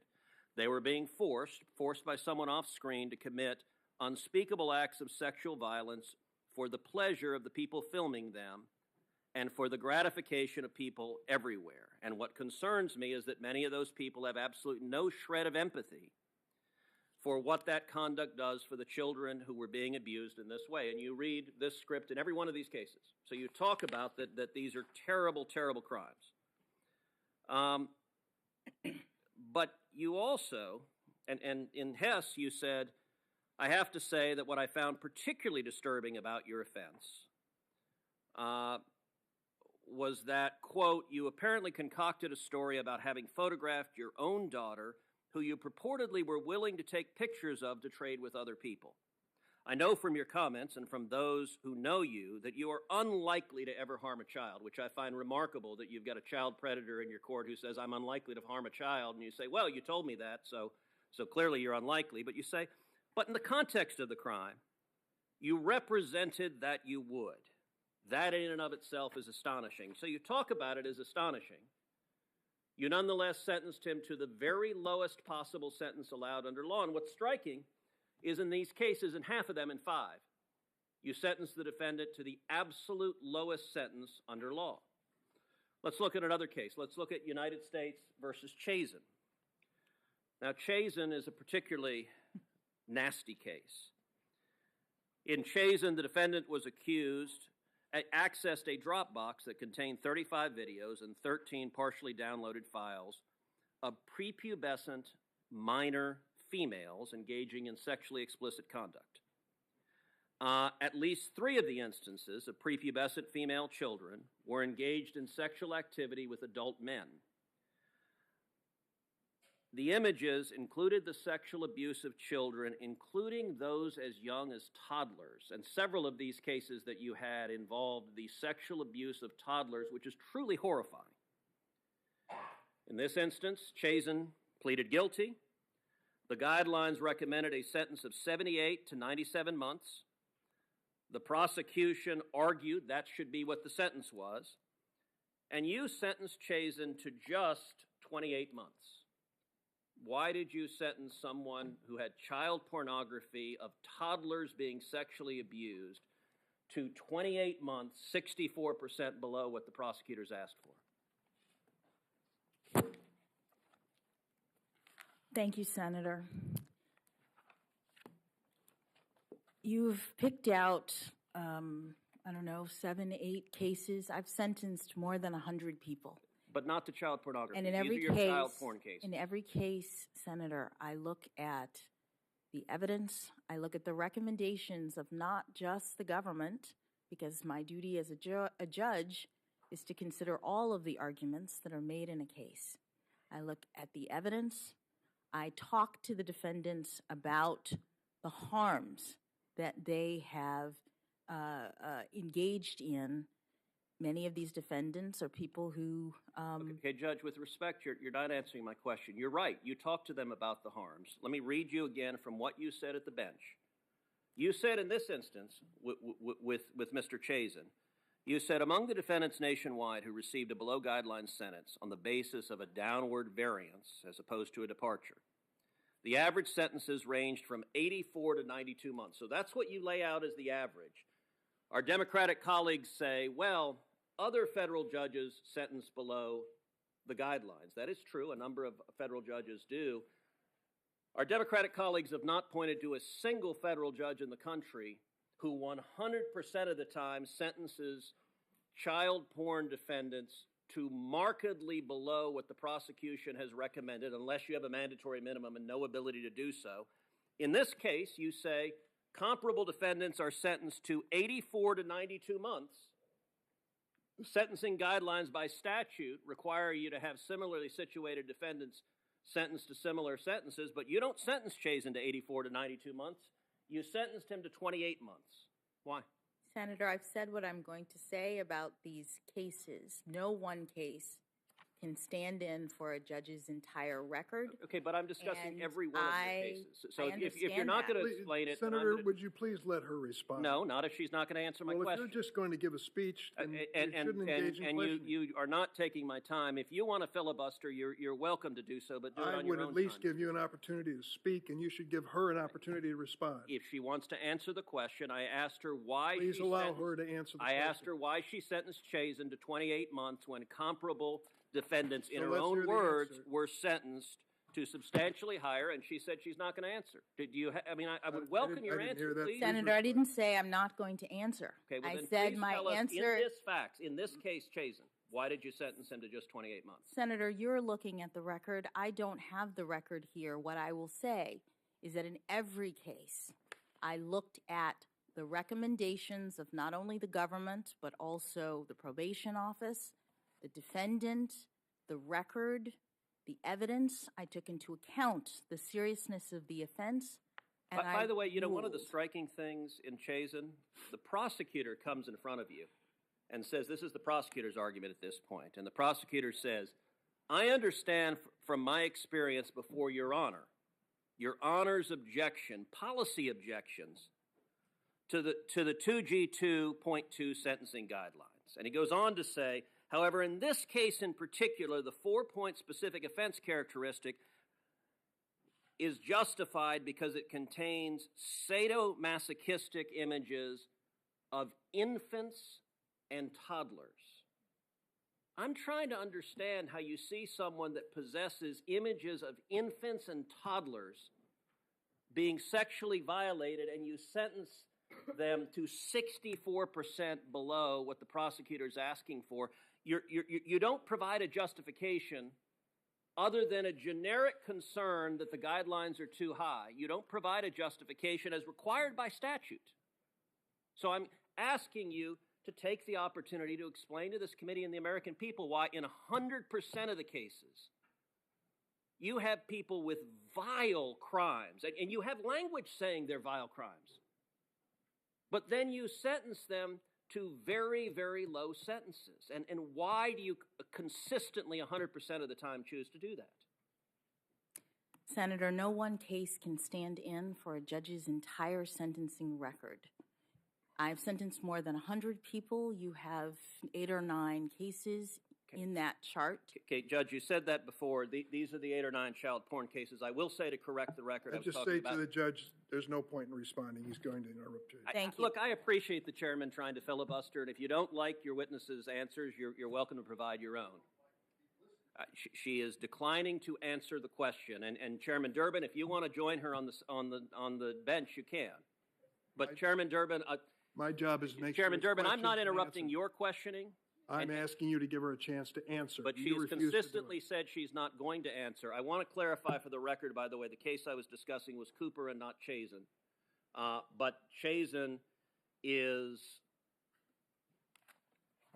the case that I was reading from your transcript was Cooper, but Chazen, all right, let's get to Chazen. I pulled the wrong tab. Chazen is equally horrifying, and you say in Chazen, this is something Senator Graham asked you. So the guidelines lay out different enhancements, and you say repeatedly, and this is true in all your cases, you say you disagree with the guidelines, you think they're wrong.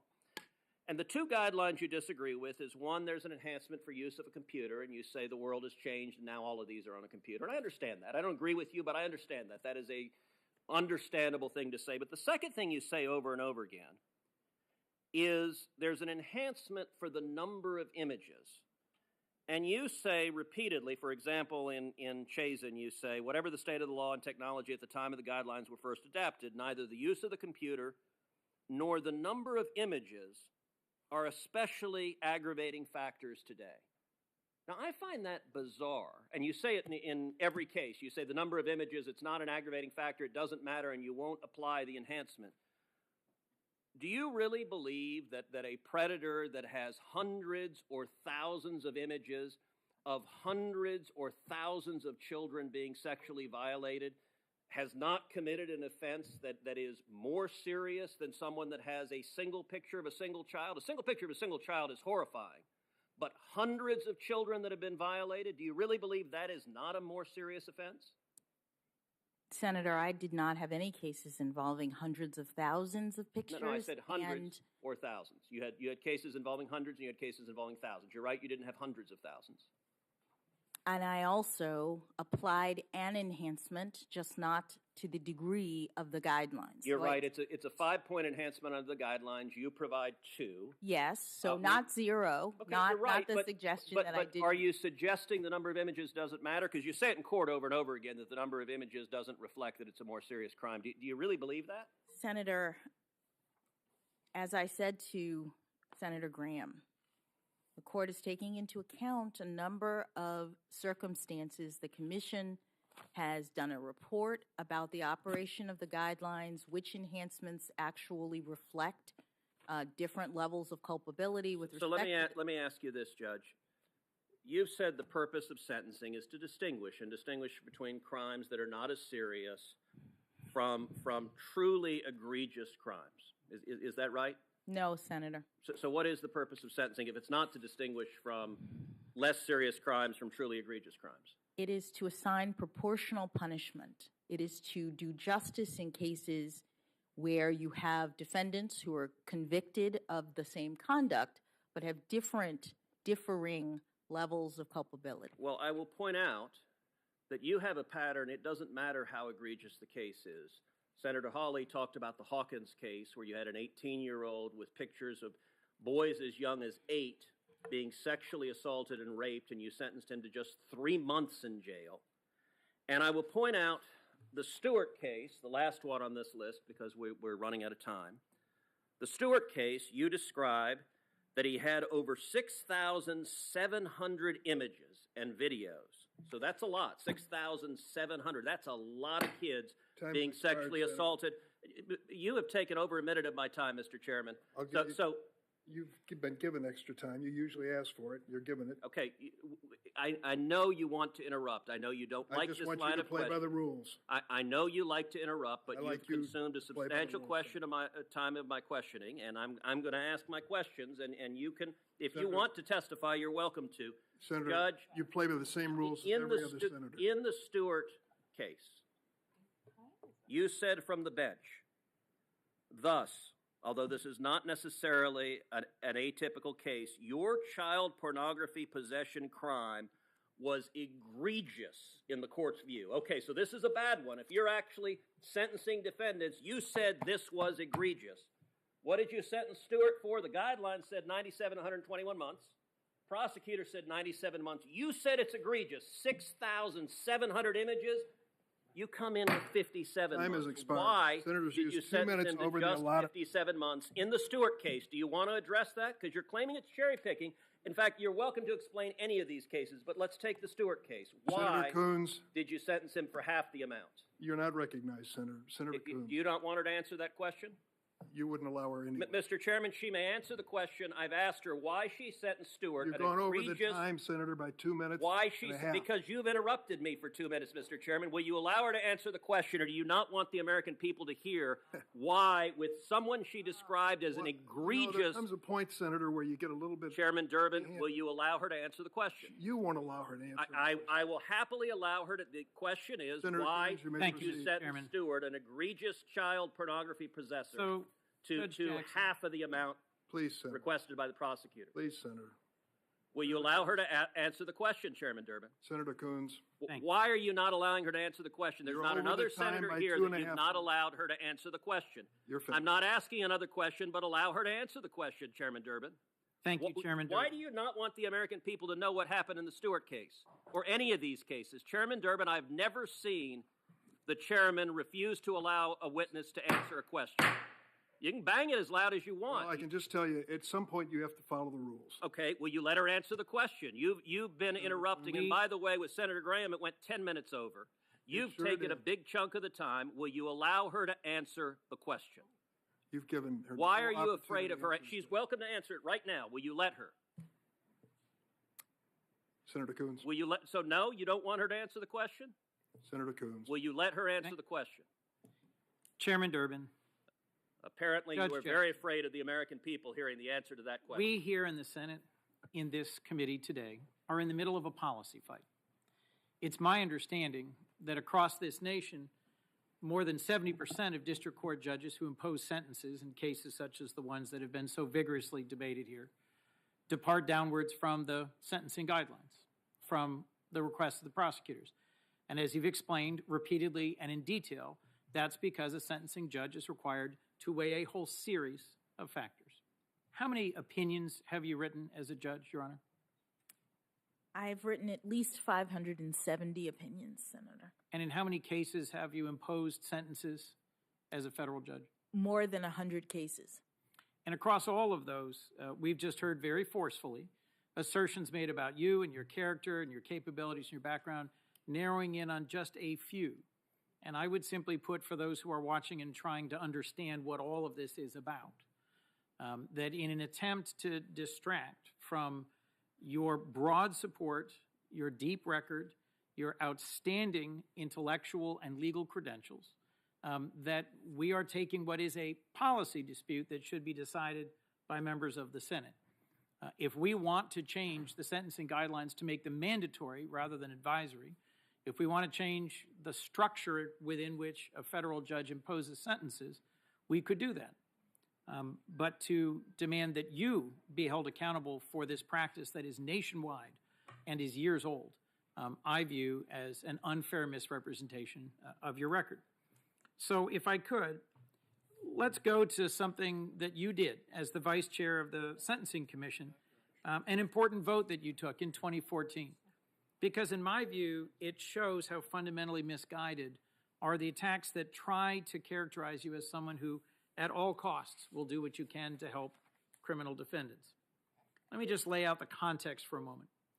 In 2010, Congress, enacting a policy choice, unanimously passed the Fair Sentencing Act, a bill that reduced the disparity in sentences between crack cocaine and powdered cocaine from 101 to 18 to 1. And the Sentencing Commission unanimously concluded this law meant those currently in prison on crack offenses could seek to shorten their sentences. 4 years later, the Commission further concluded that individuals who provided substantial assistance to the government, people who cooperated, who helped out the prosecution, could use this law to shorten their sentence retroactively beyond any break they might have gotten for their cooperation. But you disagreed. In your public remarks at the time, you explained that although, given your prior service as a federal public defender, it might seem logical you'd support this direction, you could not do so because you concluded it was manifestly inconsistent with the law and would create unfair disparities between those previously sentenced cooperators and those sentenced today. Essentially, if I understand your view, it was that the sentence of a cooperator shouldn't be understood to be based on the sentencing ranges modified by the Fair Sentencing Act, but was best understood as a fixed discount of the mandatory minimum that a Fair Sentencing Act had not changed. I know this is technical, but I just wanted to make sure I'm characterizing this correctly before reaching a conclusion. Do I understand the context correctly in which you made this decision? Yes, Senator, perfectly. It was debate among the commission, one of the very few in which we couldn't reach agreement about the retroactive application of the Fair Sentencing Act reduction. And so just to finish the framing, the Sentencing Commission, which often decides things unanimously, was sharply divided. And here's who was on each side.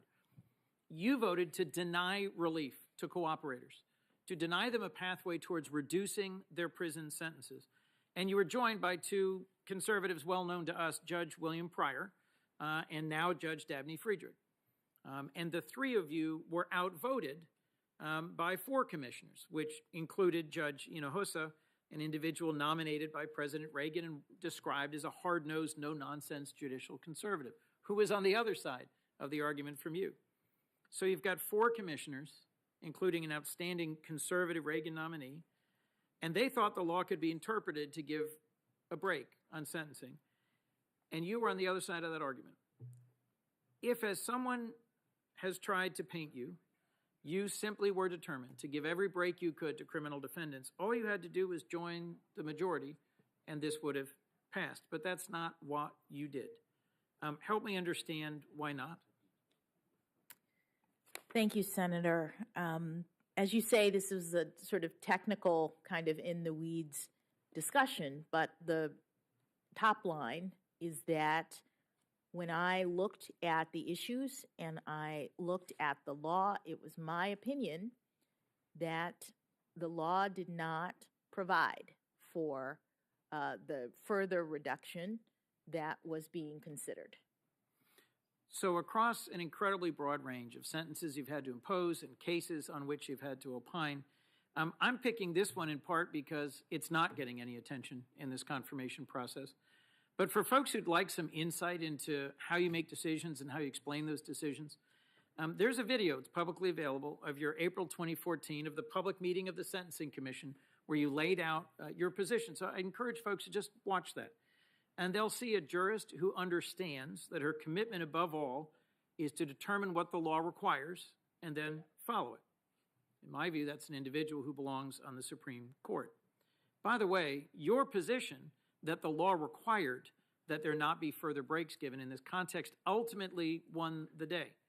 My colleague from New Jersey made a point of mentioning a relevant case, United States versus Booker, yesterday.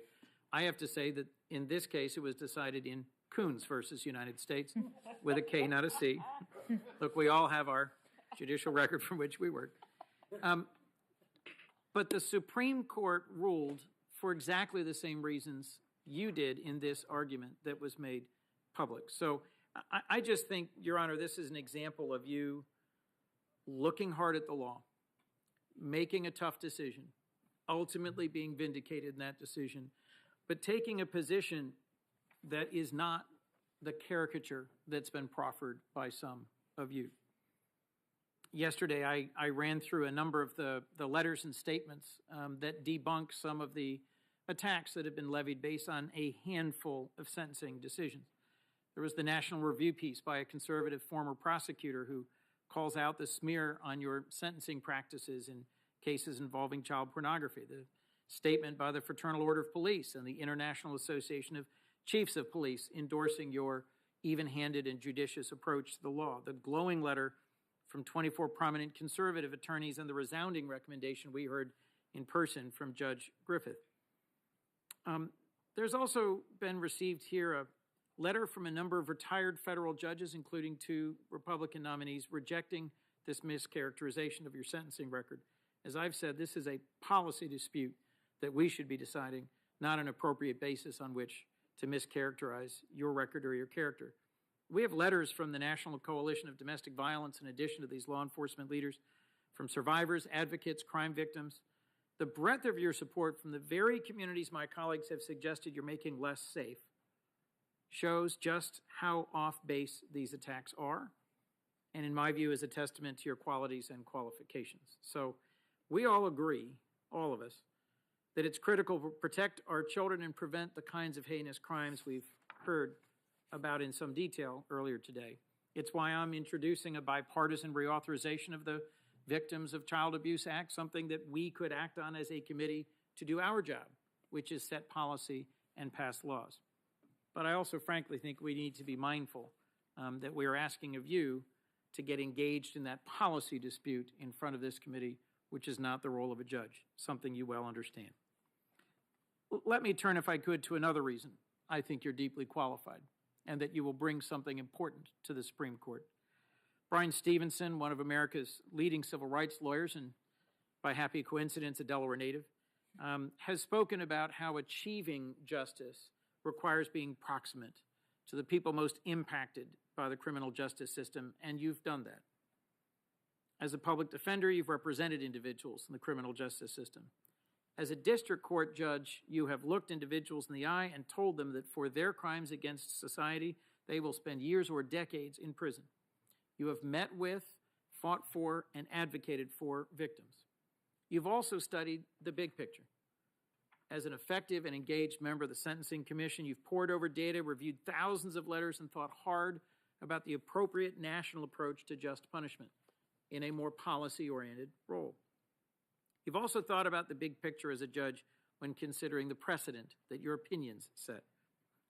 I'd be interested briefly in how your experience on the Sentencing Commission shaped your approach as a district court judge and how the interplay of all these factors might shape or contribute to your decisions as a Supreme Court justice.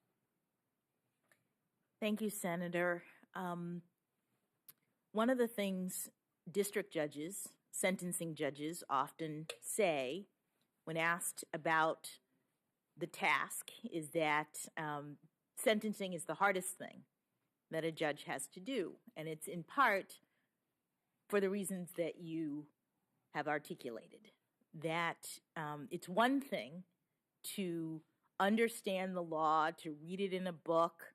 It's one thing to look at data and numbers and and make policy based on that. It's quite another to have someone in the courtroom, whether as a victim of crime or a defendant who's perpetrated a crime, and have to decide how to proceed and pronounce sentence on that individual. The work that I did on the Sentencing Commission, which was prior to my becoming a district judge, I think enabled me to understand unwarranted sentencing disparities, to understand some of the policy reasons behind the guidelines, and to make the kinds of evaluations that the law now requires, since the guidelines are no longer mandatory. And I felt better in a sense about the task of calculating the guidelines, which is what courts have to do at the beginning of a sentence. They can be a little complex, and having been on the Sentencing Commission, I think that helped. And some of these cases do make their way to the Supreme Court. So I think that I am prepared to handle the cases that involve sentencing that do go to the court. In preparing for this confirmation, I went back and read a lecture you gave, but it was later published in the Harvard Law Review, about the balance, the challenge of sentencing, about that moment. I had the joy, the blessing of clerking for a judge on the Third Circuit. My legal skills and talents did not allow me the opportunity to clerk for the Supreme Court as you did, and also the District Court and also the Circuit Court. But I clerked for a judge who I first met when she was a District Court judge and imposing a sentence on someone who was a crack dealer. And she did a remarkable job of speaking to the victims, speaking to the community, speaking to the prosecutor and the defense attorney, and then speaking directly to the defendant in imposing a very long sentence. And as I got to know her later, I recognized that, as a member of our community and as someone who saw the importance of that moment, that public moment, of helping the defendant understand what they'd done so that they might somehow change, but also helping the victims understand what had happened, that she took that very seriously, incredibly seriously.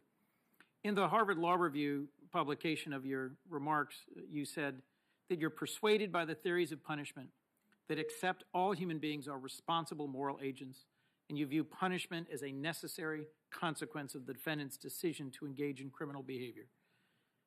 You also went on to say that the challenge is balancing the acknowledgement all of us are more than just the worst thing we've ever done, but there is a need to ensure the defendant is adequately addressed and punished. What I think you say in that lecture, what you've shown across the arc of your public service, reveals someone who understands the appropriate need for punishment in our society, but who is also striving to follow the balance of recommendations, guidelines, statute, and the context and facts. And I trust that as members of this committee and the Senate as a whole and the general public take the time, which they should do, to give a fair reading to the whole scope and arc and reach of your service, that they'll see you as someone who cares deeply about our Constitution and the rights that make us free, as you said in your opening statement.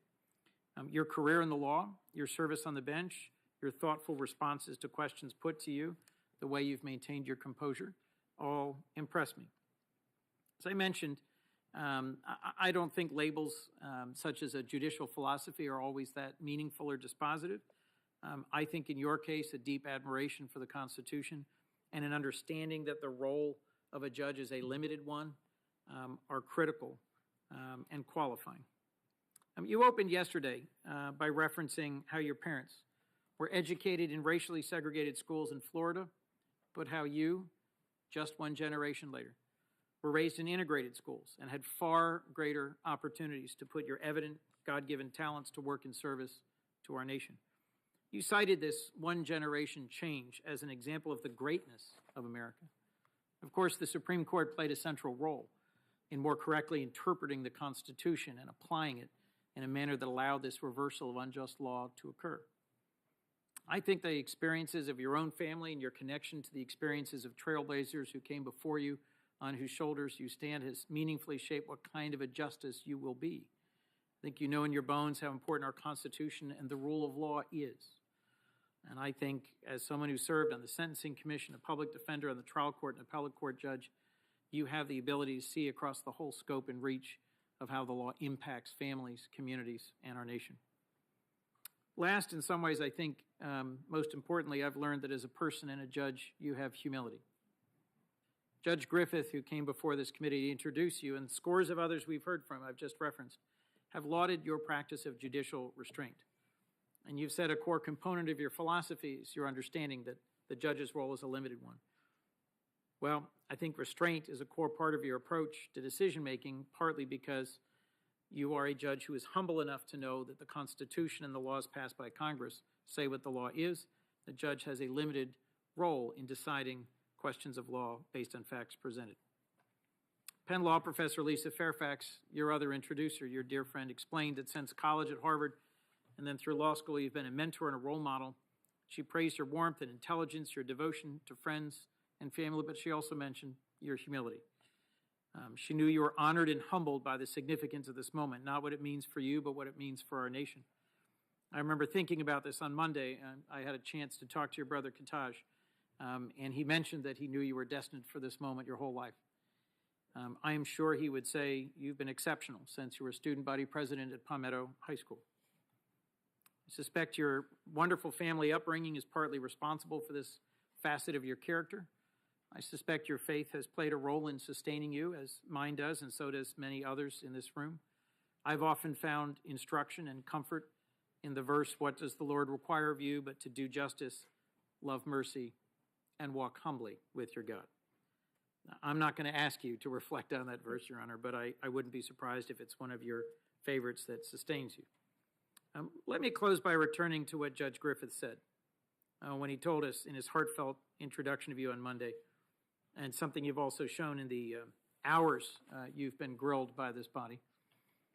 He'd already written a letter to this committee delivering his endorsement. He took the extra step to then amplify it in person. And he did so because of confidence in you and because he was delivering a message to us as a committee that Supreme Court confirmations should be more than just exercises in partisan tribalism.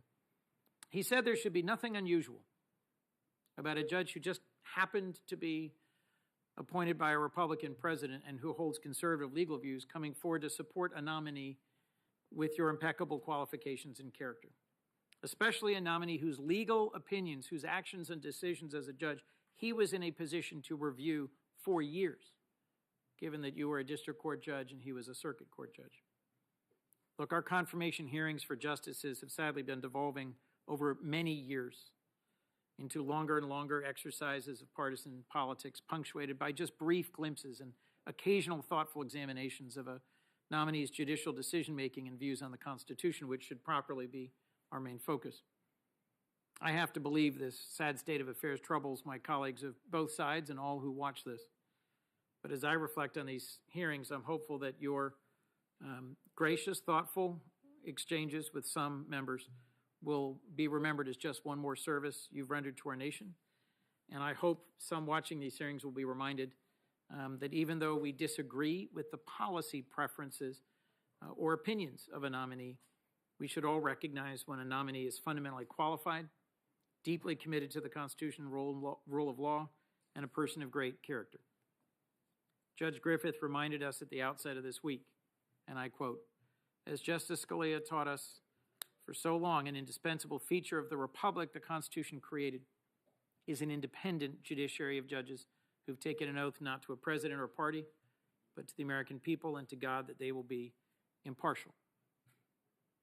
I couldn't agree more with Judge Griffith. You've demonstrated your unwavering commitment to that oath and your impartiality and your abundant qualifications. It'll be my honor to support your confirmation for Associate Justice. With that, Mr. Chair, I yield. Thank you, Senator Coons. The senator from Nebraska, Senator Sass. Thanks, Chairman Durbin. Judge, welcome back. I'd like to associate myself with parts of what Chris said there in his closing. I would differ with him about whether or not getting to precision on judicial philosophy matters, but you know that. You and I have been wrestling about it for a couple of weeks. But I'd like to affirm Chris's point about the beauty of the hymn to America you told, and through the eyes of your parents and the the changes, the growth in the country over the course of the last 2 generations. And the Wall Street Journal had an editorial this morning that said pretty much the same thing as Chris just said, which is that the hymn to America that you gave in your opening on Monday afternoon and some of your comments yesterday were inspiring and beautiful. So I associate myself with Senator Coons on that.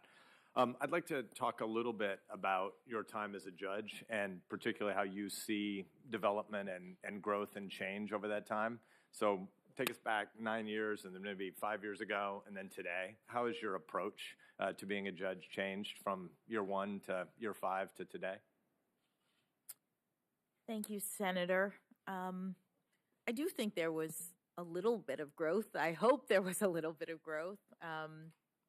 Certainly in year 1 and year 5, I was still a district judge, and both of those years differed dramatically from my work as an appellate judge, which is where I'm currently stationed. In every job, in year 1, you're new, you're trying to figure things out. I don't know that I had quite pinned down at the very beginning exactly how I would approach cases, but by the time I got to year 5, I think I had a really good sense of this judging thing and was able to demonstrate in my opinions, the many, many opinions that I've written, the way in which I go about making my decisions. I was able to demonstrate clearly, I think, that the particular parties in the case, the issues in the case, what it's about from a standpoint of personal preference is not an issue. I'm setting those things aside. I am ruling from a position of neutrality and trying to determine in every case what the law requires. I am looking at only the facts and the law in the case. I'm evaluating the arguments of the parties, and if it's statutory interpretation, I'm trying to ascertain what Congress has intended. I am committed, I think my record shows, to the understanding that that is the role and the only appropriate role for a judge. I'd like to talk a little bit about the troubling pattern we see on law school campuses and across higher education more broadly, especially in the last 5 years. There's obviously a trend toward shouting down and canceling opinions that are outside the left-leaning mainstream, calls for firing professors, canceling professors, shouting down and sometimes threatening speakers who bring diverse opinions, calls to discipline fellow students. These tactics are increasingly commonplace, particularly against conservative speakers and professors and students, but also increasingly against traditional liberals. I'm a former college president, and one of the sort of oddities that doesn't fit inside the tribalism of how a lot of times media covers things in DC. One of the oddities for me is how often I have liberal professors reaching out to me saying that their experience on campus is becoming much less interesting, that the divide on American political campuses is less and less conservative policy leaning versus liberal or progressive policy leaning, but more and more liberal versus illiberal. And I think these campaigns are obviously deeply problematic. They shut down debate rather than teaching students how to engage ideas that they might not have encountered before, which is also a pretty decent definition of education. If you already knew everything before you ever encountered a new idea, you wouldn't need to write checks or take time off of productive life. So there's obviously a tendency in response for students to self-censor rather than learn from each other, and this robs students of the chance to engage with ideas from across the political spectrum.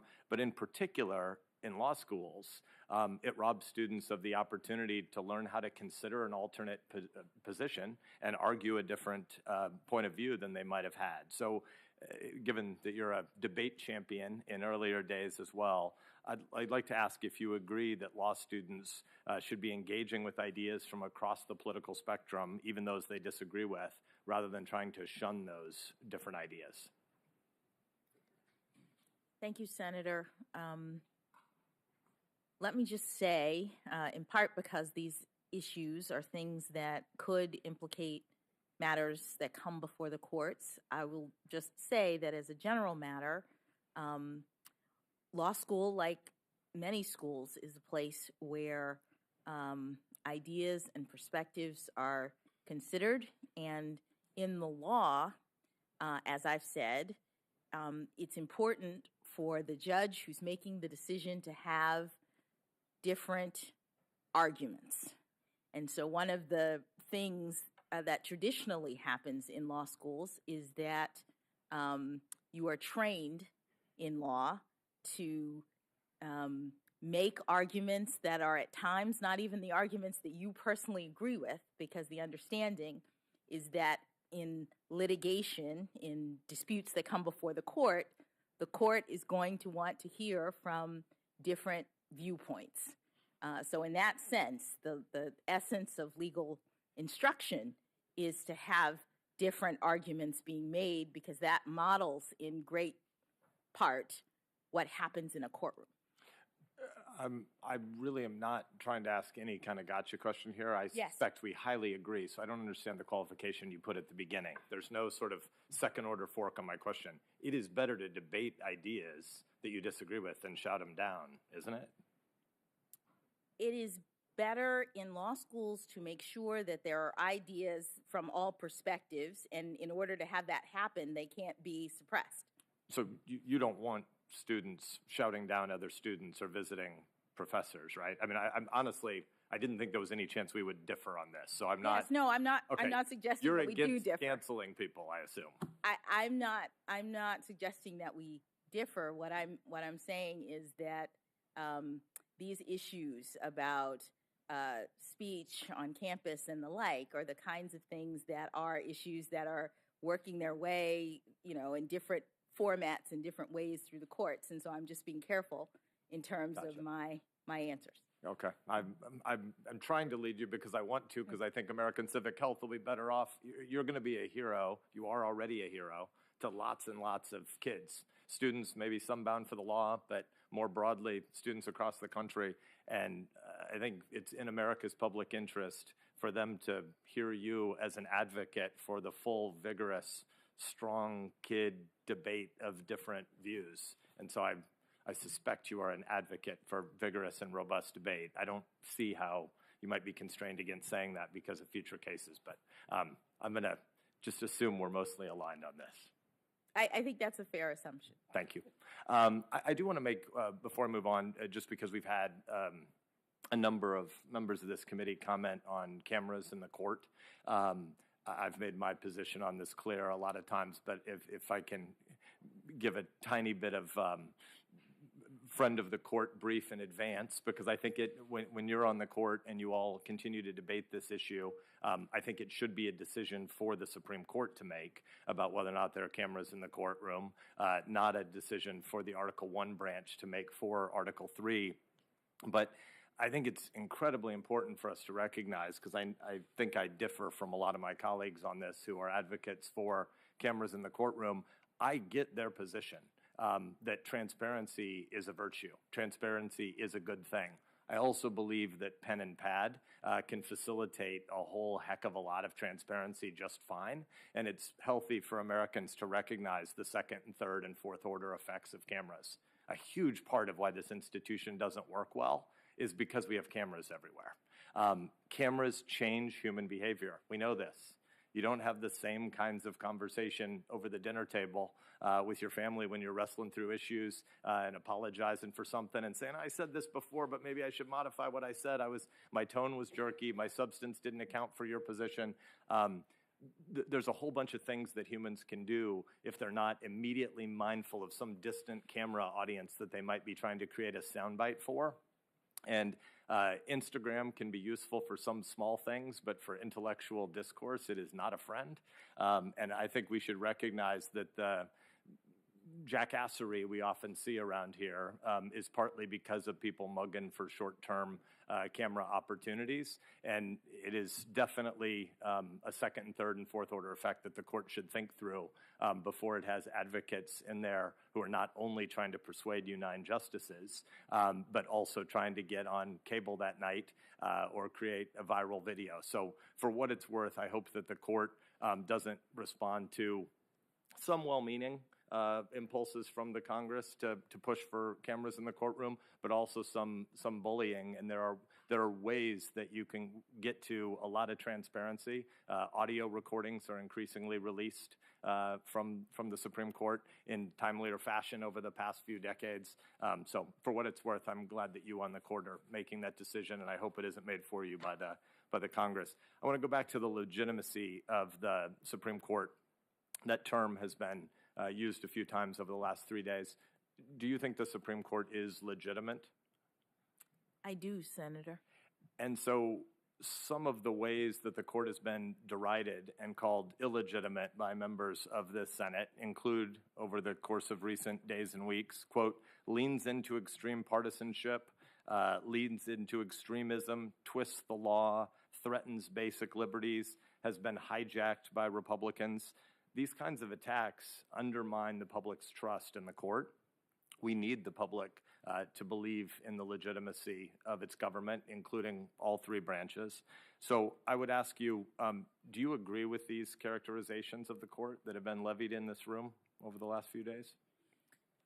Senator, I have nothing but respect for my former judicial colleagues, my current judicial colleagues, and hopefully my future judicial colleagues. I do believe that we need legitimacy. I've said that that's the currency of the court, and I look forward, if I'm confirmed, to joining the institution.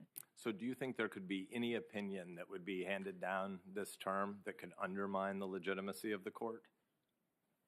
Senator, I think the Supreme Court makes its determinations, and all of them are precedents, and they are entitled to respect. I'd like to come back to our conversation from yesterday. You pointed out a number of times that as both a district and now a circuit court judge, you were constrained and bound by the Supreme Court's holdings. You mentioned a couple of times that you haven't had a chance to do much constitutional interpretation for yourself. I largely agree with the way you framed most of that for the lower courts, but I think you would also agree with me that the job of a Supreme Court justice is different than a district court judge, and in certain ways from a circuit judge as well. When you serve on the Supreme Court, you'll have to interpret what the Constitution means, and based on what you told us about the constrained role on the lower courts, lower court decisions would then not be able to answer how you would approach the new job you would have on that highest court. And so that's why I thought our conversation on judicial philosophy yesterday was somewhat helpful. I'm not a lawyer, but I think you took a lot of us to law school yesterday in ways that were helpful. And in particular, you walked us through some different schools of constitutional and statutory interpretation in ways that I think were good for the committee, were good for the court, and were good for the public more broadly. So I guess I would ask you if you could take us to law school one more time and walk us through some of the different approaches to substantive due process and unenumerated rights. What are the different ideas on the Supreme Court and in the broader legal community? Thank you, Senator. I am not mostly familiar with the Supreme Court's precedents in this area. It's been a while now that the Supreme Court has determined that the 14th Amendment, which guarantees due process, includes a substantive component in addition to procedure. The term due process, one would think, is just about the procedures that the government has to afford you before it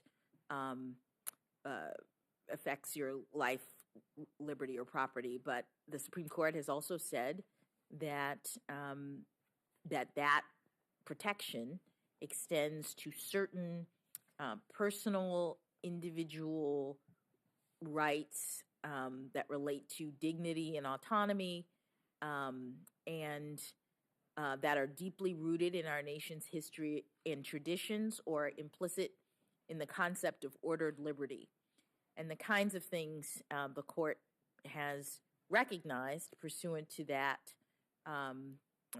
line of jurisprudence are things like marriage, interracial marriage, the access to contraception, a woman's right to terminate her pregnancy, abortion, pursuant to or subject to the framework established in Roe and Casey, travel, the child rearing, the ability to direct your children. Those are some of the rights that have been recognized pursuant to the 14th Amendment due process clause. I'm less familiar with the sort of scholarly debate outside of the Supreme Court's rulings. So will there be new ones in the future? Senator, I am not able to forecast. In every case, the Supreme Court is looking at a particular set of circumstances consistent with the Article 3 requirement that the court look only at cases and controversies. So it would depend on what cases came before the court. So I think that gets at the challenge here that you and I have been going back and forth on over the course of a couple of weeks, because I get the modesty points about being on the district court, but it seems pretty important to understand what the limits might be as a justice. And so I think this morning, again, you stated that I think the quote was that your judicial philosophy is your methodology. But I think that a judicial philosophy of some kind is necessarily an input into your judicial methodology and into every justice's actual jurisprudence on the court. And that's why I think it's important for us to unpack that, because the philosophies that you've outlined for the committee, again, I think yesterday's back and forth that you and I had on Breyer v. Scalia is important, and you wouldn't claim any of those philosophies for yourself.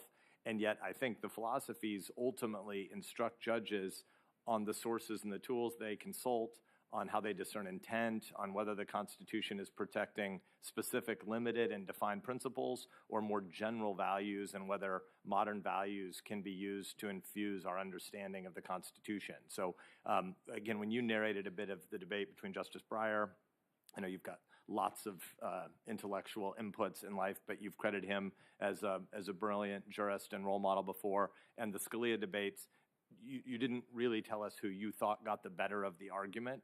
And so I think throughout these 2 days, you've focused a lot on what the Supreme Court has said, and I think that is helpful and important. But I've been also trying to get at what you think the limits might be on what Justice Jackson would be constrained by. So I feel like, I believe we still haven't heard your judicial philosophy, and I wish I'd made more progress with you on that. But what we do know on a personal note is that these committee 3 days have been very long, and I want to thank you, and got to have a nice conversation with your parents earlier, your whole family, for what you've endured and for spending time with us, and obviously wish best wishes to you and your family. Thank you, Judge. Thank you. One more minute. Thank you, Senator Sass, and Senator Blumenthal is next. Thanks, Mr. Chairman. Good afternoon. Good afternoon. Judge Jackson. I know your birthday, September 14th. Yes, sir. You have the happy coincidence of a birthday with Constance Baker Motley. Yes, sir. Who just happens to have been born in New Haven, Connecticut. Ah. And we're very proud that she is a daughter of New Haven and Connecticut. And she is one of my heroes as well. As you know about her, she was the first Black woman appointed to the federal bench. She is the first Black woman to have argued before the United States Supreme Court. In fact, her record before the court was 10 wins and 0 losses. She was very predominantly responsible for Brown versus Board of Education. Thurgood Marshall got most of the credit, but she did a lot of the work. Probably sounds familiar to you.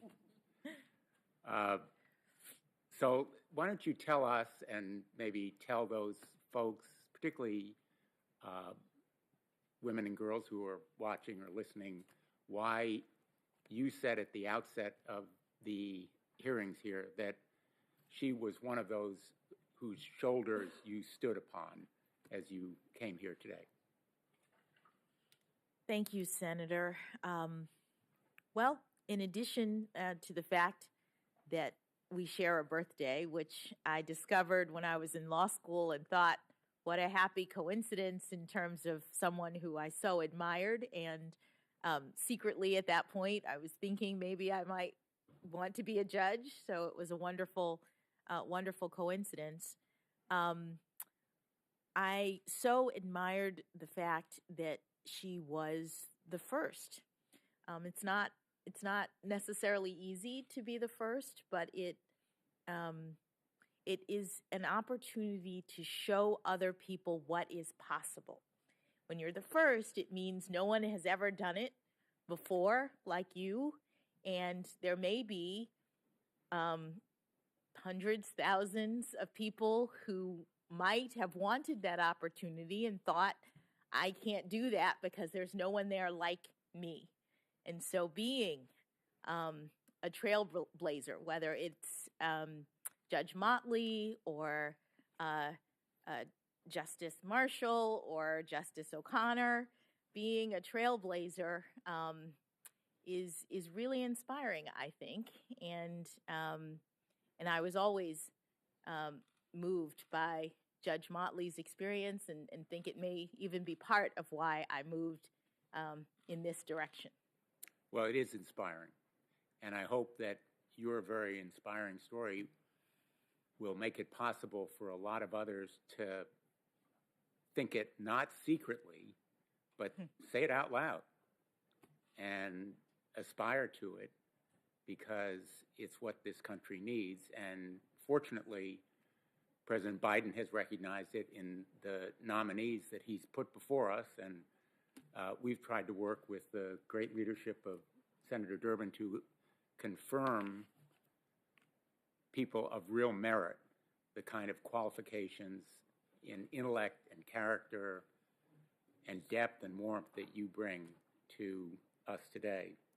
I want to talk a little bit about voting rights, because part of the reason why those dreams now are realities is that more people have the right to vote, at least until recently.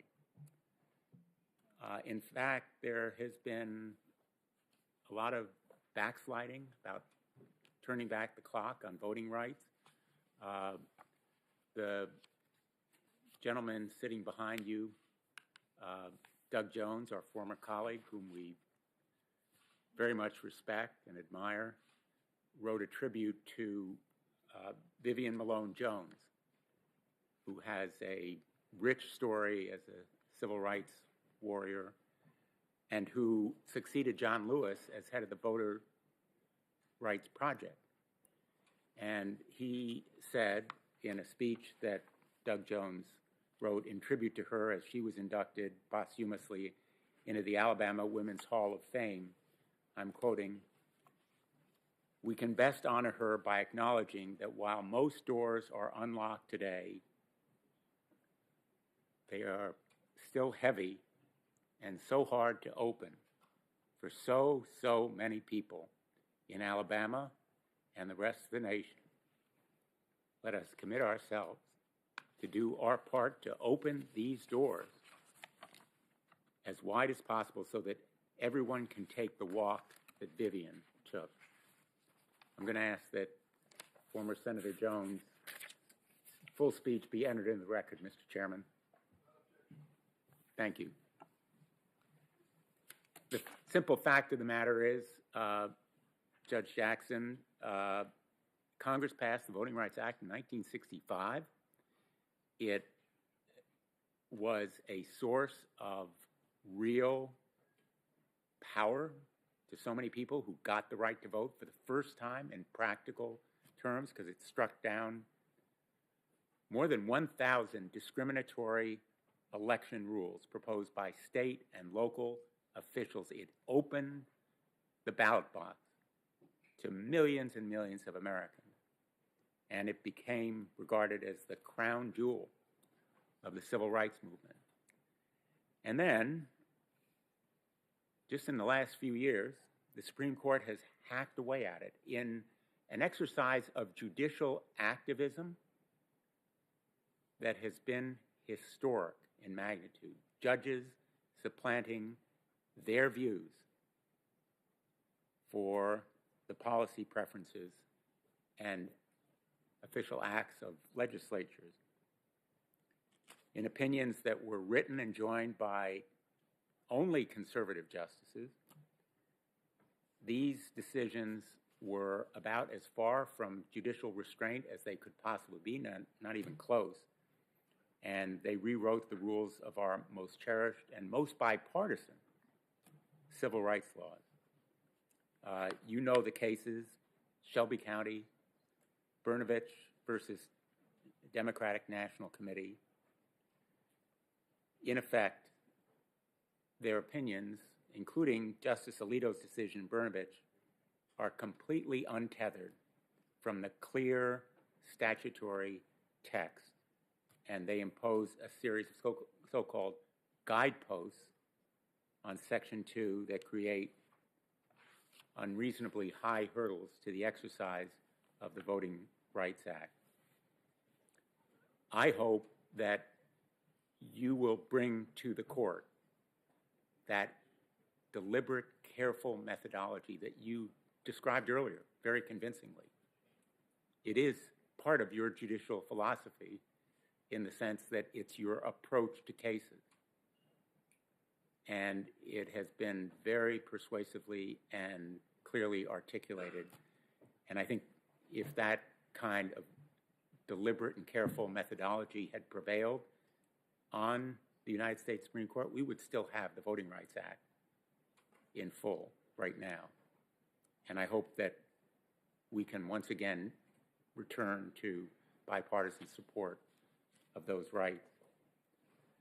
The most recent exercise of unfortunate decision-making in the voting rights area came just hours ago when the Supreme Court struck down the decision of the Wisconsin State Supreme Court in Wisconsin Legislature versus Wisconsin Elections Commission. What is striking is not only the result, but the fact that it was done as part of the shadow docket. We've talked a lot about it here, and what the people of America should know is there's no oral argument, there's only minimal briefing, there are no full opinions of the court. In fact, I'm holding up a per curiam opinion that is about 12 pages in length from the court, which means you don't know who wrote it, and there is a powerful dissent. I recommend that everyone read it. Again, use of the shadow docket has become increasingly prevalent since 2017, and in effect, the United States Supreme Court is shirking its duty. I hope you will bring to the court the kind of responsible and methodical approach to decision-making that will lead to an avoidance of the shadow docket, as well as a return to the Voting Rights Act. And if I can just offer one more piece of advice on the court's workload, I have a chart. I know we're not going by the rules of evidence here, but this chart indicates the signed decisions of the United States Supreme Court over a good part of its history. And I think the pattern here is pretty clear. the court issues fewer signed opinions. In fact, it has declined precipitously since 1972. This little blip at the end here is an increase from 53 to 57, but you can see it's only a fraction of what the court used to do in signed opinions. Even from the time when I was a law clerk, it's diminished profoundly. The Supreme Court needs to do its job. It needs to issue signed opinions, not the shadow docket. It needs to take cases and resolve real, fundamental, important issues. And taking your record, 573 opinions over 9 years. I'm not a math major, but that's about 64 opinions a year. That's a lot more than they do, all 9 of them. So I hope you will bring the energy that you have demonstrated in this room, the energy and the work ethic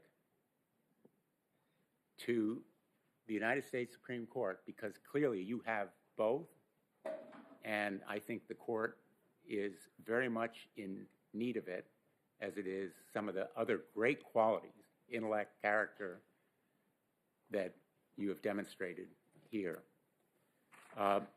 Just a couple more points, if I may. You were asked earlier about dissents. I want to ask you about one in particular. The dissent of your mentor and your predecessor on the court, Justice Breyer. I am told, I think I've read, that there is one opinion that he is proudest of. Could you tell us what you recall it being, if you know? Senator, I'm not able to answer that question. Well, I think he said that the dissent that he is proudest of was in parents involved in community schools versus Seattle School District. I think he said it was the opinion that he was proudest of, and he cited it in a Harvard Law School symposium about his notable opinions, and he said this dissent was most notable. I will give you the citation when we're done, and ask that it be entered into the record, Mr. Chairman. Without objection. It's 77 pages long, and it's a dissent. It's a dissent in the parents involved case, which was a 5-justice plurality invalidating public school integration plans in Seattle and Louisville. The plans had been in place for decades, put in place by 2 local school boards, voluntarily trying to address school segregation in public schools in both of those cities. And the justices, conservative justices, striking down the school integration plans,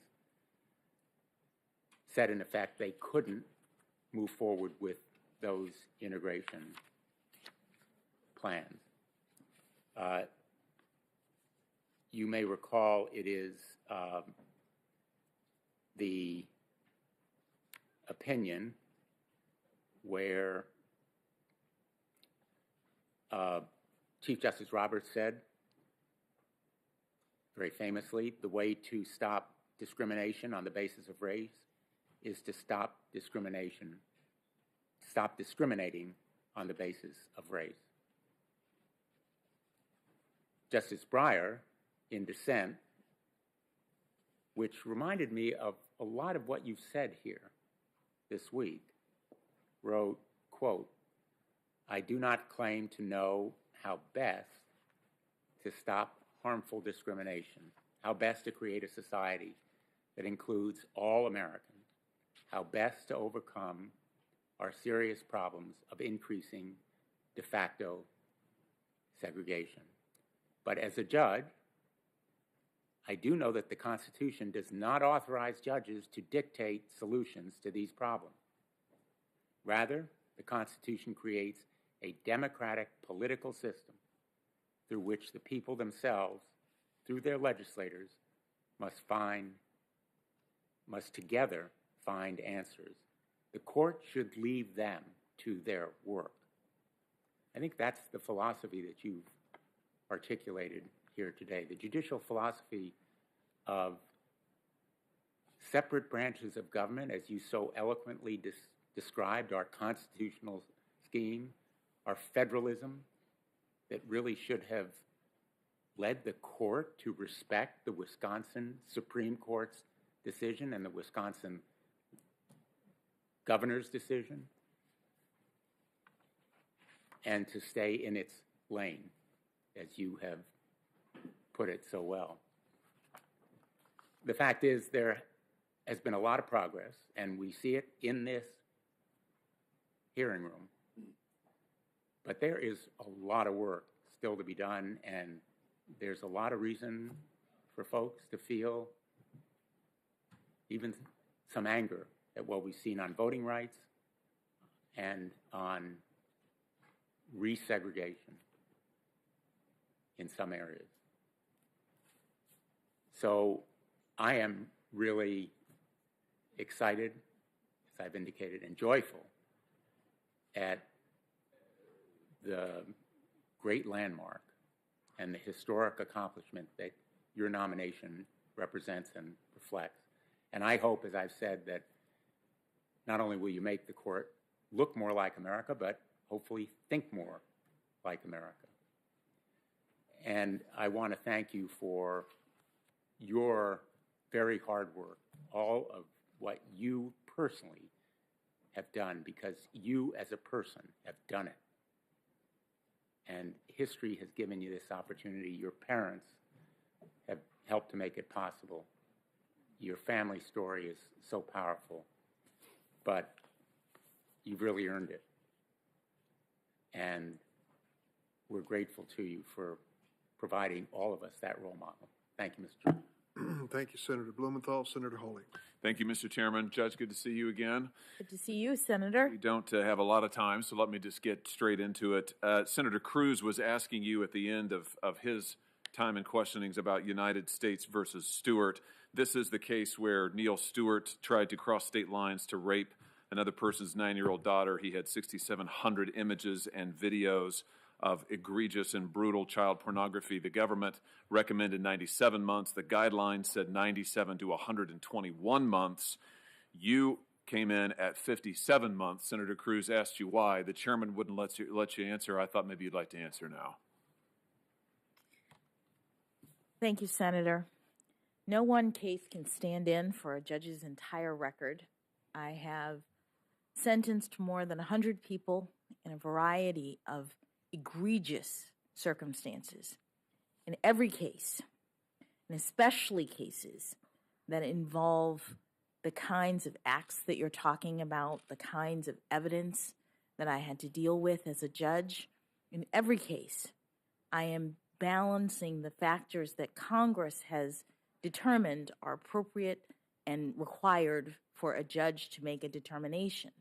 The data points that Senator Cruz pointed to that you may have in front of you don't account for all of the information that was before me as a judge and the authority that you all, Congress, and your prior confirmation when I was a district judge provided for me to exercise my judgment, and I treated those cases and every case very seriously and imposed a sentence that was sufficient but not greater than necessary to promote the purposes of punishment. Would it surprise you to learn that Mr. Stewart is a recidivist?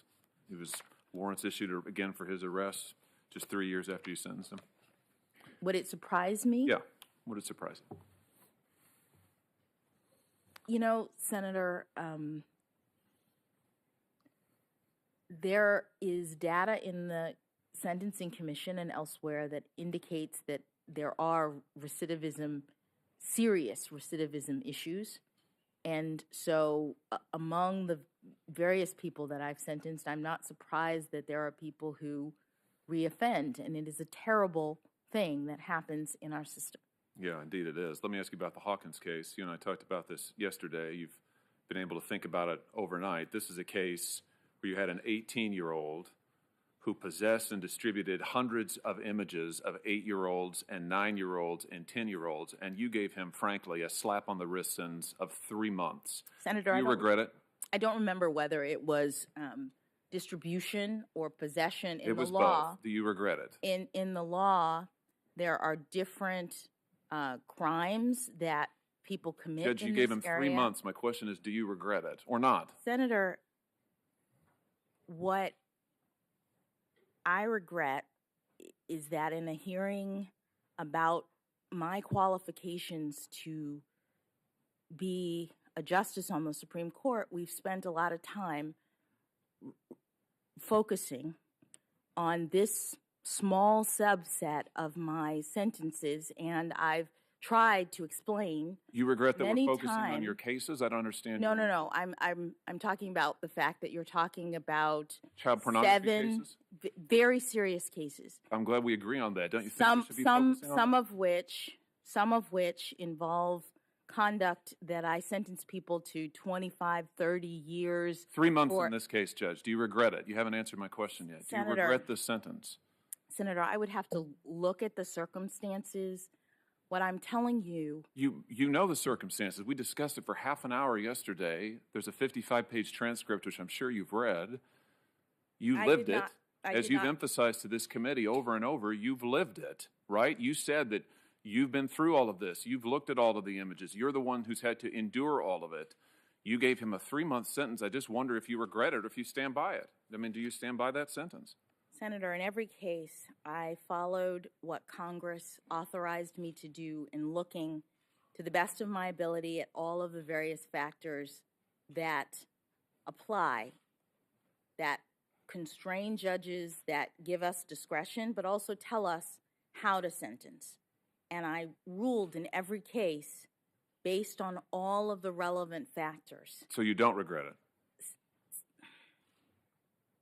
No one case, Senator, can stand in for a judge's I'm not asking you that. entire I'm asking you record. if you regret this sentence in this case. And it sounds like the answer is no.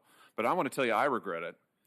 I regret that you gave him only 3 months. Let me read to you what you said about these kinds of cases. In fact, to this defendant, you said, "Make no mistake, Mr. Hawkins, the children you saw in those pictures were not willing participants in the conduct that you witnessed. They were being forced to commit unspeakable acts of sexual violence for the pleasure of the person who was filming and for the gratification of sick people everywhere, people who apparently have no shred of empathy for what this must be doing to the children who are being abused in this way." You go on. Some of the children you saw in those pictures will never have a normal adult relationship. Some of them will turn to drugs and prostitution and other vices to try to deal emotionally with the pain that results from the torture that they have experienced. And even those who manage to lead a somewhat normal adult life say they live in constant fear of being recognized. Some people are even unable to leave their houses because once those pictures are on the internet, they are there forever. And the victims can't do anything without worrying that every person that they meet has seen them in their most vulnerable state at the most horrible time in their lives. That's your words, pages 34 and 35 of the transcript. Powerful words, Judge. I just don't understand why after saying this and believing this, you could give this guy 3 months in prison when the probation office that we've heard so much about recommended 18 months. Even the probation office recommended 18 months. Do you have anything to add? No, Senator. Let me ask you about your policy of not giving enhancements when there are prepubescent children, like there were in the Hawkins case, who are 8, 9, 10 years old, when there are prepubescent children involved. I'm just struggling to understand this. You said it in Hawkins. You said that you weren't going to give him an enhancement. You weren't going to make his sentence any tougher, despite the fact that we had all of these terrible videos that you and I talked about at length yesterday. This is page 38 of the transcript, just so that we're all following along. You said, in your case, I don't feel that it is appropriate necessarily to increase the penalty on the basis of your use of a computer, and we've talked about that, or the number of images or prepubescent victims as the guidelines require, because these circumstances exist in many cases, if not most, and they don't signal an especially heinous or egregious child pornography offense. You said the same thing in the Cooper case just last year. This was an individual, Cooper, who was 30 years old at the time of his sentencing. He pleaded guilty to distributing child pornography. He posted between 3 and 4 dozen images of child exploitation to Tumblr, where it could be accessed publicly. The government said, and I'll quote from the transcript in that case, page 37, when his devices were found, including the computer, within the computer and on an untitled folder were many, many, many videos. The nature of these videos went well beyond mere child pornography. The government says, I don't mean to make light of the content of any child pornography, but rather to say that the content of those videos is on the more egregious or extreme spectrum of the child pornography videos that are encountered in these cases. And yet, when you sentenced him, you said, I'm quoting now from the transcript in Cooper, I'm really reluctant to get into the nature of the porn. And then later, it's very difficult to assess how different Mr. Cooper's images are than those of other similarly situated child pornography defendants, such that I, without going into looking at them, and I'm not an expert, you say. So you say, while I understand the government's arguments, Mr. Miranda, the government's arguments in that regard, I don't find them persuasive from the standpoint of characterizing this as an especially egregious child pornography offense. Help me understand this, Judge. Why is it that what's your policy disagreement with the guidelines treating images, videos, pornographic images that have small children, infants, 7, 8, 9-year-olds? Why won't you give an enhancement for those? Help me understand that. Thank you, Senator. I'll make 2 responses. First, that's not my policy disagreement. I don't know why you've characterized that in that way. Well, wait a minute. You say right here in the cases. I mean, this is what I want to make sure that we're talking about the same thing here.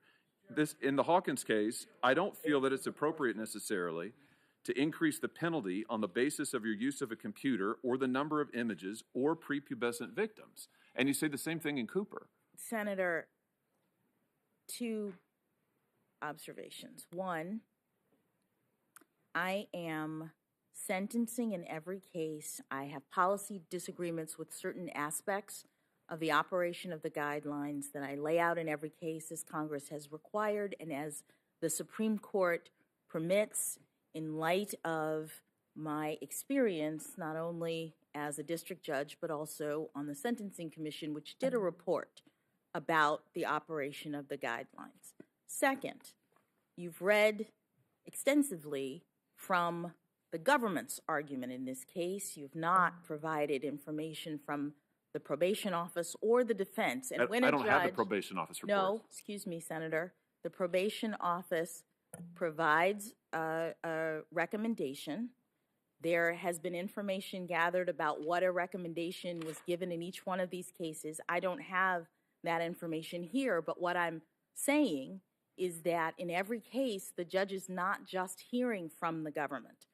The judge is not just evaluating what the government says in these cases. In every criminal case, a judge has to take into account all sorts of factors, including arguments being made by the defendant, by the government, by the probation office. So I understand that in certain cases, the government may have made an argument, but there are other people in our criminal justice system who make arguments, and the court evaluates everything as Congress has directed, and no one case can stand in for my entire record of how I deal with criminal cases, or did when I was a district judge. I have law enforcement in my family. I am a mother who has daughters who took these cases home with me at night because they are so graphic in terms of the kinds of images that you are describing. They give you not only the actual videos, which you can ask to see, but they describe in the briefs in detail what these videos show. So I am fully aware of the seriousness of this offense and also my obligation to take into account all of the various aspects of the crime as Congress has required me to do, and I made a determination seriously in each case. What I'm trying to understand is, why is it that you say multiple times that just because there are prepubescent victims in Cooper, in Hawkins, that does not signal that this is a heinous or egregious child pornography offense, and you're not going to apply any sentencing enhancements that the government's asking you for? The sentence gets to be less because you say, I'm not going to apply. The government asked for enhancements related to prepubescent children, related to the nature of these images. You say, I'm not going to apply it. But what you're telling me is, I guess, that you don't have a policy objection? I mean, why didn't you apply the enhancements as they were asked for? Senator, I've answered this question many times from many senators who've asked me, so I'll stand on what I've already said. So you have nothing to add about why these crimes, why these images, in your view, do not signal an especially heinous or egregious child pornography offense. That's Hawkins. You say in Cooper, I understand the government's argument, but I don't find them persuasive, the fact that there were prepubescent children, from the standpoint of characterizing this as an especially egregious child pornography offense. That's page 58. Let me ask you this. You said to Senator Graham earlier today that you were trying to do what's rational, and you didn't in sentencing in these cases, and you didn't think it was rational to sentence people who had thousands of images by using a computer to the sentencing guidelines, to the mandatory range. I'm sorry, it's not mandatory, to the no longer mandatory range, the discretionary range. No, Senator, I said the guidelines system is designed to be rational. Okay, so let me ask you this.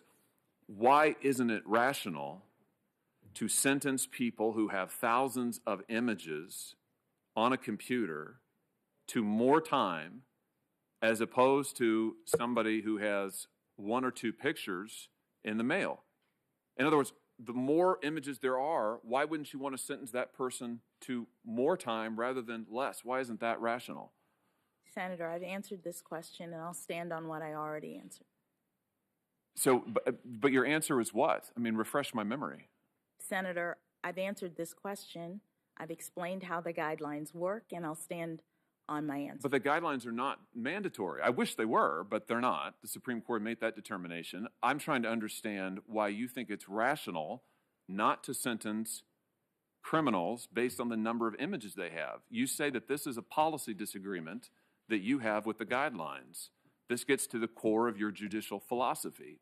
You served on the Sentencing Commission, where you recommended changes to the guidelines based in part on this policy disagreement. So I think it's relevant and indeed vital we understand what the policy disagreement is. That's what I'm trying to get at here. Senator, I previously explained what the policy disagreement is, and I will stand on my answer. So you're not going to answer my question? No, I've answered your question, and my answer You is haven't I've answered my question. explained- I'm sitting here asking you, and you're declining to answer. I've explained how the guidelines work. I've explained that the guidelines were developed at a time in which the commission of this crime was different than it is today. I've explained that Congress has not intervened to revise or direct the commission around how to deal with the changes in the commission of this crime. And so judges all over the country are grappling with how to apply this guideline under these circumstances. And there's an extreme amount of disparity. And in each case, a judge has to look at all of the factors, not just the guidelines, not just what the government asks for, but the recommendations of the probation office, the arguments of the government and the defense, the nature and circumstances of the offense, the history and characteristics of the defendant, the need for the sentence imposed to promote the purposes of punishment, which include things like rehabilitation.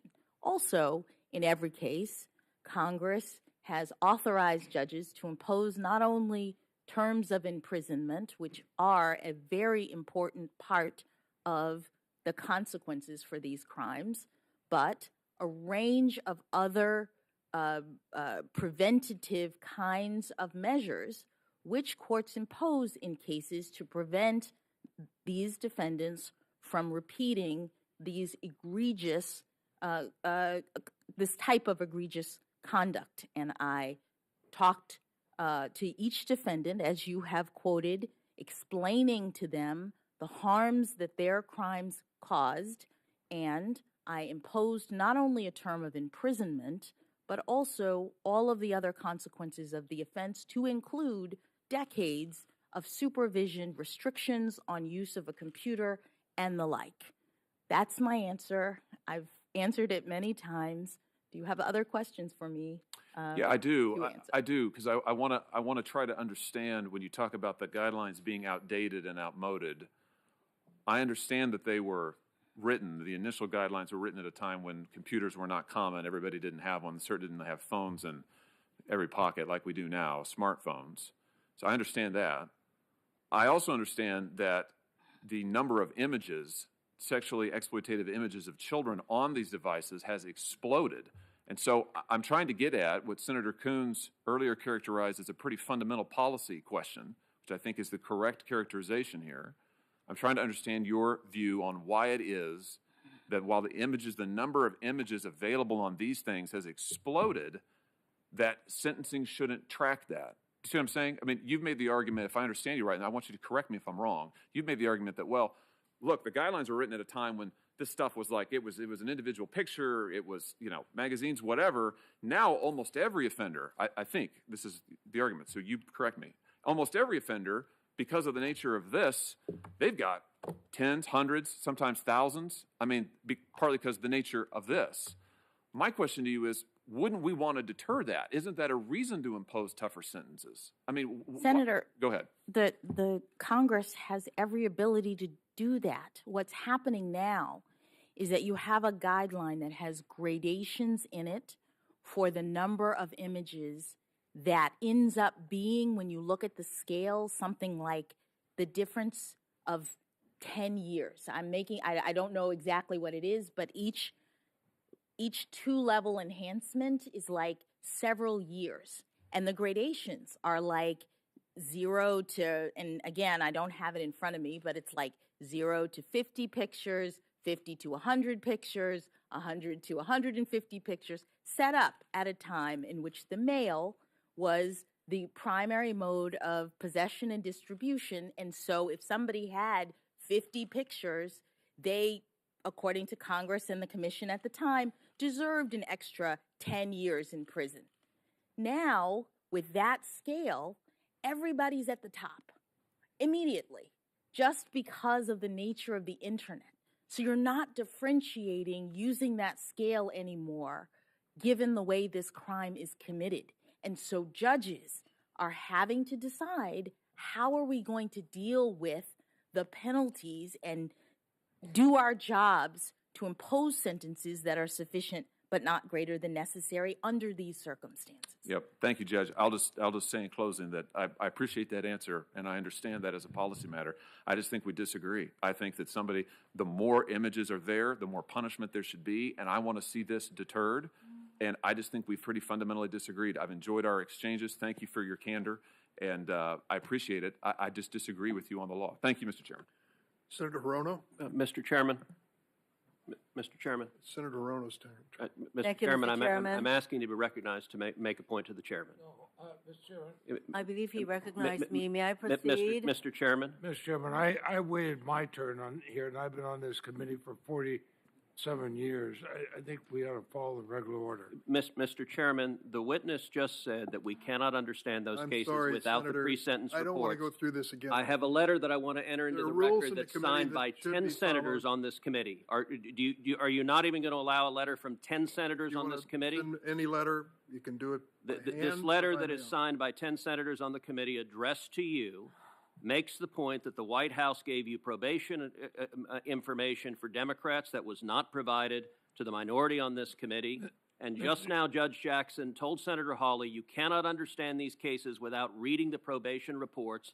10 senators on this committee are asking the chairman to provide those reports so we can do what Judge Jackson just said, which is to assess those reports. And here is the letter. I ask unanimous consent to be admitted to the record. I know the junior senator from Texas likes to get on television, but most of us have been here a long time trying to follow the rules. And he could very easily hand you a letter to go in the record. He's saying he's doing this to help Senator Hawley. Senator Hawley could have put it in, and he didn't. But let's get back to regular Senator order. Hawley didn't write the letter. Mr. Chairman, I ask unanimous consent that it be admitted to the record. Senator Rono. Thank you. Are you denying consent? Thank you, Mr. Chairman. Aloha, Judge Jackson. Aloha. I'm going to try and spread some aloha into this room. I'm taking a lead from my friend, Senator, sitting to my left. Well, at least you and I are very color coordinated today.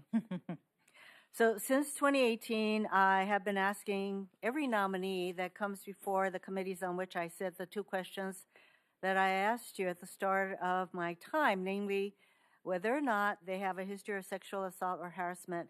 This is something I started in 2018 to make sure that harassment and abuse that women mainly have put up with since, as far as I'm concerned, time immemorial, didn't continue to get swept under the rug.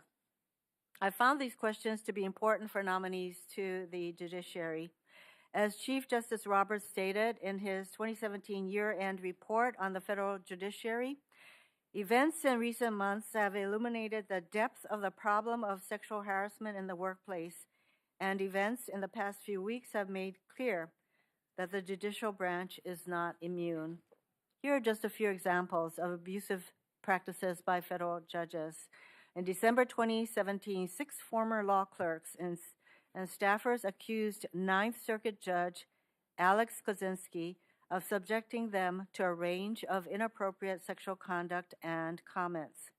In September 2019, the 10th Circuit Judicial Council issued an order finding that District Court Judge Carlos Mejia, apologize if I mispronounce his last name, had harassed multiple employees over a period of years, including by subjecting them to sexually suggestive comments, inappropriate text messages, and excessive non-work-related conduct.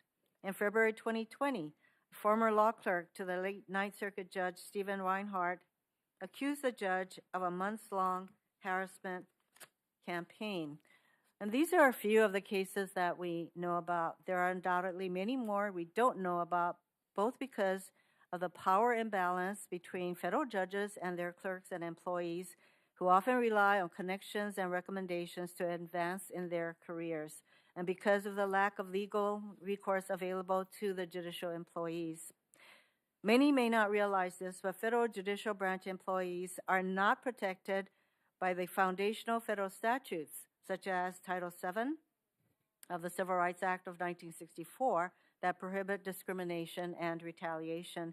And that's why I introduced, along with Chair Durbin and Senators Whitehouse and Murray, the Judicial Accountability Act, which would ensure the more than 30,000 employees of the federal judiciary have strong statutory rights and protections against discrimination, sexual harassment, retaliation, and other forms of workplace conduct. I know you can't comment on legislation, so I won't ask you whether you support the Judicial Accountability Act. Instead, I'd like to hear what you do to make sure your chambers is a safe, inclusive place to work. Thank you, Senator. I, as you know, have been a judge now for almost a decade, and I take my responsibilities not only to hear and decide cases seriously, but also my responsibility as an employer, that I bring law clerks into my chambers. I was a law clerk to 3 wonderful federal judges who were role models for me, and I try to act as a role model to my law clerks. I try to bring in people who have the respect of others, people who come with strong recommendations, people who I think will get along with one another, and certainly people who I think will get along with me. And we create a little group, a working group, and I think that it's worked out well. And I would think that you would make sure that there are no instances of inappropriate behavior, sexual harassment from any of your clerks or employees. That's absolutely correct. During our courtesy meeting, I enjoyed learning more about your background and family. And of the 9 sitting justices of the Supreme Court, only 3, Justices Alito, Breyer, and Kagan, were educated in our public school system. And you would, as far as I'm concerned, make a welcome addition to the court from that standpoint as a public school graduate myself. So public high schools educate people from all backgrounds, and most people go to public schools. Most people don't get to go to private schools. So your classmates probably came from different racial and ethnic backgrounds, incomes, social statuses, academic abilities, athletic abilities, among others. How, if at all, has your public school experience shaped the person you are and your approach to the law? Thank you, Senator. I was very fortunate to go to public school in Miami, Florida.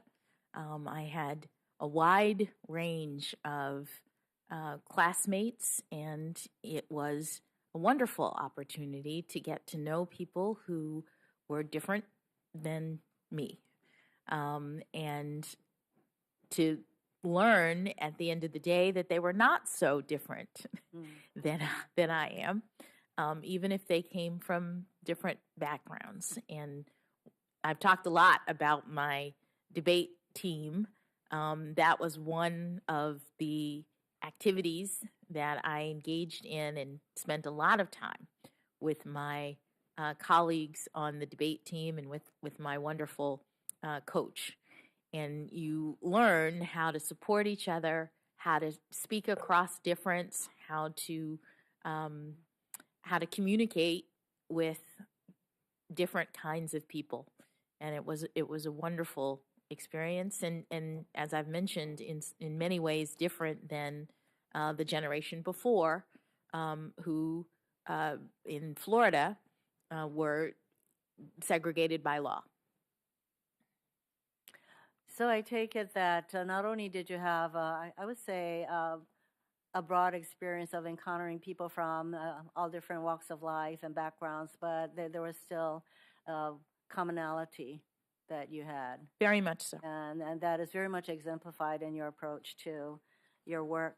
I also talk with you about the importance of the creative part of our lives, because I think lawyers tend to be very left-brain, and I know that you are a very well-rounded person. And so I asked you, what do you do to pay attention to the creative side of your life?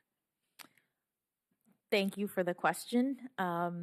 I took up, not too long ago, but took up the fiber arts, as they say. My mother is an expert crochet artist.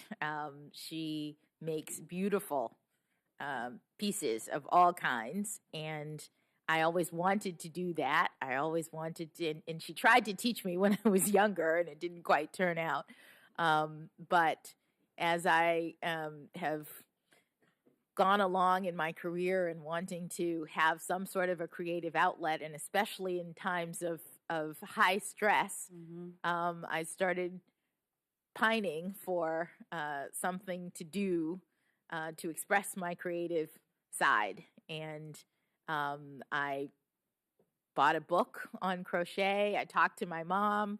I started making hats and scarves, and then I moved to knitting during one of my confirmation hearing scenarios, because I needed something to keep my mind off of the stress. So I have a basement full of yarn if you'd like to come over. I think that's another way that you're connecting to the people who really mean a lot to you. The creative outlet is really important to me because in a changing world, I think it is our ability to be creative in our approaches and how we think about things that will enable us to deal with the rapid changes that happen every day in these days. I view you as a consensus builder, and so I know that in your work with the Sentencing Commission, you really worked hard to come up with some 95% of the time. In this very diverse group, there was consensus in your recommendations. How important do you think consensus is on what I characterized yesterday as a very ideologically split Supreme Court? I think consensus is very important. It was one of the things that I most admired about having the opportunity to work for Justice Breyer as a law clerk, to observe his process for reaching out to colleagues and trying to collaborate in his thought process about the outcomes of cases. And it's something that I tried to emulate when I was on the Sentencing Commission, which, as you said, is a very diverse body. I saw in that context the importance of trying to reach common ground with respect to your determinations. Mr. Chairman, thank you very much. To illustrate the kind of broad support that this nominee has, I would like to enter into the record 2 letters, one signed by 1,000 public defenders from all across the country, and another signed by 48 prosecutors from across the country. Judge Jackson, I have very much enjoyed the privilege of talking with you. Thank you, Mr. Chairman. And it will be my privilege to support your nomination. Thank you, Aloha. Senator. Thank you very much, Senator. Mr. Chairman. Senator from I have a letter here signed by members on my side of the aisle I'd like to put in the record. Without objection, I'd like to comment. I had a chance to review this letter for the first time just a minute ago. There is apparently a concern on your side, Mr. Chairman, about whether you have on your side of the aisle access to all the information that we have on this side of the aisle and all the information that's in the possession of the White House. During a break earlier today, I met with the ranking member, Senator Grassley, his staff, and with White House staff to discuss it. Here's my understanding of what has transpired. Last Wednesday evening, the senator from Missouri selected a handful of Judge Jackson's more than 1,000 district court cases to claim that Judge Jackson, quote, endangers our children, close quote. On Thursday, the next day, the White House contacted Judge Jackson's chambers to request the probation office recommendation in each of the cases. I underline probation office. That probation office provided a chart reflecting these recommendations. This is the sum total of what was provided. They shared with the White House from the chambers. When the senator from Missouri continued to raise questions and request the probation office's recommendation in these cases, the probation office provided this chart reflecting those recommendations, which was shared with the White House. When the senator from Missouri continued to raise questions about Judge Jackson's sentencing record, my staff asked the White House for information about the probation office recommendations. These are just numbers for each one of the cases. That's all that is. The White House and my office didn't have this information earlier because we didn't know the senator from Missouri was going to make this claim in the first place. Once the Republican side requested the same information, my staff shared it within minutes. So now your side, Senator, has exactly what the White House and the Democratic side has. The same chart provided by the probation office.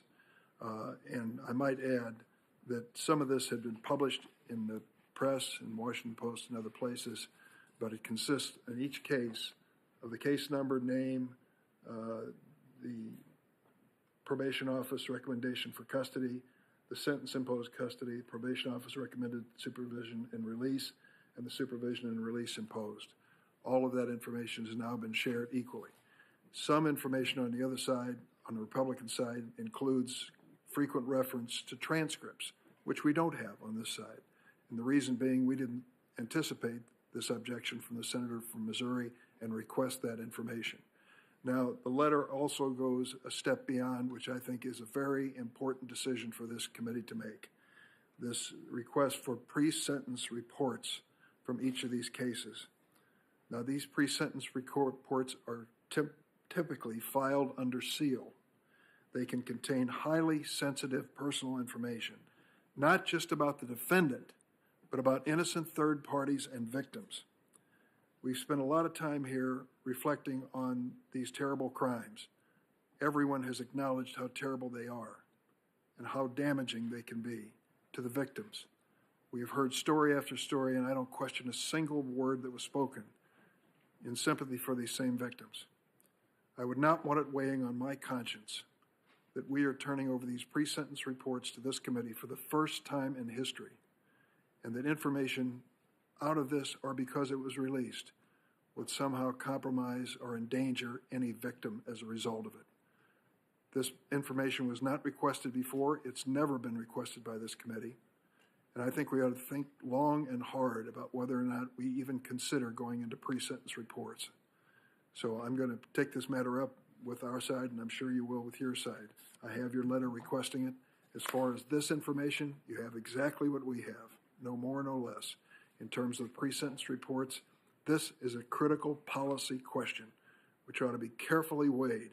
It goes way beyond, I'm sorry, Senator Judge Jackson, it goes way beyond your nomination. And I want to make certain that we don't take a step here that endangers the lives or well-being of innocent people. Mr. Chairman, since you just responded to the letter that I wrote and was submitted on behalf of 10 senators, I will point out that in Judge Jackson's answer to Senator Hawley, she said that he and this committee did not have sufficient information to assess her sentencing decisions because we heard the arguments of the prosecutors in the transcript, but we did not have the recommendation from the probation office. And what she testified under oath is you can't understand why she issued her sentences without having those probation reports. You are right that there can be sensitive victim information in those reports, and everyone on this side, I'm confident, would agree to redacting out any information that would violate the privacy of a victim. But Judge Jackson has told us it is relevant to understanding those cases, and that's why 10 of us have requested we have those reports, and there's explicit statutory authority for us to do so that is cited in the letter we just submitted. Senator, I don't know where other members of your caucus stand on the basic question of this nomination. They can decide on their own, and they will, and they should. That is their responsibility. I think I know where you're headed. And I would just suggest that we ought to think long and hard, my friends, about members of the Judiciary Committee endangering the lives of innocent people to pursue this line of questioning. We spent 2 days, 15, 16, 17, 18 hours, and a large part of it on this issue. I don't believe these pre-sentencing reports are going to change anyone's disposition if they're going to vote on this issue. And I do not want it weighing on my conscience that I gave the green light to release this information so that it might endanger the lives of innocent victims. I'm sorry. That's a bridge too far for me. I think the issue before us on sentencing, you each had a chance to hear plenty of testimony on it. And I believe this should be taken up with the individual caucuses on both sides, if you wish. But that to me it's gone way too far. Way too far. I don't want it on my conscience. Mr. Chairman, if I might, Senator, when I agree with you, I've prosecuted literally thousands of people. I would have to go back. It's over 8 years. I can't remember the hundreds of sentencings I was at where we had pre-sentence reports over and over again. There were things in there that were sensitive, sometimes reflecting somebody who were putting their lives on the line to even give a report. Neither the defense counsel nor I as a prosecutor ever thought those would be made public. And we assumed the judges We had judges across the political stripes who read them, kept the confidence of that. As a result, we knew that the reports were thorough. And a judge has the final say, but as a prosecutor, I might have a recommendation, but I never question a judge who might give a different sentence, because my responsibility was prosecute, theirs was the sentence. Senator Lee. Yeah, might I just weigh in here? I totally understand the concern that you're describing relative to the confidential nature of pre-sentence reports. As a prosecutor and as a law clerk, I reviewed those with some regularity, and I understand the sensitivity of them. Let me suggest a couple of things. First of all, it's not unusual for us as a committee and as members of the United States Senate to review materials that would be inappropriate for public release. I don't think one of us is suggesting that. There are means by which we can review things in a classified environment and treat them as classified. We've done that with significant success in this hearing. Secondly, to the extent that wouldn't provide the level of comfort necessary, we'd also be happy to review them on a redacted basis. These are things that have become relevant in our conversations. We want to make sure that we have the facts, but not one of us wants to endanger anyone or to render public information that is sensitive in nature. There are abundant ways around that. I would suggest that the information contained in these reports is dangerous to the victims and to the innocent people who are mentioned in these reports, and unnecessary at this point. It's never been requested by this committee, and it's merely a fishing expedition in dangerous territory. Classified settings, redacted versions of the reports. This has never happened in the history of this committee. And I would say, Senator, I will just tell you, I am not going to be party to turning over this information and endangering the life of an innocent person for a political quest to find more information. We have exhausted this topic. We've gone to it over and over again. And I think that this is a bridge too far for this committee. That's my personal feeling. I take it that Senator Leahy may agree with me in that regard. This nominee has been before this committee for 18 hours. I don't believe that this information is going to change anyone's vote. You can decide in your caucus what you want to do to go forward. I've told you my position. I want to proceed if I can. I thank the nominee for waiting for this colloquy, and I turn it over to Senator Cotton. Judge, I want to return to the question of crime and specifically sentencing. In any of the cases where you've sentenced an offender below the guidelines, has that offender gone on to commit another crime after getting released from prison? Thank you, Senator. When judges sentence, they often impose terms of supervised release, and there are times in which, when a person is on supervised release, they reoffend. There are also times when they don't. But even after the period of supervised release, the court doesn't continue to have any way of tracking or knowing what happens, because if they were to reoffend, it wouldn't necessarily come back to the same court or the same judge. So you don't have a factual basis to know whether or not anyone you've sentenced below the guidelines has reoffended in the future? Do I have a factual basis? I know that there are people who have reoffended while on supervised release. I can't remember whether any of them were guideline sentences, below guidelines, or above guideline sentences. Okay. I know you've answered a lot of questions the last 2 days about sentences and sex crimes. I just want to be exact about this. In these cases, have you ever sentenced an offender above the guidelines recommendation? I'd have to take a look at, I know that I have sentenced offenders to the guidelines if in the category of sex crimes in general. I know that I've given 30-year sentences for at least one offender, almost 30 years, 29.5. I've given, I believe, a 12-year sentence for someone at the agreement of all of the parties, which was a sentence that was a part of his plea agreement. I'm not remembering the others. I understand you've sentenced in a lot of cases. I want to return briefly to the Hawkins case.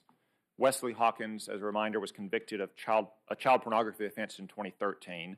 The sentencing guidelines for this offense called for a sentence of 97 to 121 months, or 8 to 10 years. The prosecutors asked for 24 months. You sentenced him to 3 months. We've heard a lot about this case and your 3-month sentence of Wesley Hawkins, but you got another crack at him in 2019, Judge. In 2019, you sent Wesley Hawkins back under conditions of confinement with the Bureau of Prisons for 6 months with additional restrictions on his computer usage.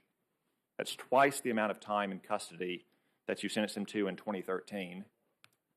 What did Wesley Hawkins do in 2019, Judge?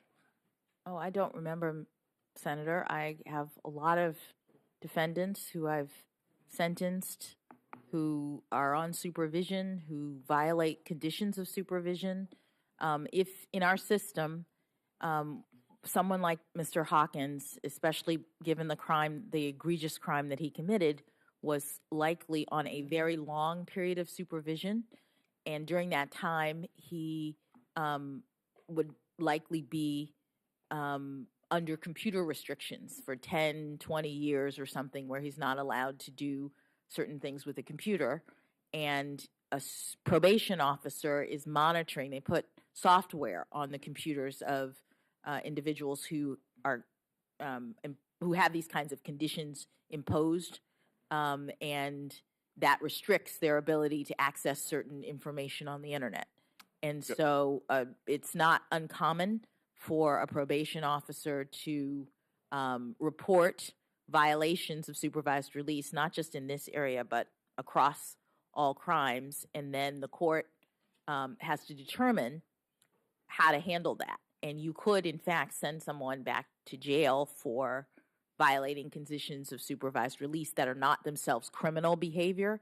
It's just, the court says in their supervision order, I'm imposing a 20-year or whatever it is sentence of supervision, and during this time you're not allowed to access your computer, et cetera, et cetera.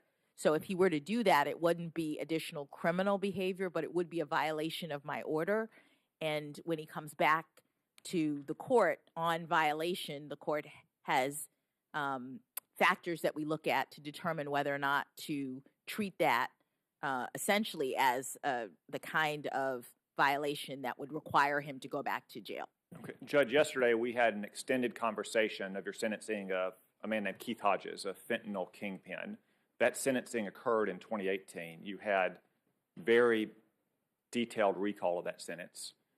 To my knowledge, that's the only time anyone's asked you about Mr. Hodges' sentence. You've been asked repeatedly over the last 2 days about the Hawkins case. It's been in the news, as Senator Durbin has cited, for days on end. This resentencing happened in 2019, and now you're saying you don't have any recollection of it. Let me see if I can refresh your recollection.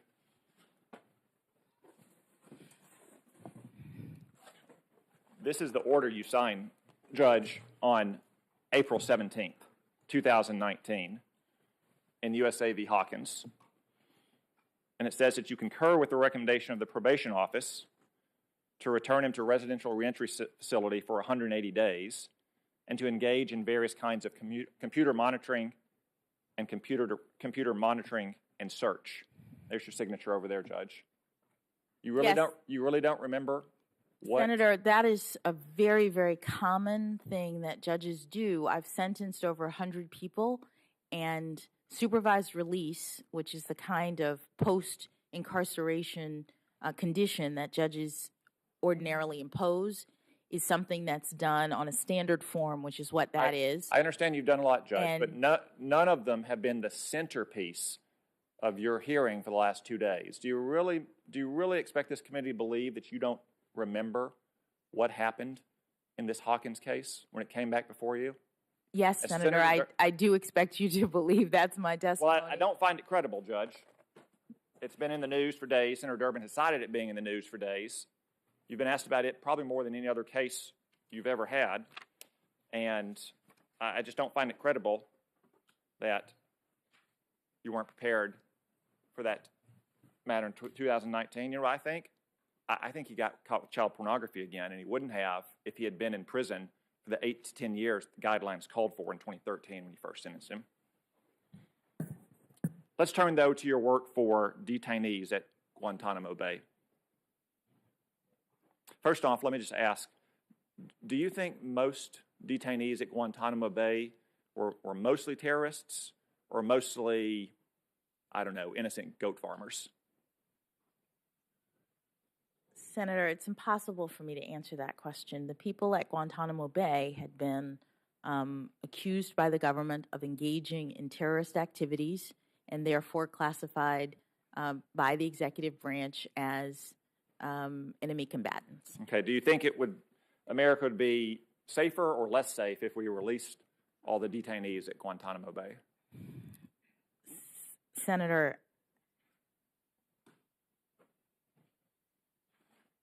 I'm trying to figure out how to answer that question.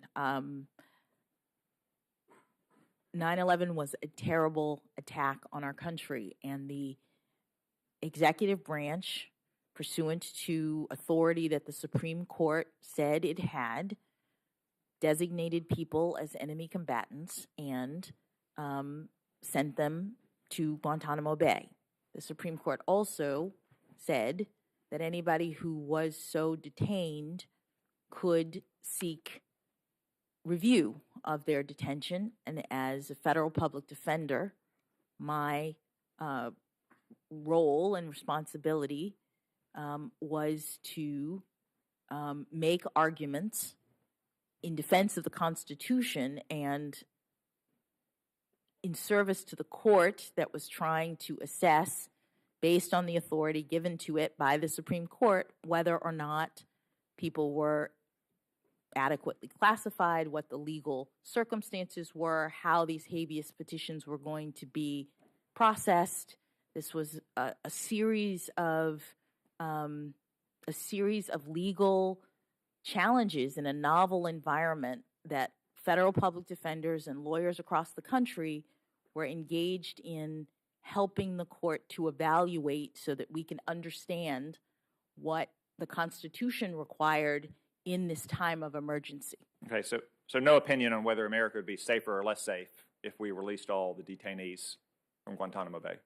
Senator, okay. America would be less safe if we don't have terrorists out running around attacking this country. Absolutely. America would also be more safe in a situation in which all of our constitutional rights are protected. This is the way our scheme works. This is how the Constitution that we all love operates. It's about making sure that the government is doing what it's supposed to do in a time of crisis. As Justice Gorsuch said, the Constitution is not suspended in times of crisis. The government still has to follow the rules. And so criminal defense lawyers make sure that in times of crisis, the government is following the rules. Okay, let's turn to the actual cases. How many of these terrorists at Guantanamo Bay did you represent? When I was a defender, 4 cases were assigned to me in our office. I don't know how many cases came into the office in total, but you personally had 4. I was assigned to them along with another defender who worked on the same cases. She was more senior. She did all of the sort of fact gathering related to the cases, and as an appellate defender, I worked on the legal arguments. Okay. Did you ever represent any of the detainees at Guantanamo Bay when you were not a public defender? One of the people who I'd represented while I was in a federal defender, his case got spun off and taken up by a law firm. Law firms around the country were also engaged in this work. I'm well aware of what law firms were doing at the time. Yes. And I left the federal public defender's office. I joined a law firm, And one of the people that I had represented was now at that law firm. They had him as a client. That's and Mr. Al-Salwam. Al-Qatani. Al-Qatani was the one. Was the one who... Just coincidentally, both he and you went to Morrison and Foerster. Yes, Senator. Okay. What about Mr. Al-Salwam? I don't know what happened to Mr. Al-Salwam. You were listed as counsel for 2 years during your time at Morrison and Foerster. What happens is when you leave from any place, firms or government service, you have to let the court know, or their records reflect where you are in the system, and not so much the case in terms of your address. So to go back to Mr. Al-Qatani, yes. He just coincidentally, it's a small world, went to Morrison and Foerster at the same time you did, and then you represented him, and you did file multiple motions on his behalf. So I don't know if it was at the same time. I'm not sure. But you did file multiple motions for him. 2008 and 2009.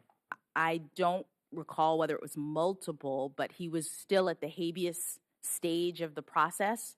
And I don't know when he came, because the partners who picked up the case were in Los Angeles. I was in Washington, D.C. They contacted me to say, oh, we see on the docket that you had previously represented him, and now you're with our firm. Will you assist us with looking at these briefs, working on these briefs? There were many lawyers who were working on the filings that you're talking about. After you left the public defender's office, did you continue in your representation of any other client you had at the public defender's office? I didn't continue my representation of any client. I left the federal public defender's office and then picked up Mr. Al-Qatani through the circumstances that I talked about, and there were no other clients that I represented in that way. I have to say, that sounds like continuation. You represented him at the public defender's office, and then you represented him in private practice as well. And you're telling us that's the only person you represented at both the public defender's office and in private practice? Yes. So you didn't continue to provide any kind of pro bono work for murderers or rapists or anyone else, but you did continue to represent this terrorist at Guantanamo Bay? When I got to the firm and they told me that the case was there, and they recognized that I was at the firm and had previously worked on the case, and by they I mean the partners in the firm, they asked me as a member of the Supreme Court and appellate group of the firm, which is what was my practice, if I would help review and work on some of the briefing that they were submitting on his behalf, given my familiarity with the case. Were you representing him pro bono at Morrison and Foerster? The firm takes on pro bono representations, which means that the person isn't paying. And let's turn to your amicus briefs. You had 2 briefs in Guantanamo cases, one for a think tank, one on behalf of a group of former judges. I think, as anyone who's done amicus work knows, sometimes the client seeks out the lawyer, sometimes the lawyer seeks out the client. For either of those amicus briefs, were you involved in any way in seeking or recruiting those clients or suggesting the idea for an amicus brief in the first place? No, Senator. Were both of those briefs done on a pro bono basis? Yes, because the Supreme Court and appellate group in a law firm has paid clients and also has pro bono clients.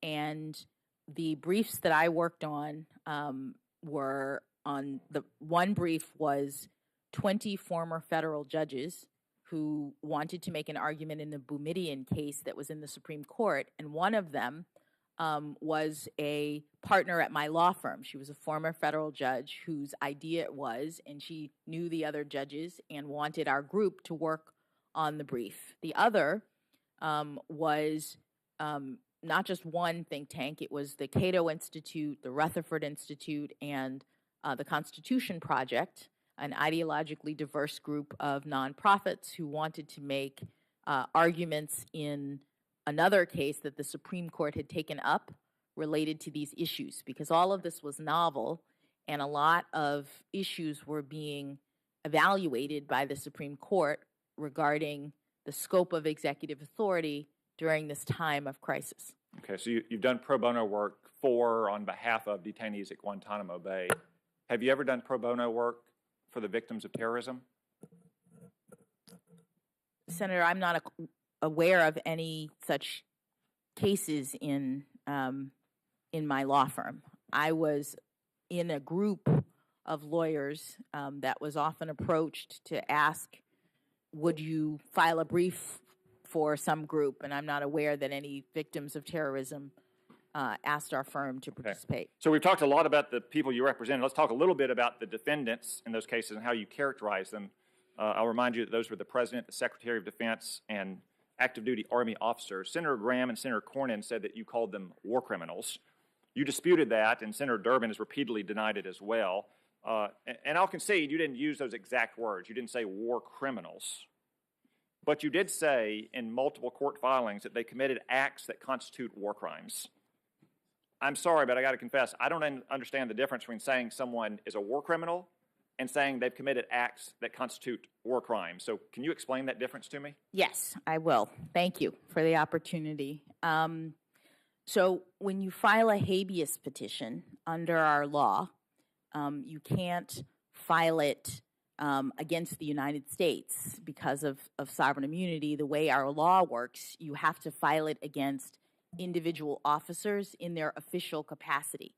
That's the way in which you're able to file a habeas petition. So whoever is the executive at the time becomes the named party in the brief. And a habeas petition is like a complaint in a civil case. It's making allegations to begin the litigation about the person's detention. But Judge, official capacity, personal capacity, all that is just a bunch of procedural gobbledygook.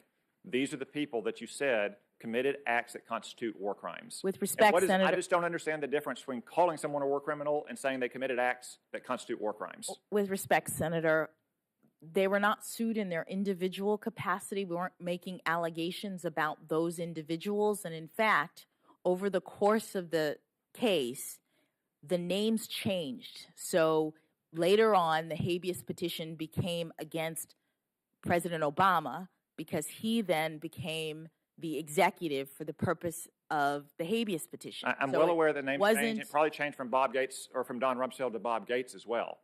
But they were not the ones in office. They were not the ones who were overseeing the government when you filed these suits and you said they committed acts that constitute war crimes. I don't understand how you expect this committee to believe that there's a difference between saying someone's a war criminal and saying they committed war crimes. Thank you for the opportunity to explain, Senator. One of the allegations that had been publicly reported with respect to the group of people who were in Guantanamo Bay was an allegation concerning the use of torture. And when you make that allegation, you bring it under laws that themselves constitute crimes of war.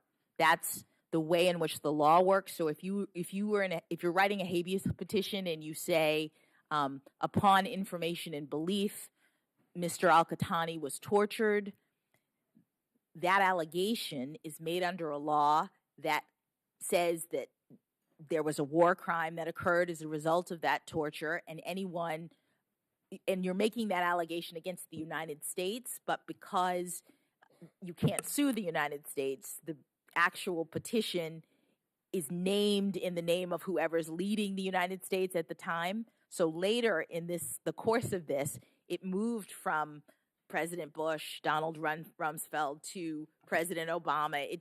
It's not about the individual. It's about the allegation that Mr. Al-Qahtani, upon information and belief, had been tortured in the lead up to his detention.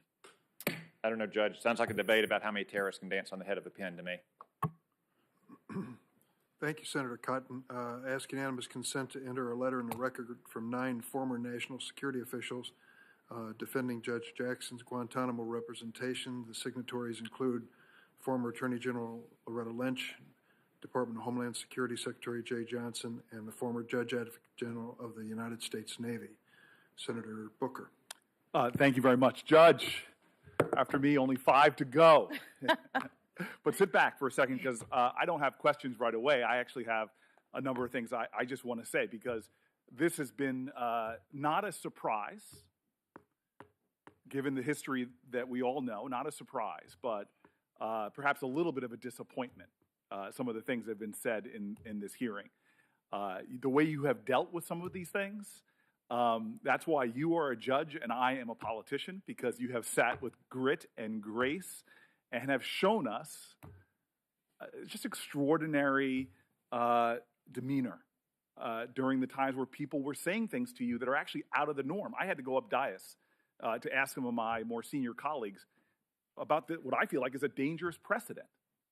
People are taking 1,000 cases you've been over. Is that right? I'm sorry, I said you wouldn't ask you questions, but just give me something like that. Something like that.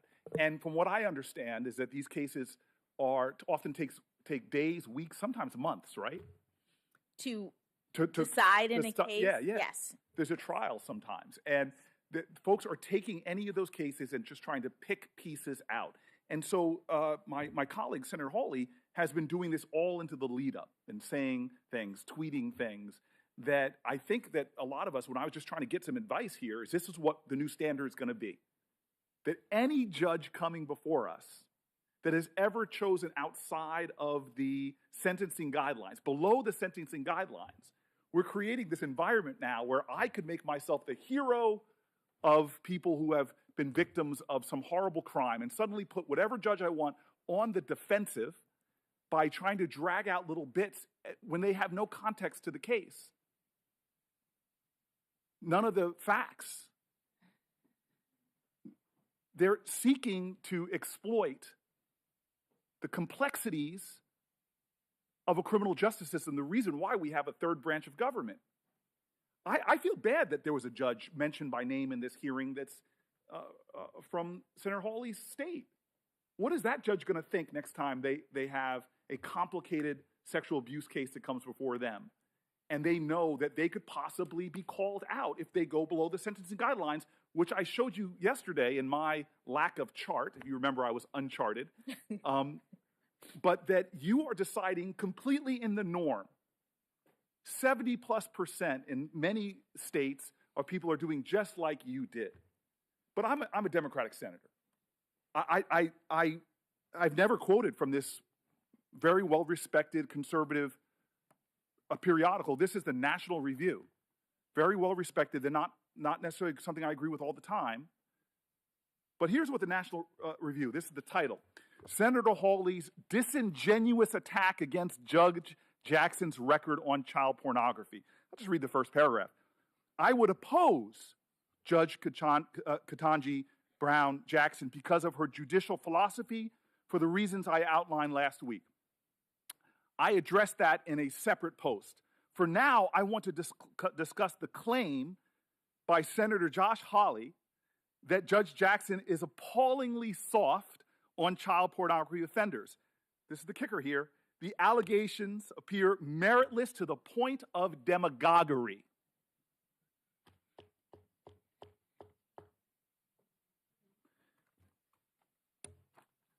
I got letters from leaders of victims' rights groups, survivors of assault, all saying sort of the same thing with the National Review. Feel proud about yourself. You brought together right and left in this calling out of people that will sit up here and try to pull out from cases and try to put themselves in a position where they're the defenders of our children. To a person who has children, to a person whose family goes out in streets and defends children. I mean, this is a new low. And what's especially surprising about this is it didn't happen last year. You were put on a court that I'm told is considered like the second most powerful court in our land. And you were passed with bipartisan support. Nobody brought it up then. Did they not do their homework? Were they lax? Did they make a mistake? I wonder, as they ask you the question, do you regret? I wonder if they regret that they didn't bring that out. No. Why? Because it was an allegation that is meritless to the point of demagoguery. You are, I don't mean this in any way, because if anybody called me average, I would be upset, but you are a mainstream judge. Your sentencing, I've looked at the data, falls in the mainstream on everything from child sexual assault to all the other issues that people are trying to bring up. Some of these things that are being cast at you, that you called George Bush a war criminal, come on, that is painful. Especially because, as you said, the brief change, these are names that you have to put in. And we're talking about a real issue that goes to the core of our values, torture. Barack Obama was named once Bush left office. There is an absurdity to this that is, it is almost comical if it was not so dangerous. Because the next time a judge comes before us on the right or the left that has a body of work like you do, gosh, one of the some performance artists on our side could pull out one of the cases where they were below the sentencing guideline. Say, for example, it was on something like as horrific as rape that we all agree is horrific, and they can suddenly put themselves as the defense. How dare we put someone who's soft on crime? Well, are you soft on crime? God bless America. I got this great text. I've become really good friends with the folks at the FOP from my negotiations. And this was my favorite text. You all got to get this. I think my brother Kennedy might get a kick out of this. He goes, things that are uncountable, stars in the sky, grains of sand on the beach, and the number of times Democrats will mention that the FOP endorsed Judge Jackson in this hearing. But let me mention it again. Just in case my people say you're rough on crime folks really want to try to make that stick. You were endorsed by the largest organization of rank and file police officers. You were endorsed by the bosses, the largest organization of chiefs of police. And you were endorsed by Noble, who I hope people find out more about that organization. You got uncles that are officers. You got a brother, not just an officer, who went to serve after 9/11. Your family's not soft on terrorism. He went out there to capture and kill and defend this country from terrorists. I actually sitting back here and finding this astonishing, but then I do my homework. I love that my colleague brought up Constance Baker Motley. You know, when she was getting to the floor of the Senate, they were trying to stop her with outrageous accusations. You know what the accusation was back then? She was a communist. Dragging up stories, trying to throw anything that they might stick. But this is what you and I know. Any one of us senators could yell as loud as we want that Venus can't return a serve. We could yell as loud as we want that Beyonce can't sing. We could yell as much as we want that astronaut Mae Jemison didn't go all that high. But you know what? They got nothing to prove. As it says in the Bible, let the work I've done speak for me. Well, you have spoken. You started speaking as a little girl, watching that man right there try to raise a family and study law while your mama supported everybody. You spoke in high school when you started distinguishing yourself.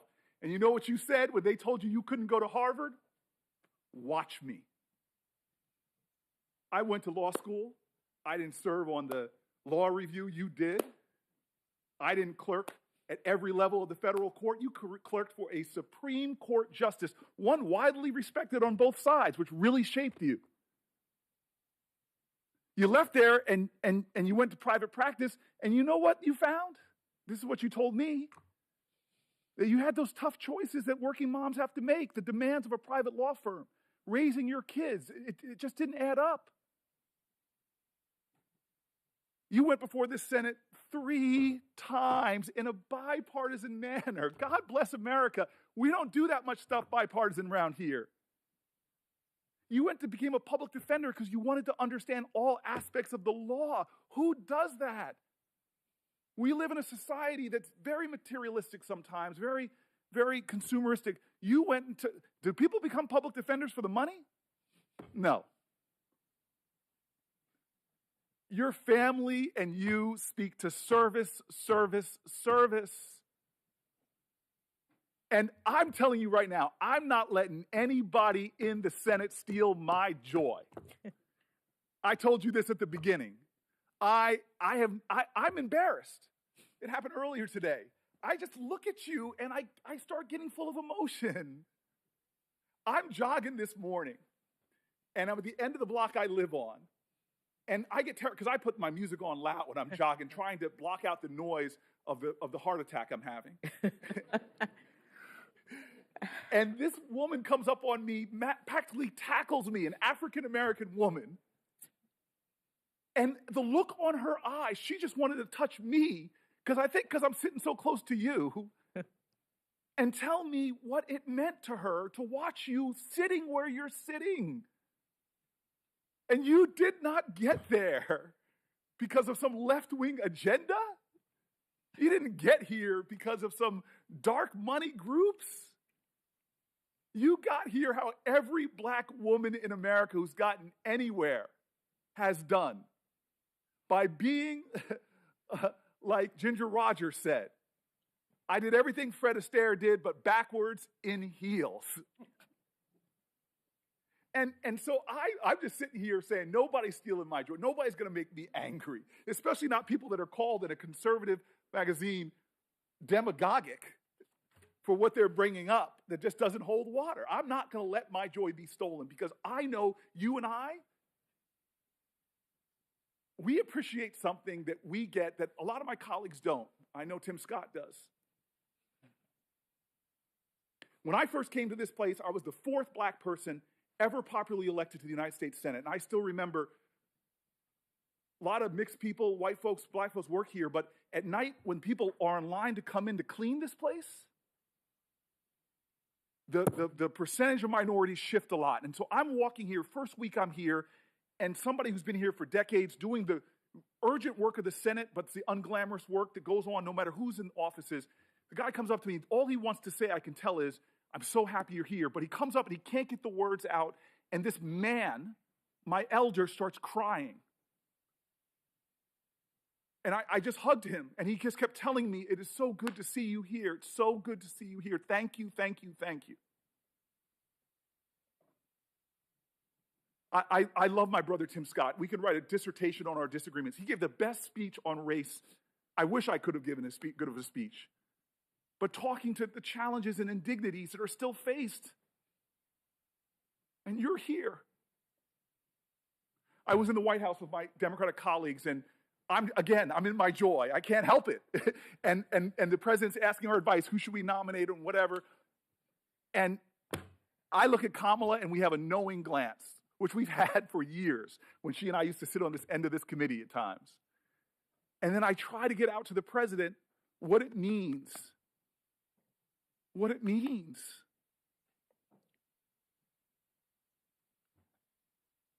And I want to tell you, when I look at you, this is why I get emotional. I'm sorry, you're a person that is so much more than your race and gender. You're a Christian, you're a mom, you're an intellect, you love books. But for me, I'm sorry, it's hard for me not to look at you and not see my mom, not to see my cousins, one of them who had to come here and sit behind you. She had to have your back. I see my ancestors and yours. Nobody's going to steal the joy of that woman in the street or the calls that I'm getting or the texts. Nobody's going to steal that joy. You have earned this spot. You are worthy. You are a great American. Your hero is Constance Baker Motley. Mine, she has sat on my desk for my offices that I've held. She's my icon of America. Her name is Harriet Tubman. There is a love in this country that is extraordinary. You admitted it about your parents. They loved this nation, even though there were laws preventing them from getting together. When they were loving, there were laws in this country that would have prevented you from marrying your husband. It wasn't that long ago, it was last generation. But they didn't stop loving this country, even though this country didn't love them back. And what were the words of your heroes and mine? What did Constance Baker Motley do?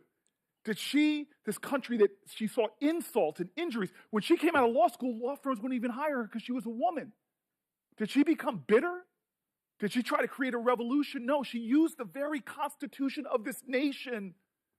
She loved it so much, she wanted America to be America. As Langston Hughes wrote, "Oh, let America be America again. The land that never has been yet, but yet must be the land where everyone is free." Oh, yes, I say it plain, America never was America to me, but I swear this oath, America will be. That is the story of how you got to this desk, you and I and everyone here, generations of folk who came here and said, America, I'm Irish. You may say, no, Irish or dogs need to fly, but I'm going to show this country that I can be free here. I can make this country love me as much as I love it. Chinese Americans forced into near slave labor, building our railroads, connecting our country, saw the ugliest of America, but they were going to build their home here and say, America, you may not love me yet, but I'm going to make this nation live up to its promise and hope. LGBTQ Americans, from Stonewall women to Seneca, hidden figures who didn't even get their play until some Hollywood movie finally talked about them and how they were critical for us defying gravity. All of these people loved America. And so you faced insults here that were shocking to me. Well, actually not shocking. But you are here because of that kind of love. And nobody's taken this away from me. So you got 5 more folk to go through. 5 more of us. And then you can sit back and let us have all the debates. And I'm going to tell you, it's going to be a well-charted Senate floor because it's not going to stop. They're going to accuse you of this and that. Heck, in honor of your person who shares your birthday, you might be called a communist. But don't worry, my sister. Don't worry. God has got you. And how do I know that? Because you're here. And I know what it's taken for you to sit in that seat. Harriet Tubman is one of my heroes because the more I read about this person, the more, she was viciously beaten. For her whole life, she used to fall into spells, cracked skull. She faced starvation, chased by dogs. And when she got to freedom, what did she do? Did she rest? No, she went back. Again and again and again. The sky was full of stars. But she found one that was a harbinger of hope for better days, not just for her and those people that were enslaved, but a harbinger of hope for this country. And she never gave up on America. She fought led troops in the Civil War. She was involved in the suffrage movement. And as I came back from my run, after being near assaulted by someone on the street, I thought about her and how she looked up. She kept looking up. No matter what they did to her, she never stopped looking up. And that star, it was a harbinger of hope. Today, you're my star. You are my harbinger of hope. This country is getting better and better and better. And when that final vote happens and you ascend onto the highest court in the land, I'm going to rejoice. And I'm going to tell you right now, the greatest country in the world, the United States of America, will be better because of you. Thank you. Thank you, Senator Booker. We're going to take a 10-minute break. Thank you. And come back and have the last 5 senators ask their questions. Everything is great.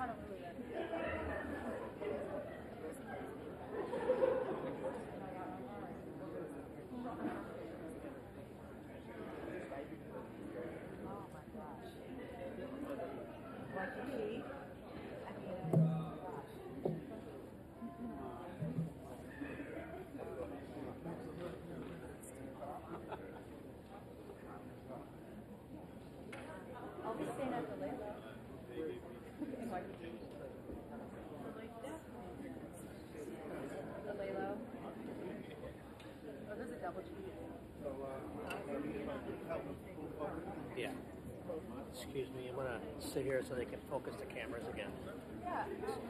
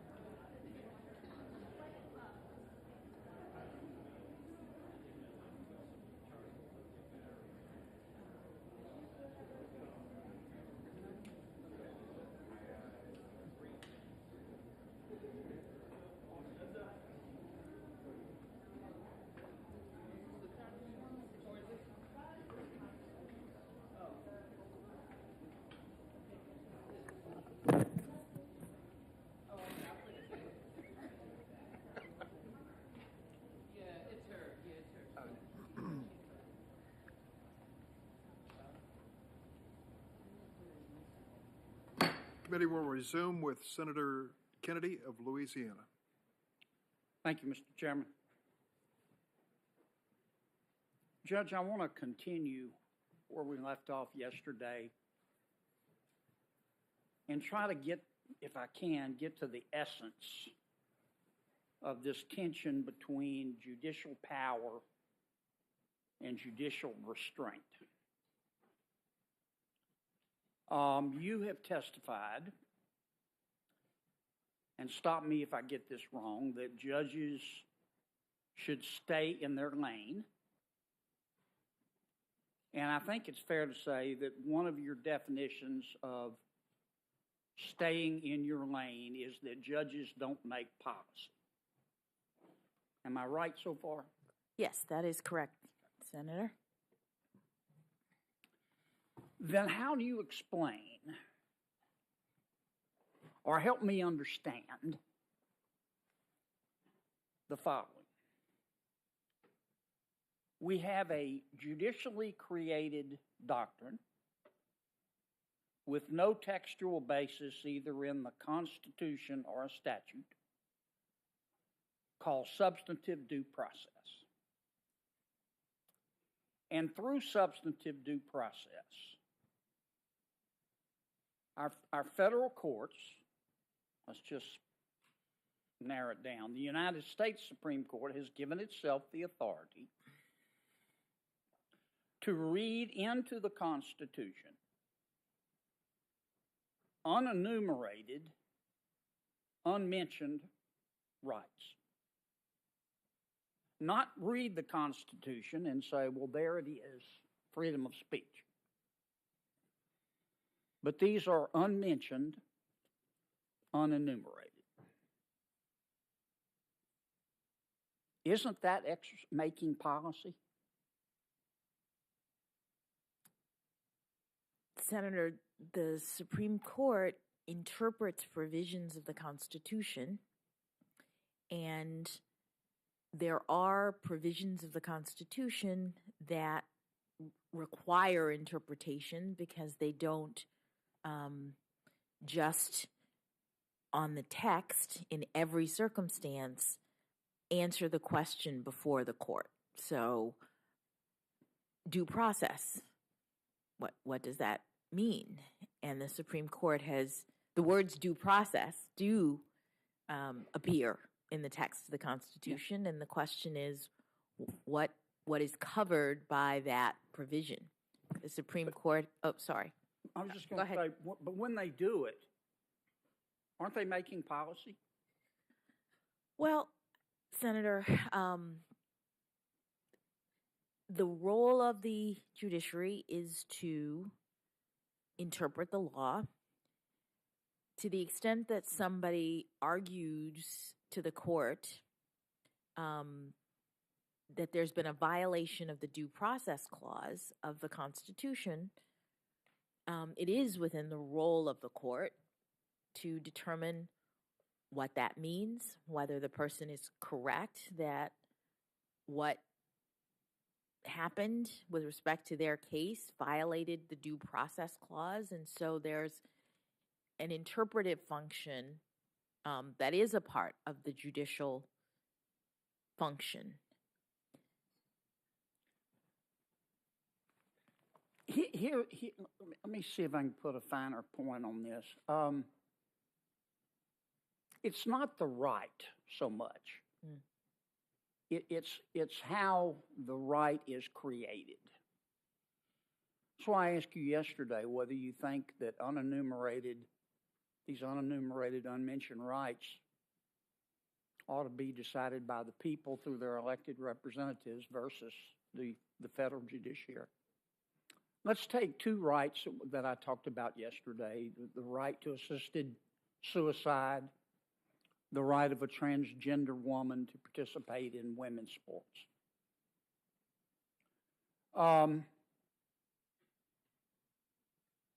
I can see how, I'm not predicting that it will, but I could see how the court, either through the due process clause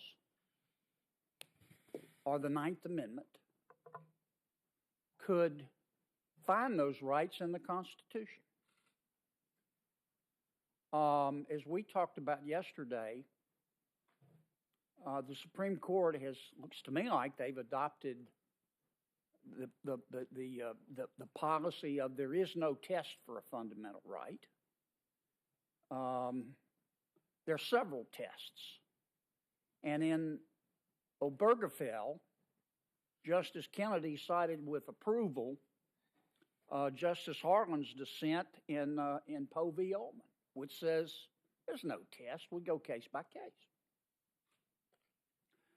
And but I know there are tests like I'll get the language here somewhere. I've got it. I don't want to look it up, but implicit in the concept of ordered liberty, and you've talked about that. Here's a new one that Justice Kennedy talked about in Obergefell. He said, inherent in the concept of individual autonomy.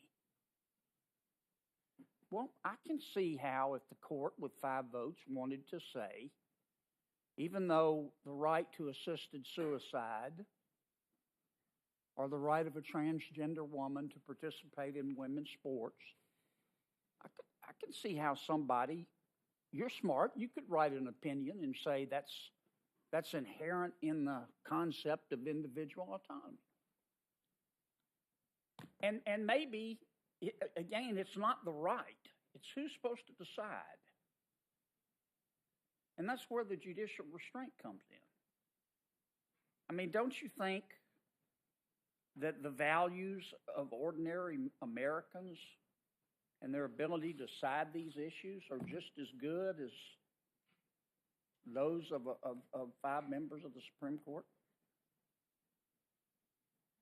Thank you, Senator. There are policy determinations that are made by vote, and absolutely in the democratic process, people get to decide things. The question and the difficulty is when you have a constitutional scheme of government and you have a constitution that does protect certain rights, and it does so in a circumstance in which those rights, whatever they are, enumerated or not, are might be things that the people have disagreed with. That's the tension. That that although we have democracy as we do, and people vote and should absolutely, we also have a constitution that protects certain rights against the sort of majority will about those things. But the rub, of course, is, I agree with everything you said, but the rub is these are unenumerated rights.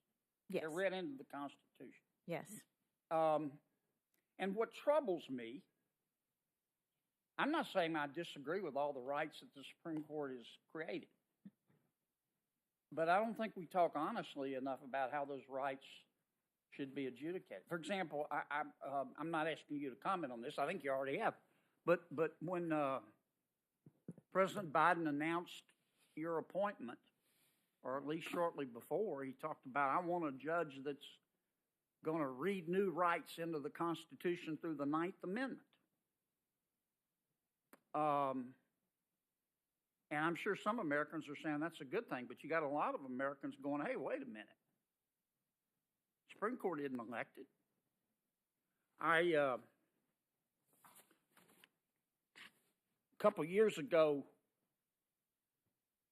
Chief of Staff Ron Klain wrote an opinion piece, and he said he hopes, and I'm going to quote,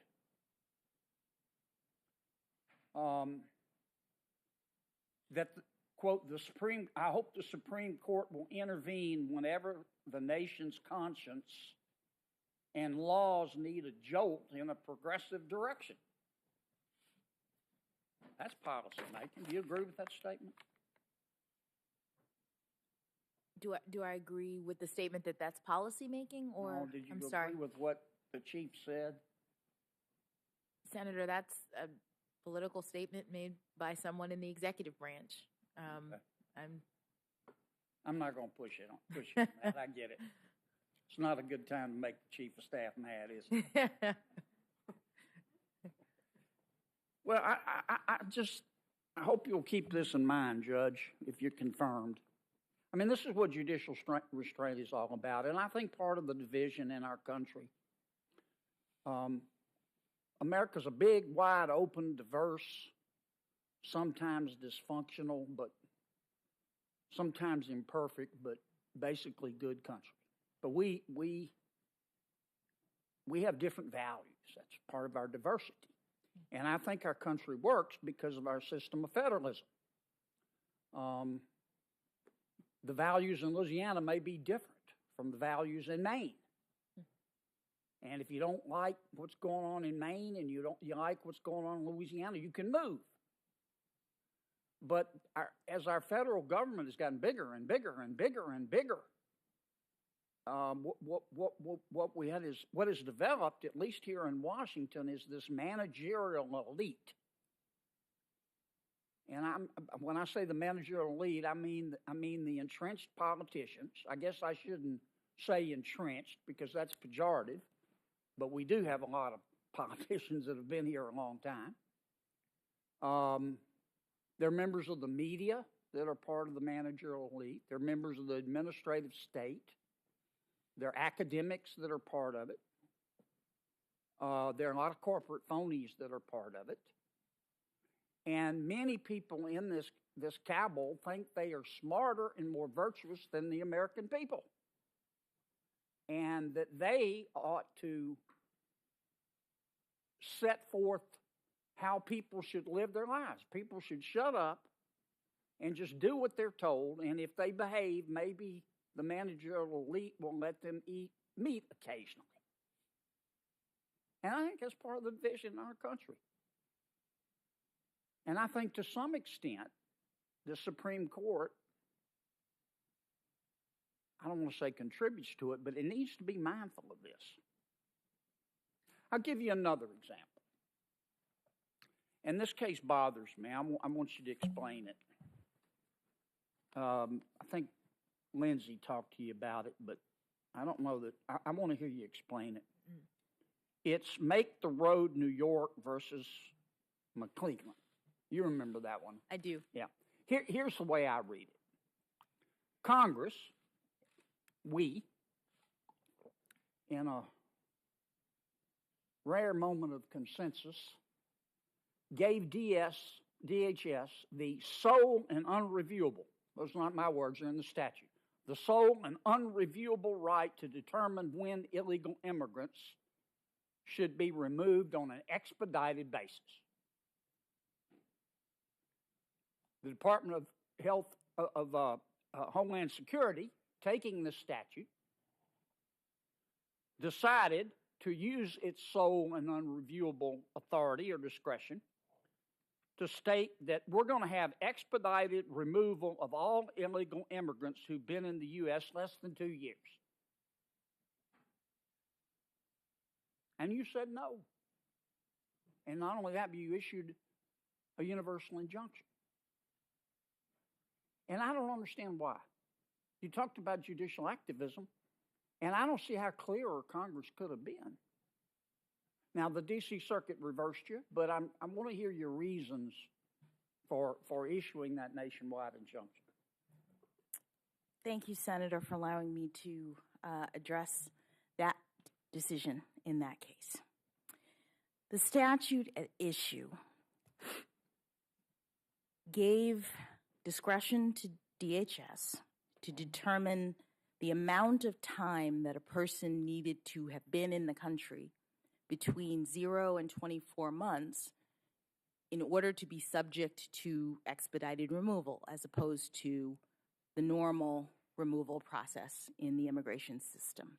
Mm-hmm. The statute said that DHS had sole discretion, meaning no, I interpreted, meaning no other agency was to have the authority to make that determination. And the statute said that DHS's determination in that regard was unreviewable, meaning it was final. Once This is how I'm interpreting. Meaning that once the decision was made, it was over. Nobody else gets to review. The court doesn't get to say, no, you're wrong if you pick 12 months, for example, or 16 months or 24 months, as they did in this case. The statute did not speak to whether Congress intended, with that grant of very broad discretion, to exclude another statute that Congress has passed that directs agencies, when Congress gives them discretion, the other statute, the APA, directs agencies as to how they go about making decisions that Congress has given them the authority to make. The APA is a procedural statute. It says to agencies, when Congress gives you discretion to make a determination, you have to do so in a way that's not arbitrary and capricious. You have to use your expertise. In certain kinds of decisions, you have to use notice and comment in order to get information. It's procedural. The claim that was being made in this case, as I read it and understood it, was not that the agency couldn't pick 24 months. Because obviously, Congress had said in the statute you can pick between 0 and 24 months. The claim that was being made is that the agency picked 24 months arbitrarily, in violation of Congress's direction about how you go about The exercise. APA was violated? Yes, the claim was an APA violation. So no one was saying that the statute was violated in the sense that the agency did something that it couldn't have done per the statute, picking 24 months. They said the APA was violated because, this is the claim that they were making, Sure. because the agency did no analysis, the agency did no expertise, the agency did not evaluate, okay, if you've been here 6 months, these are the kinds of ties that you have. If you've been here 18 months, right? The agency didn't do anything. Essentially, according to the claimants, the agency heard the president say, we're going to now do 24 months when everybody else, all of the other administrations up to this point. Because I've only got 2. Yes, I'm sorry. All right. What I hear you saying is, tell me if I'm wrong. Yes. They didn't follow the APA, in your opinion, which you have to do even though Congress passed the statute? Well, no, because two things. One is the APA under DC, longstanding DC Circuit case law is presumptively applicable to every situation in which an agency is exercising its discretion. So that's the first thing. It's always there as a background rule. So the DC Circuit has said Congress has to be pretty clear when it decides to exclude the APA, when it's saying, I'm giving you discretion, but you can do this arbitrarily, you can do it however you want. And in other places in the immigration statute that sets up expedited removal, Congress says, we are excluding the APA. We're telling you that with respect to this kind of discretion, the APA doesn't apply. So here I had these two statutes, and there are canons of statutory interpretation that says that you should try to give effect to all of the will of Congress. You should try to read statutes so that they go together in a way if you have these two directives. And there's also DC Circuit case law. Judge, I got to stop you. All right. Because I got it. And let me just say, I agree that the DC Circuit reversed me. They disagreed with my interpretation, and that's the way that our system works. Let me ask this last question. This is a question about based on your experience. Can we agree that if, I want to emphasize if, cocaine is cocaine, that crack cocaine is equal in its danger to powdered cocaine? You with me? I think so. One is not more dangerous than the other. If that's true, then the sentencing rules ought to be the same. Okay? It's a policy matter for Congress. You could make them differently if you wanted to. This one I want to ask you. Yeah. Based on your experience, you've been on the bench a decade. Yes. Is crack more cocaine more dangerous than powder or less or the same? Senator, that's a policy determination. That's what policymakers do. They look at the evidence related to these things and they decide what's more dangerous. But what have you seen? What should. I have seen evidence through the Sentencing Commission that the two compositions are chemically similar, so similar as to be indistinguishable. And the Commission, for very many years, as a policymaking body, indicated its view that they should be equivalent and lobbied Congress concerning that. And Congress made a determination about, in the policy realm, making it 18-1 instead of 100-1, which is what it had previously been. Okay. Thanks, Mr. Chairman. Thank you, Senator Kennedy, and now Senator Padilla. Mr. Chairman, before I begin, I know you're being very mindful of the clock, so I just want to say I have two initial, more substantive questions, and then I think two very brief questions, but are very important. So I'll get right to it. Judge Jackson, I am so glad that you take some pride in sharing your family's story, as you should. I know I take pride in sharing mine. My colleagues have heard it, but I never get tired of reminding folks that I am the proud son of immigrants. My parents came to the United States from Mexico decades ago, and through their hard work and determination, they raised three of us. My sister, my brother, and I, we all attended and graduated from college, and we've all found successful careers in public service. Now, it's a story that is shared by hardworking immigrant families across the country and over the course of generations, families who work diligently each day to create a better life and to contribute to the country.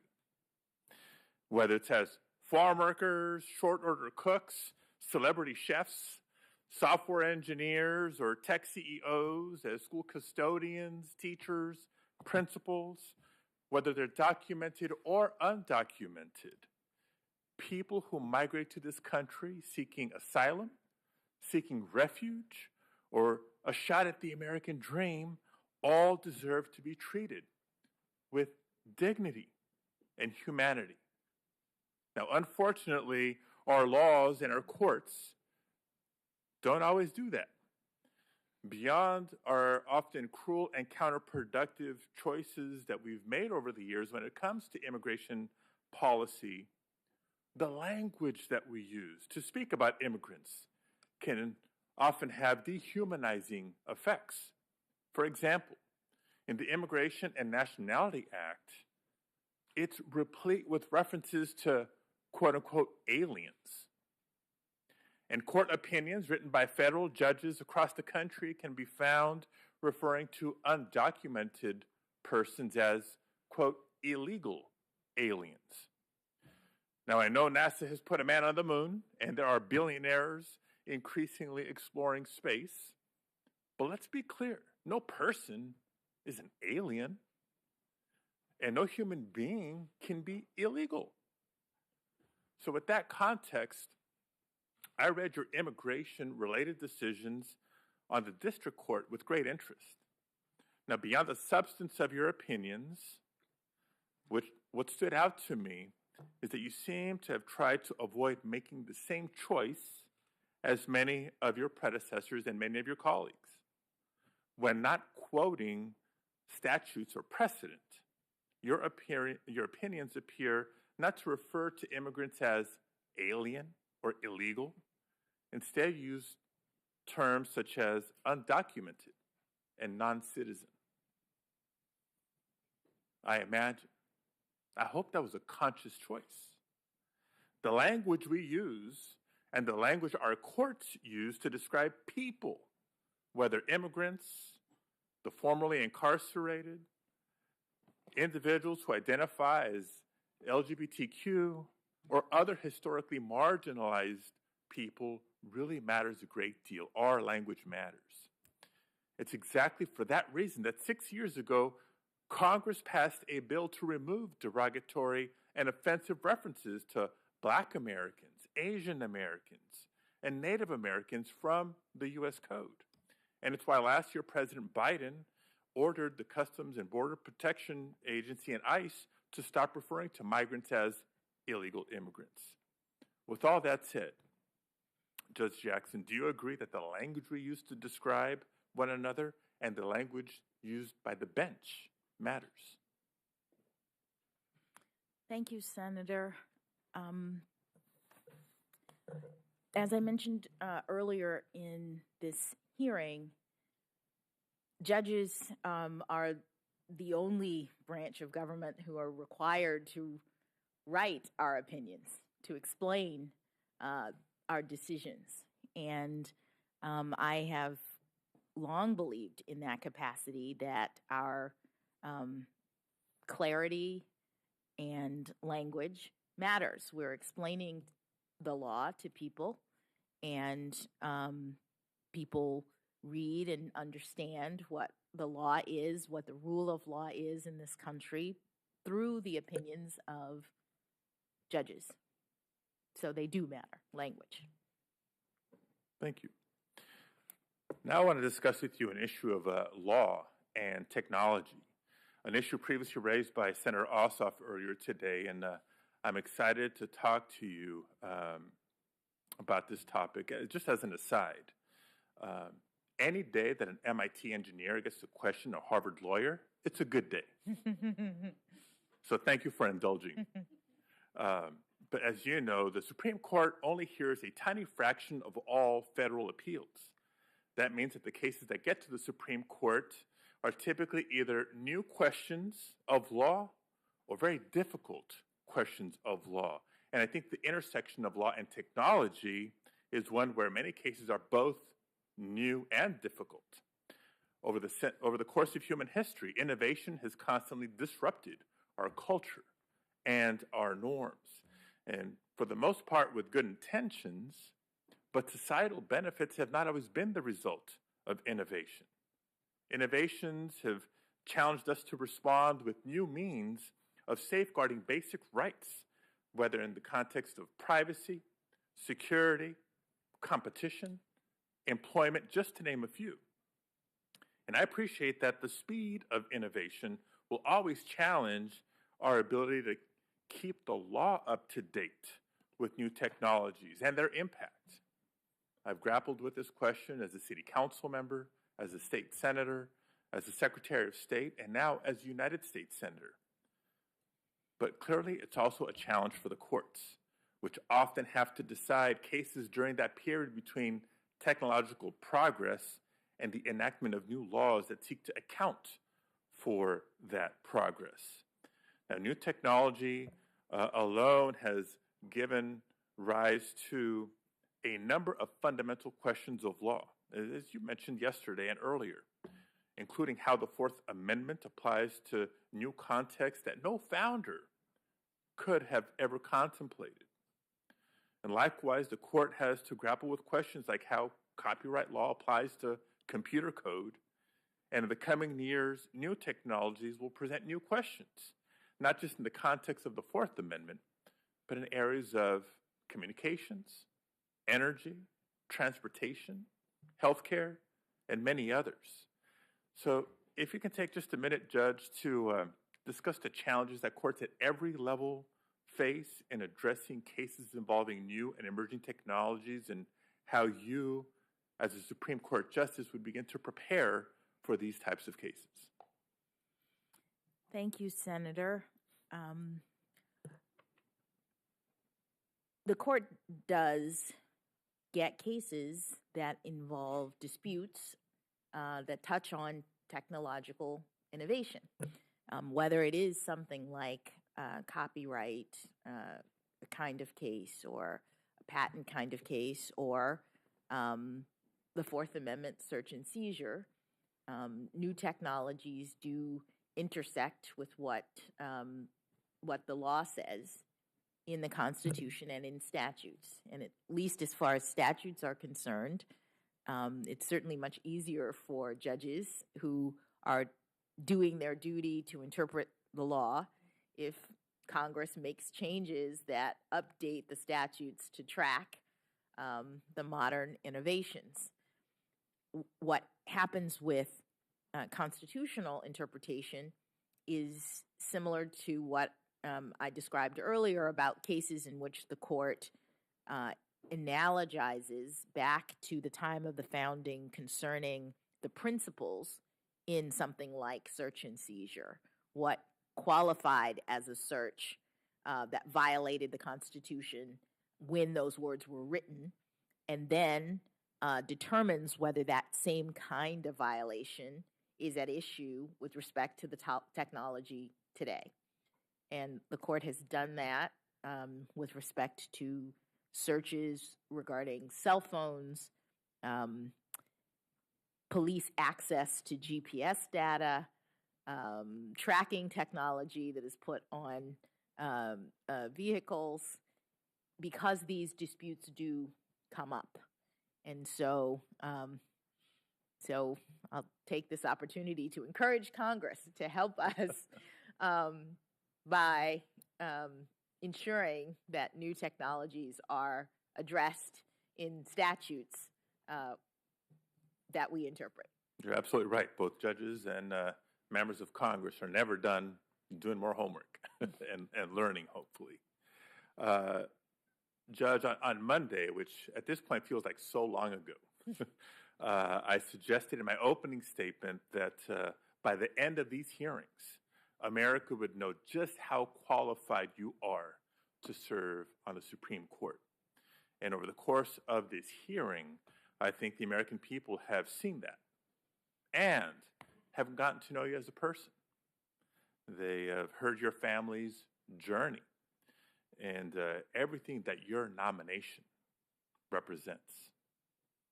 Now, I also said on Monday that your qualifications bear repeating over and over again. And so, Judge, with your help, I'd like to remind the committee and the American people once again just some of your incredible credentials.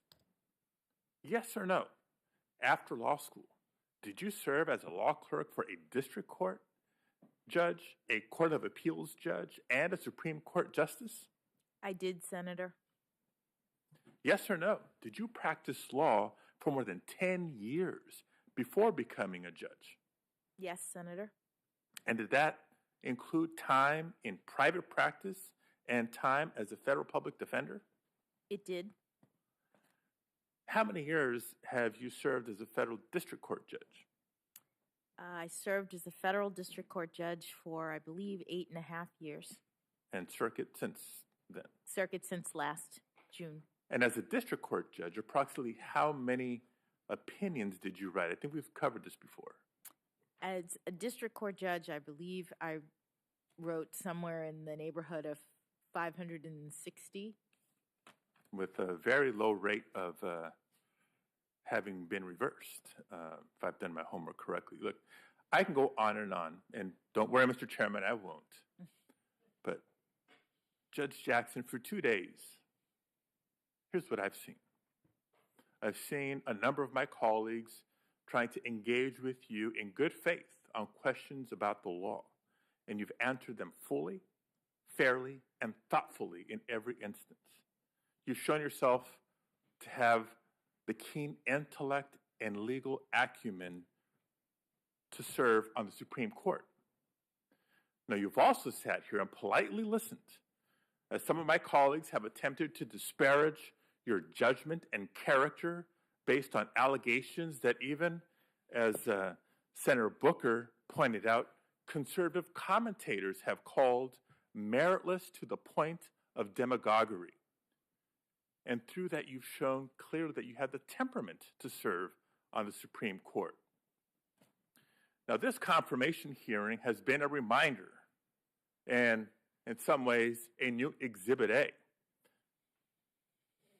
that for people of color, particularly those who have the audacity to try to be the first, often have to work twice as hard to get half the respect.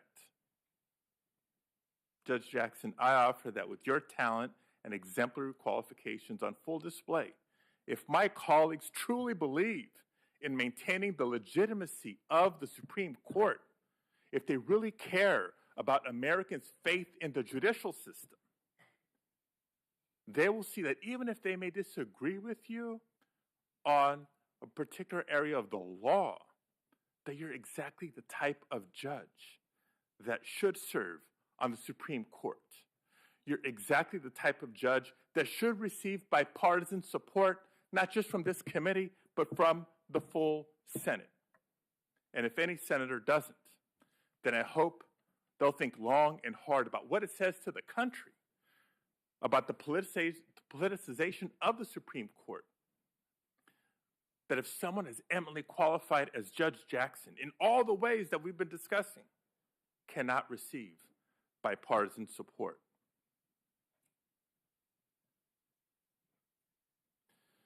Judge, I know there's just a couple minutes left, and I'd like to ask you just one last question. Last Friday, in my preparation for these hearings, I took the opportunity to spend some time with a group of students at South San Francisco High School. I went there to speak with them about this historic Supreme Court nomination and to speak with them about you. We had a great conversation about how the court's decisions affect the everyday lives of Americans and about the past and the future of the Supreme Court. But as I was speaking with the students, I couldn't help but be reminded of my own high school experience when one of my teachers discouraged me from applying to MIT because they didn't want me to be disappointed. I turned that discouragement into motivation. Judge Jackson, I know that you too have been doubted on your way to the seat that you find yourself in today. Even over the last 3 days of this hearing, your experience and qualifications have been called into question by some, despite your clear, lengthy record of talent, achievement, and accomplishment. So I want to end my time today by asking you this question. On behalf of the young people I visited with last Friday in South San Francisco, and for the many others across the country who are watching this confirmation hearing today, what would you say, Judge Jackson, to all those young Americans, the most diverse generation in our nation's history? What do you say to some of them who may doubt that they can one day achieve the same great heights that you have? Thank you, Senator. That was very moving. And I appreciate the opportunity to speak to young people. I appreciate it very much. I do it a lot for the reasons that you have articulated. I hope to inspire people to try to follow this path because I love this country, because I love the law,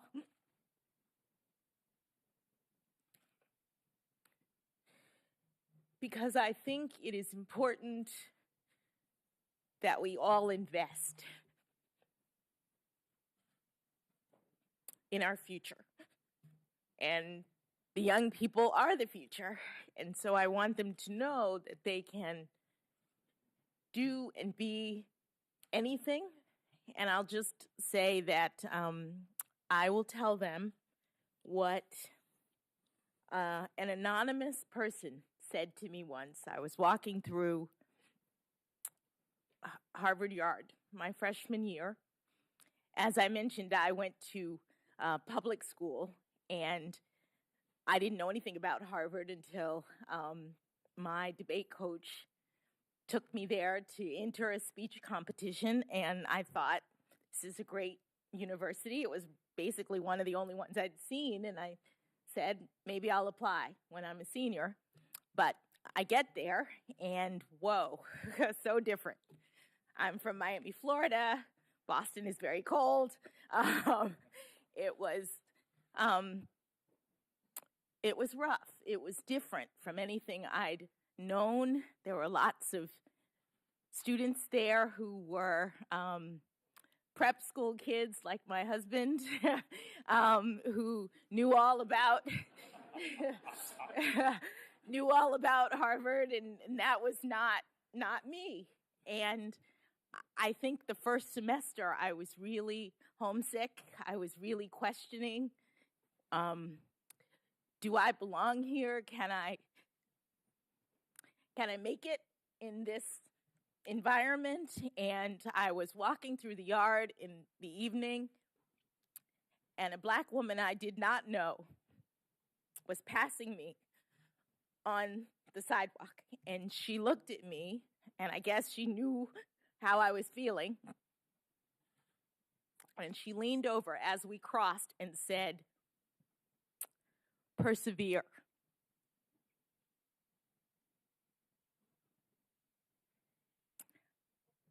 I would tell them to persevere. Thank you, Judge Jackson. You don't have to hope. I'll tell you right now, you do inspire. You are an inspiration. Thank and I will associate myself with the closing words of my colleague and my brother, Senator Booker, that I too refuse to let anyone steal my joy. Thank you, Mr. Chair. Thank you, Senator Padilla. Senator Tillis. Thank you, Mr. Chair. Judge Jackson, as Senator Booker was providing his closing comments, I could only think, and they were very powerful, that if you liked his, how much you're going to like mine on the subject of intellectual property.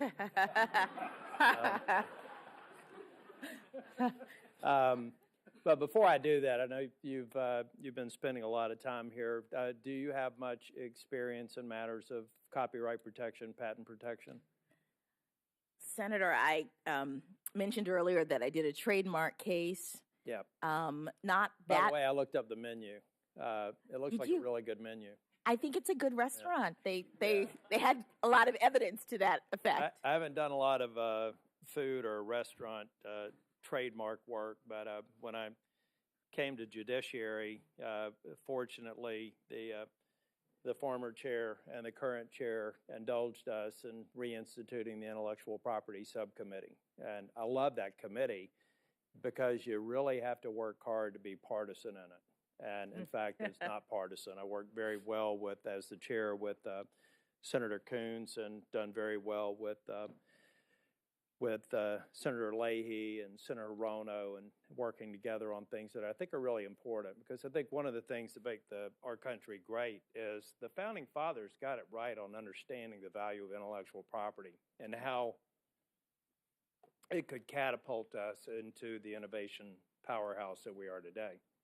So I may ask you a few questions about it, but I'm not going to dig too deeply. I do want to go back to maybe getting a suggestion from you. I thought, I told you, I don't even pretend to be an attorney, but I am about 30 years into technology. As a matter of fact, I spent 2 years in Boston at Wang Laboratories, and it was no coincidence, having been born and raised in Florida, that I moved one September because I couldn't bear another winter.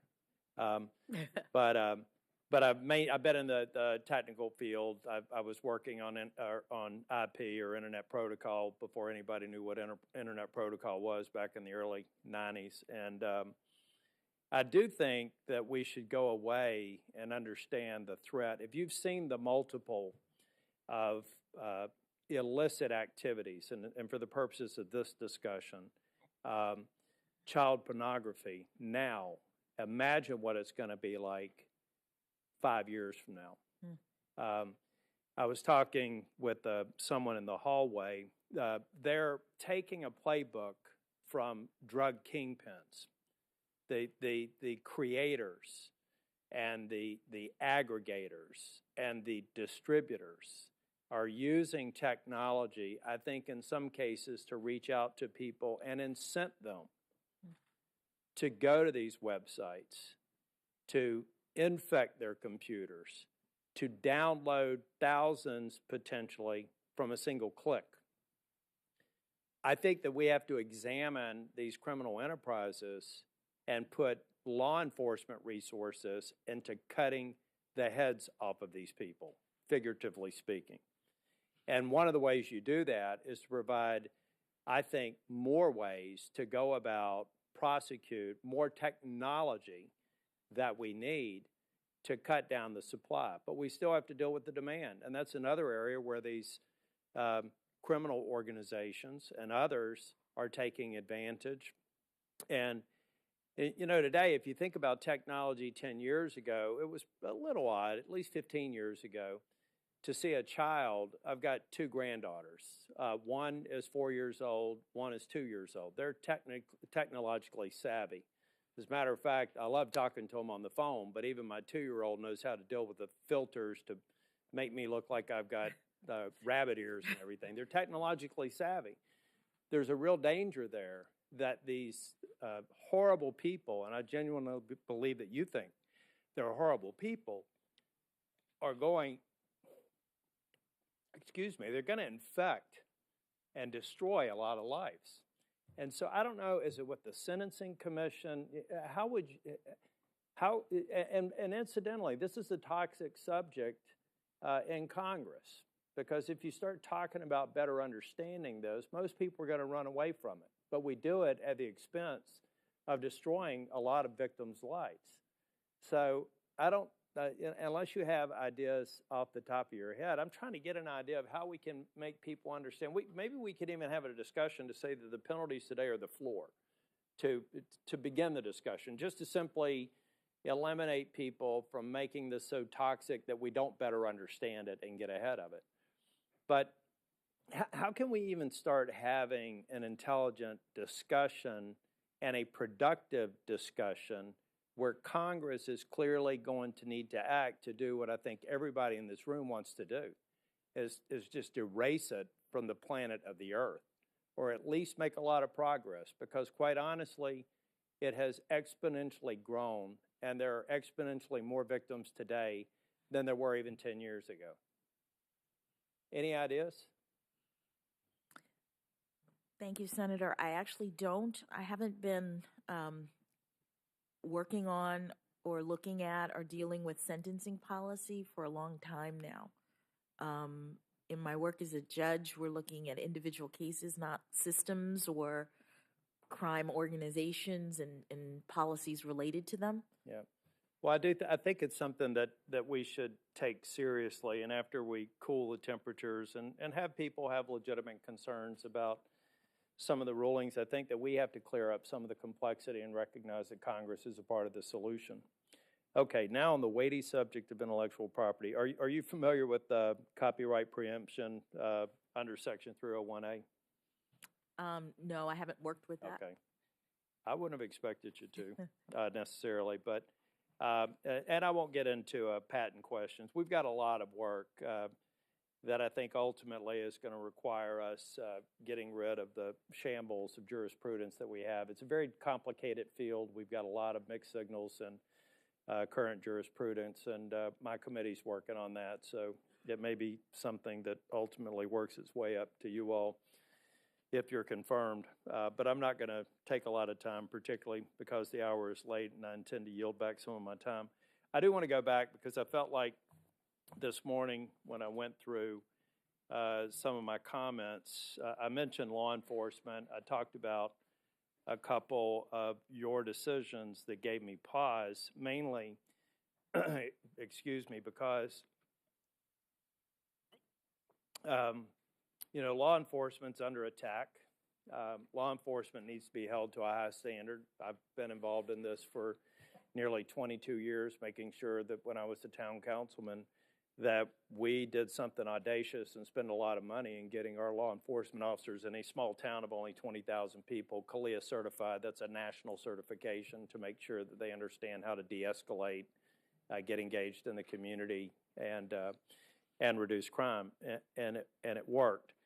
But now there are some people that think it's fashionable to attack the police and to defund the police. And quite honestly, there's increasing data that suggests the communities that are loudest about that are becoming the least safe.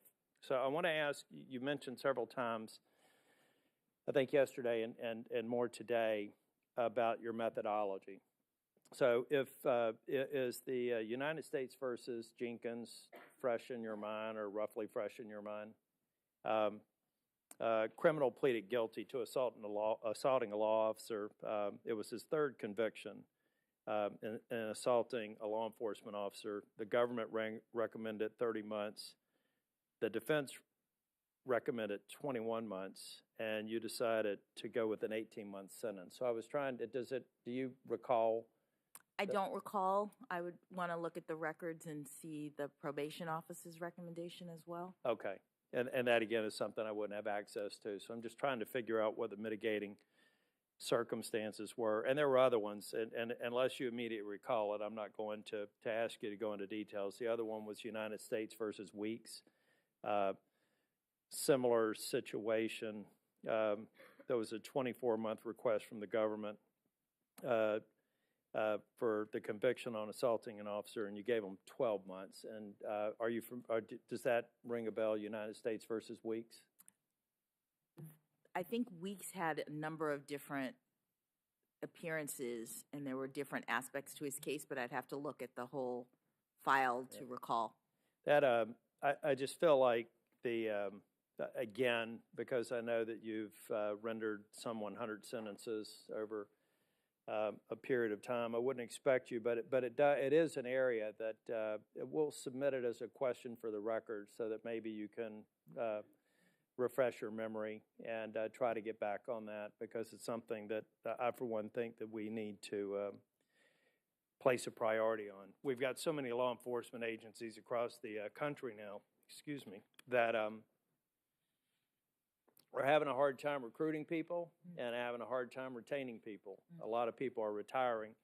And, I know not every police officer is an angel. I was talking with somebody in my office who was talking about her brother. She had a lot of confidence in him. She was here to talk to me about police reforms. And I actually believe that the vast majority of police officers, like your brother and your family members, were good people. And a part of what we have to do is just make sure that when we have these assaults, which are increasing, that we have just punishment, because we need to do that for the protection not only of the law enforcement officers, but the communities they serve. I'm going to yield back time, because I know we've got two other people talking. And, I thought you've done a great job over the last 2 days. I've tried to be here. I had an emergency and had to leave for about an hour and a half, but I tried to be here for a business emergency. But I thought that you presented yourself well, and there was a lot of pressure. That demonstrates a certain temperament or poise. I can't imagine what's going on inside your head, but at least overtly, you did very well, and you should be proud of that. It's not an easy thing. It's very easy up here to feel comfortable, right? Because there's 22 of us, and it's not like you can really come at us. So you have an arm tied behind your back, and I'm sure that there were a number of things you'd like to say, but time didn't allow. But, I just want to commend you, your family, your daughter, who has been glowing every time you talk, and I appreciate your service. Thank you. I yield back, Mr. Chair. Thanks, Senator Tillis. Thank you, Senator. Senator Ossoff, you started the day for us. Judge, good evening. We've come full circle to the end of the dais. Likewise, I don't intend to use all of my time. I do want to echo the sentiments expressed by Senator Tillis. You have conducted these hearings with extraordinary poise, strength, grace under pressure. You've had a lot of poison thrown at you, and you've responded with substance and truth and it's shone through, not just in this room, but across the country and around the world. So I have two substantive questions regarding the First Amendment. One question, as I noted, that I wanted to address regarding war powers, and then I'll be yielding the remainder of my time to the chair and on to Senator Blackburn to close. We discussed earlier this morning, Judge, the constituent elements of the First Amendment with respect to speech, expression, and assembly. I just briefly want to touch on the free exercise of religion. My great-grandparents came to this country fleeing anti-Semitism in Eastern Europe. Many American stories, including many of the very first American stories, involve flight from religious persecution. Just briefly would ask you to touch upon the constitutional roots and significance in our system of government of the First Amendment protection of the free exercise of religion. Thank you, Senator. As you mentioned, free exercise of religion and the Establishment Clause, which prevents the government from preferring religion over another, is foundational. It is the principle that many people originally came to this country when it was founded in order to support. It was people who fled from religious persecution and wanted to found a country in which everyone could believe what they wanted to believe and not have the government encroach on, impinge on, burden that right. And so it is a core foundational right. It's in the First Amendment, and your family story is very similar to many families who moved to this country for that reason. Thank you, Judge Jackson. We discussed in brief earlier today the Sullivan decision, New York Times v. Sullivan, in which the court established a standard by which libel and defamation claims by public figures would be judged. And my understanding, correct me if I'm wrong, is that the standard is that false statements must be made knowingly, that the party making the false statement must know that it is false, and must make such knowingly false statements with malice. Am I correct that that's the standard in the case? I believe it's knowingly or with reckless disregard for the truth, and that standard is termed or thought of as actual malice, yes.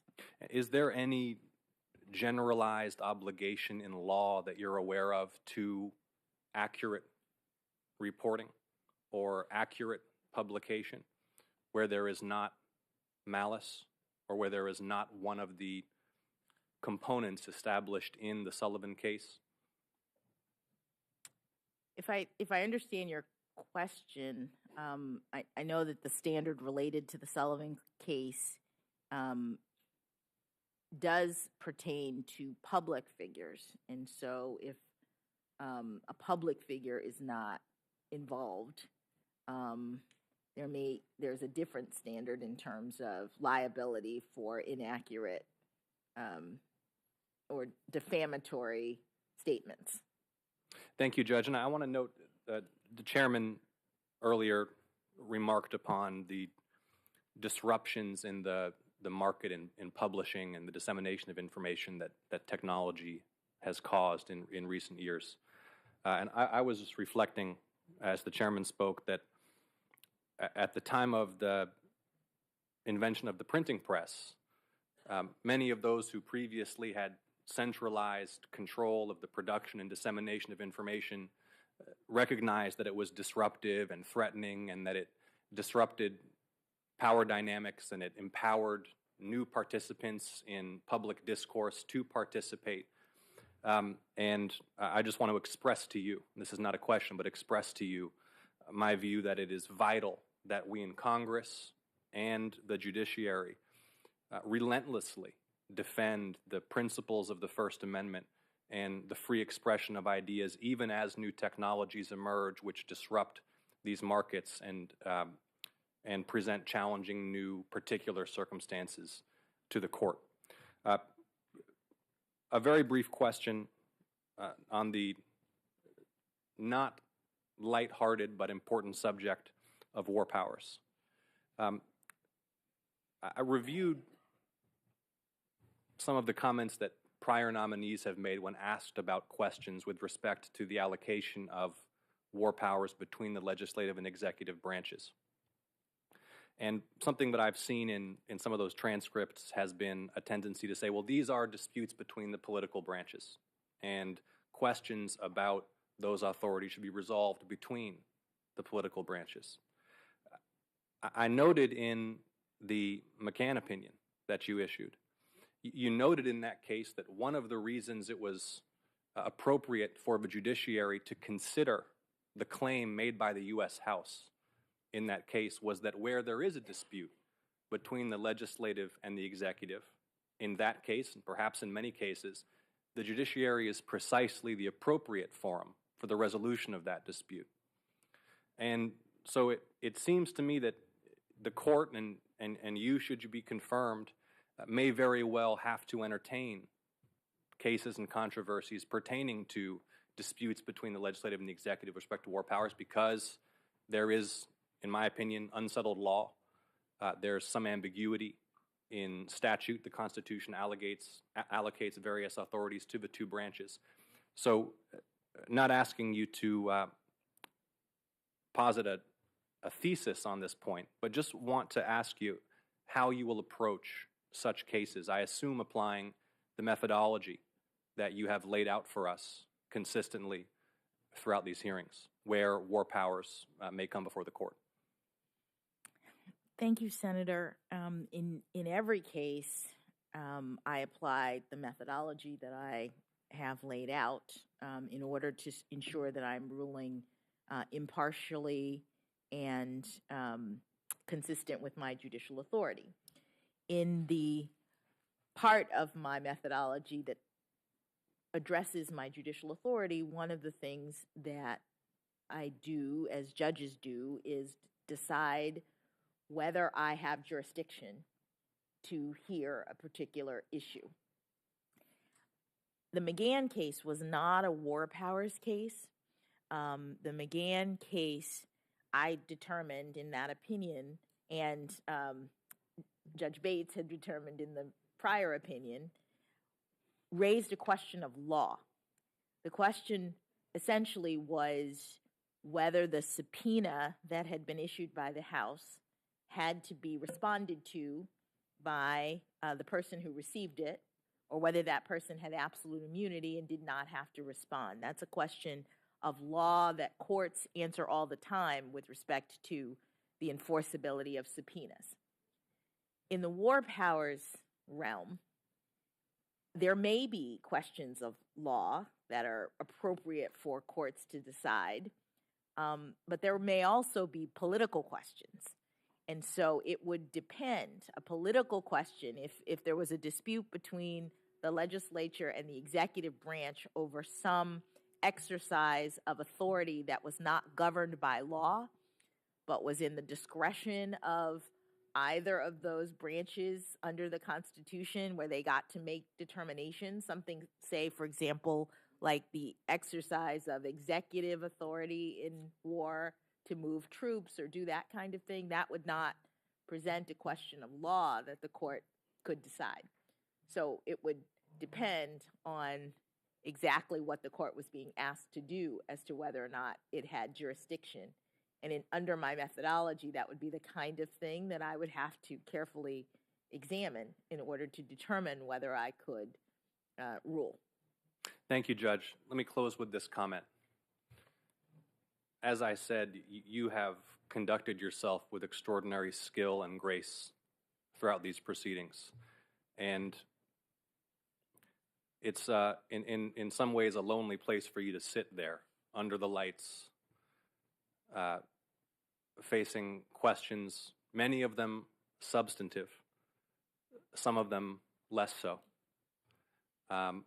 many of them constructive, some of them mean-spirited and distracting. You've handled it all extraordinarily well. It's been a very long 2 days.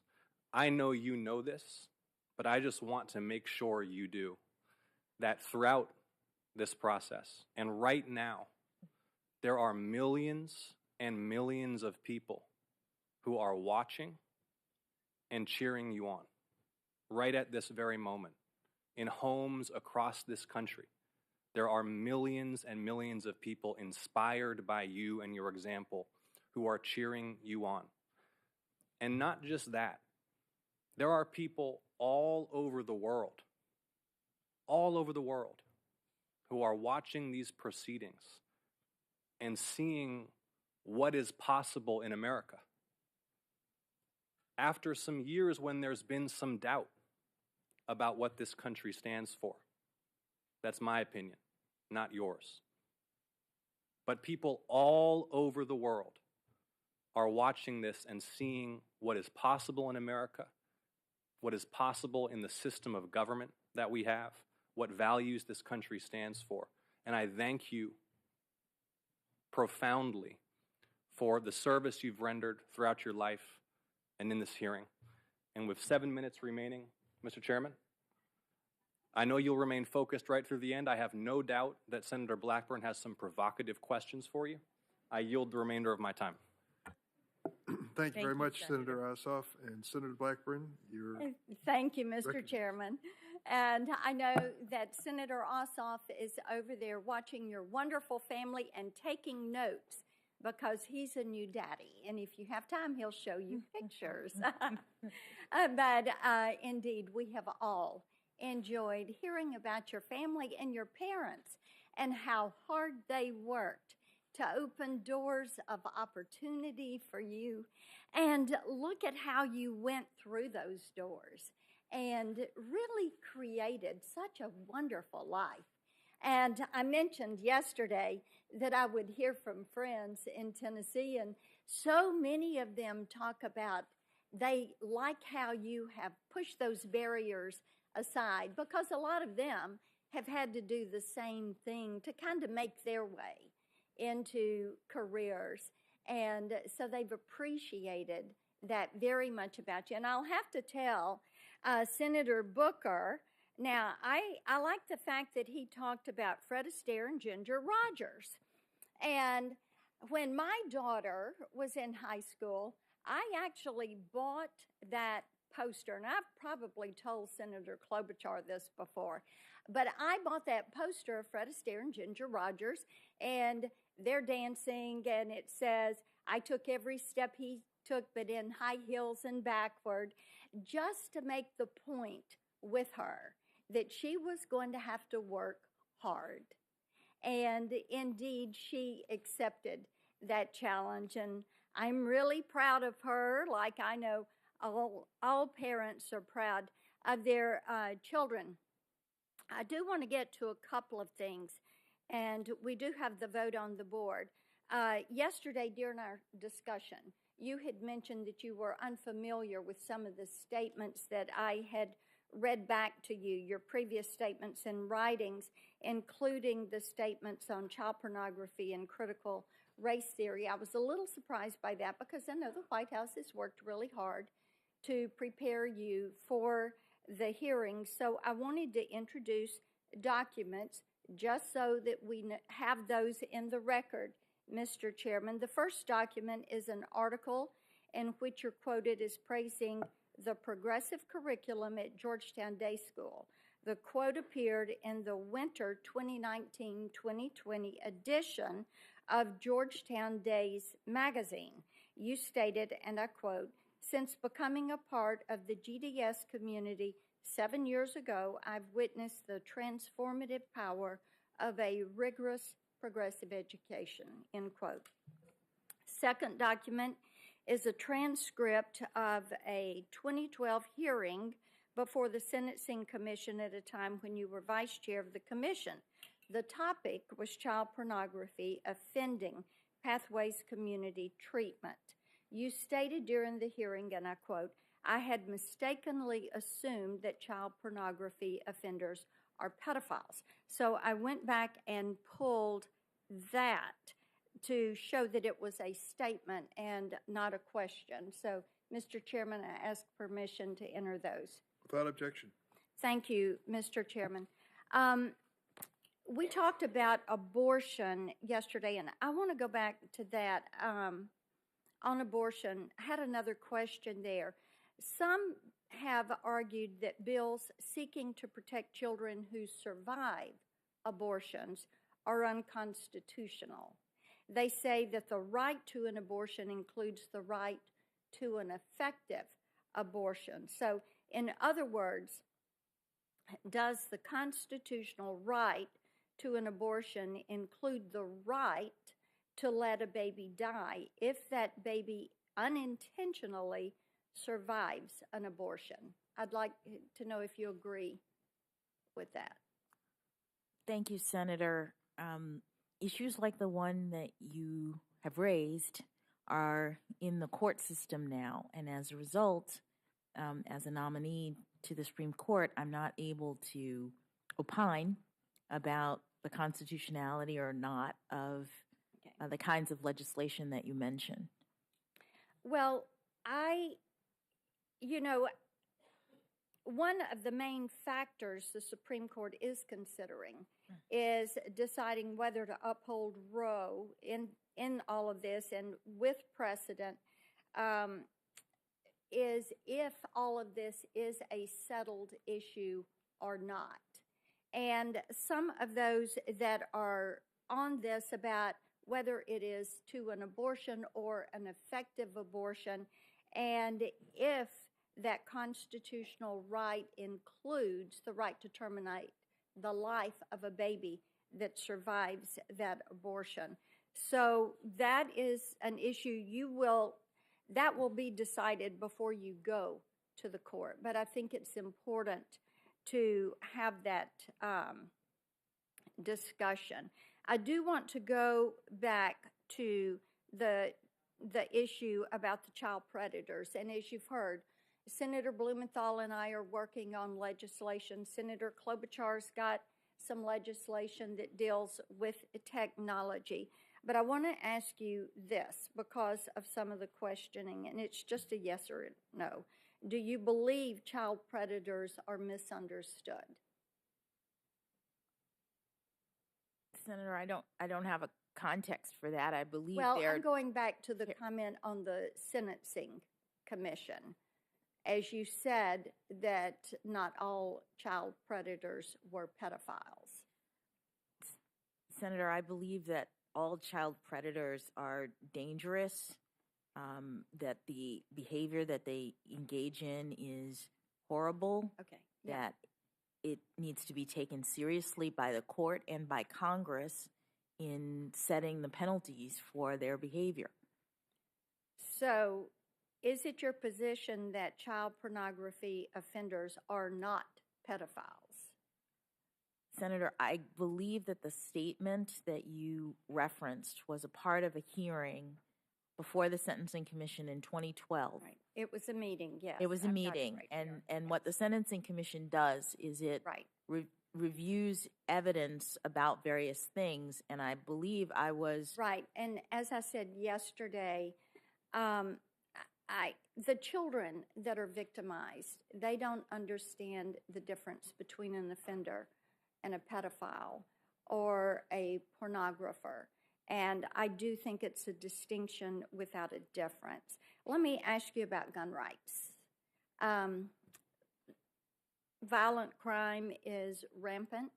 We have seen that during the last year. It's making people really nervous. I pulled some stats. In 2021, 27 major U.S. cities experienced a 44% increase in homicides since 2019. Over a dozen cities set new homicide records in 21. And a lot of families no longer feel safe. So they're buying guns, they're buying ammo, and trying to make certain that they can protect themselves. And in times like this, I think we're really fortunate that the founders afforded such constitutional protection as the Second Amendment. So very quickly, walk me through what current Supreme Court precedent says about the Second Amendment. Thank you, Senator. Current Supreme Court precedent says that under the Second Amendment, there is an individual fundamental right to keep and bear arms in the home, and the opinion focuses on those circumstances. Okay, and so you agree it is an individual right and not only reserved to militias, because there are some that keep trying to say it's only reserved to militias. But if my memory is correct, you base this on District of Columbia versus Heller, that it is an individual Yes, ma'am, right. that the Supreme Court has established it's an individual right. I wanted to get that on the record because I don't think anybody had asked you that this entire time. Here's another question. I've asked other judicial nominees that are coming to us for the district court and the appellate court, and I've really not gotten a satisfactory answer from anybody. So why is it constitutionally permissible for the right to keep and bear arms, which the Supreme Court has recognized as a fundamental right, and you agree with that? Why is it constitutionally permissible for this right to be subject to the discretionary issuance of a license by a local official? Thank you, Senator. The Supreme Court is looking at that very issue in a case before it right now. And as a nominee for the Supreme Court, it's important that I not speak to it because the court is deciding this question. It has a pending case. I believe arguments have even occurred related to it. So should other unenumerated rights be subject to the same type forbearance, having to get a local license? Should someone that wants an abortion have to go before a government bureaucrat? Because the Second Amendment, that right to keep and bear arms, is enumerated in the text of the Constitution. So the question would be, why should it have to have an extra burden?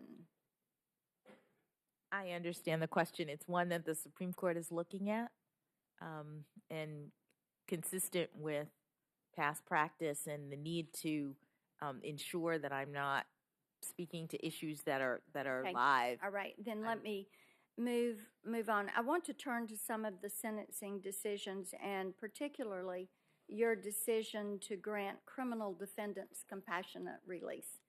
And you have an unmistakable pattern of releasing criminals with dangerous backgrounds into the community, and the COVID-19 pandemic seemed to exacerbate the trend. To name just a few examples, you use the COVID-19 pandemic as justification to release a fentanyl drug dealer, a bank robber addicted to heroin, a convict who murdered a U.S. Marshal back on the streets.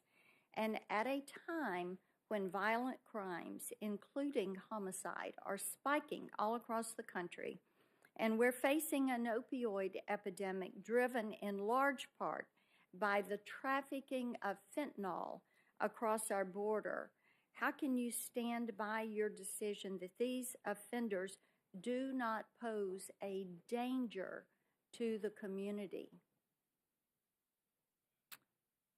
Thank you, Senator, for allowing me to answer this question. the statutes that govern judges and that allow for compassionate release are policy determinations that Congress has made to permit individuals who are in various circumstances and various stages in the system to seek release. People who are detained after their final sentencing can seek something called compassionate release. People who are detained between when they've been convicted and when they're sentenced can. Not to cut you off, but time's going to run out. We do have, you know, this is a question that I have been asked so much. People, here's a stack. These are the ones that you sought for compassionate release. There were 1,561 that were detained in D.C. Department of Corrections. And your statement, and this was in the opinion that you issued, it was U.S. versus Wiggins.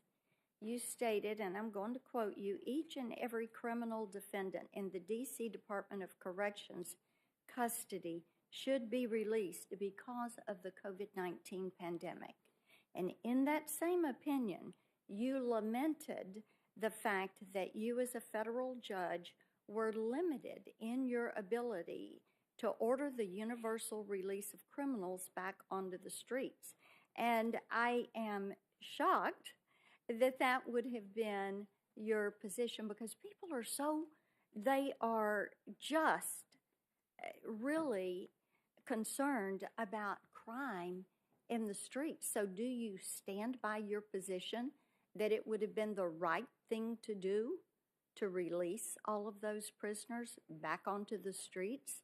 Senator, that was not my position. In that opinion, United States versus Wiggins, I started off by explaining that given the compassionate release system and the COVID-19 pandemic, it would seem as though that was an extraordinary and compelling circumstance. But 2 sentences later, I say, we can't release everyone. There are people who are too dangerous to release. And so even in Wiggins, I decided that he had to remain incarcerated, notwithstanding his compassionate release motion.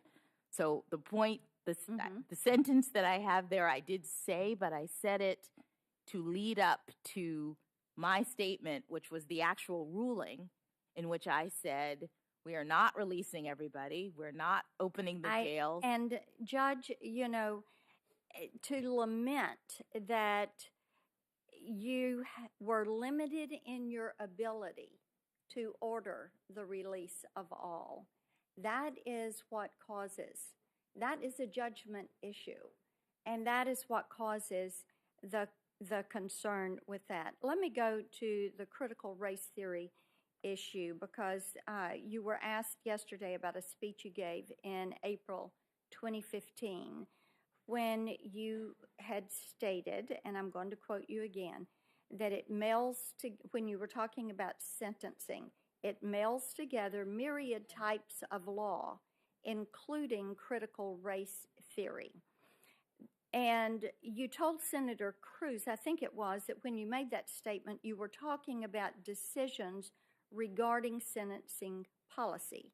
You said, and again, I'm going to quote, I was talking about policy determinations. None of that relates to what I do as a judge. I take that to mean that you don't make policy determinations when you're making sentencing decisions as a judge. So today, in response to a question from Senator Grassley, you said the exact opposite. You said, and I'm going to quote you again, I have at times identified various enhancements that I have disagreed with as a policy matter because the Supreme Court has said that that's the authority of a sentencing judge in our system. So given that you admitted you made policy determinations, in sentencing, and you stated that you consider critical race theory in sentencing policy. Let me ask you again. Do you consider critical race theory in your sentencing decisions as a judge? Thank you, Senator. Critical race theory, any academic theory, is not considered in my sentencings. It never comes up in sentencing. It was not what I was talking about in the speech in 2015. Okay. I appreciate that. I do have one intellectual property question I'm going to submit to you for writing. You've had a long day. Thank you. And you've been very gracious. And I think that these are tough questions, but this is part of our doing our due diligence and meeting our responsibility to the people that we represent. And they expect this of us. And as I mentioned, they've been very engaged in this. As some have said, you know, I think I would like her, I don't agree with her, or I agree on some things, but not on everything. But they want to know what you're going to do when you get on the court, because their kids and their grandkids are not going to have the opportunities that you have had unless we keep this nation free. So it demands your best, and it demands that you go to the Constitution first. In your opening statement, I pulled this, and this is where I'll end with you.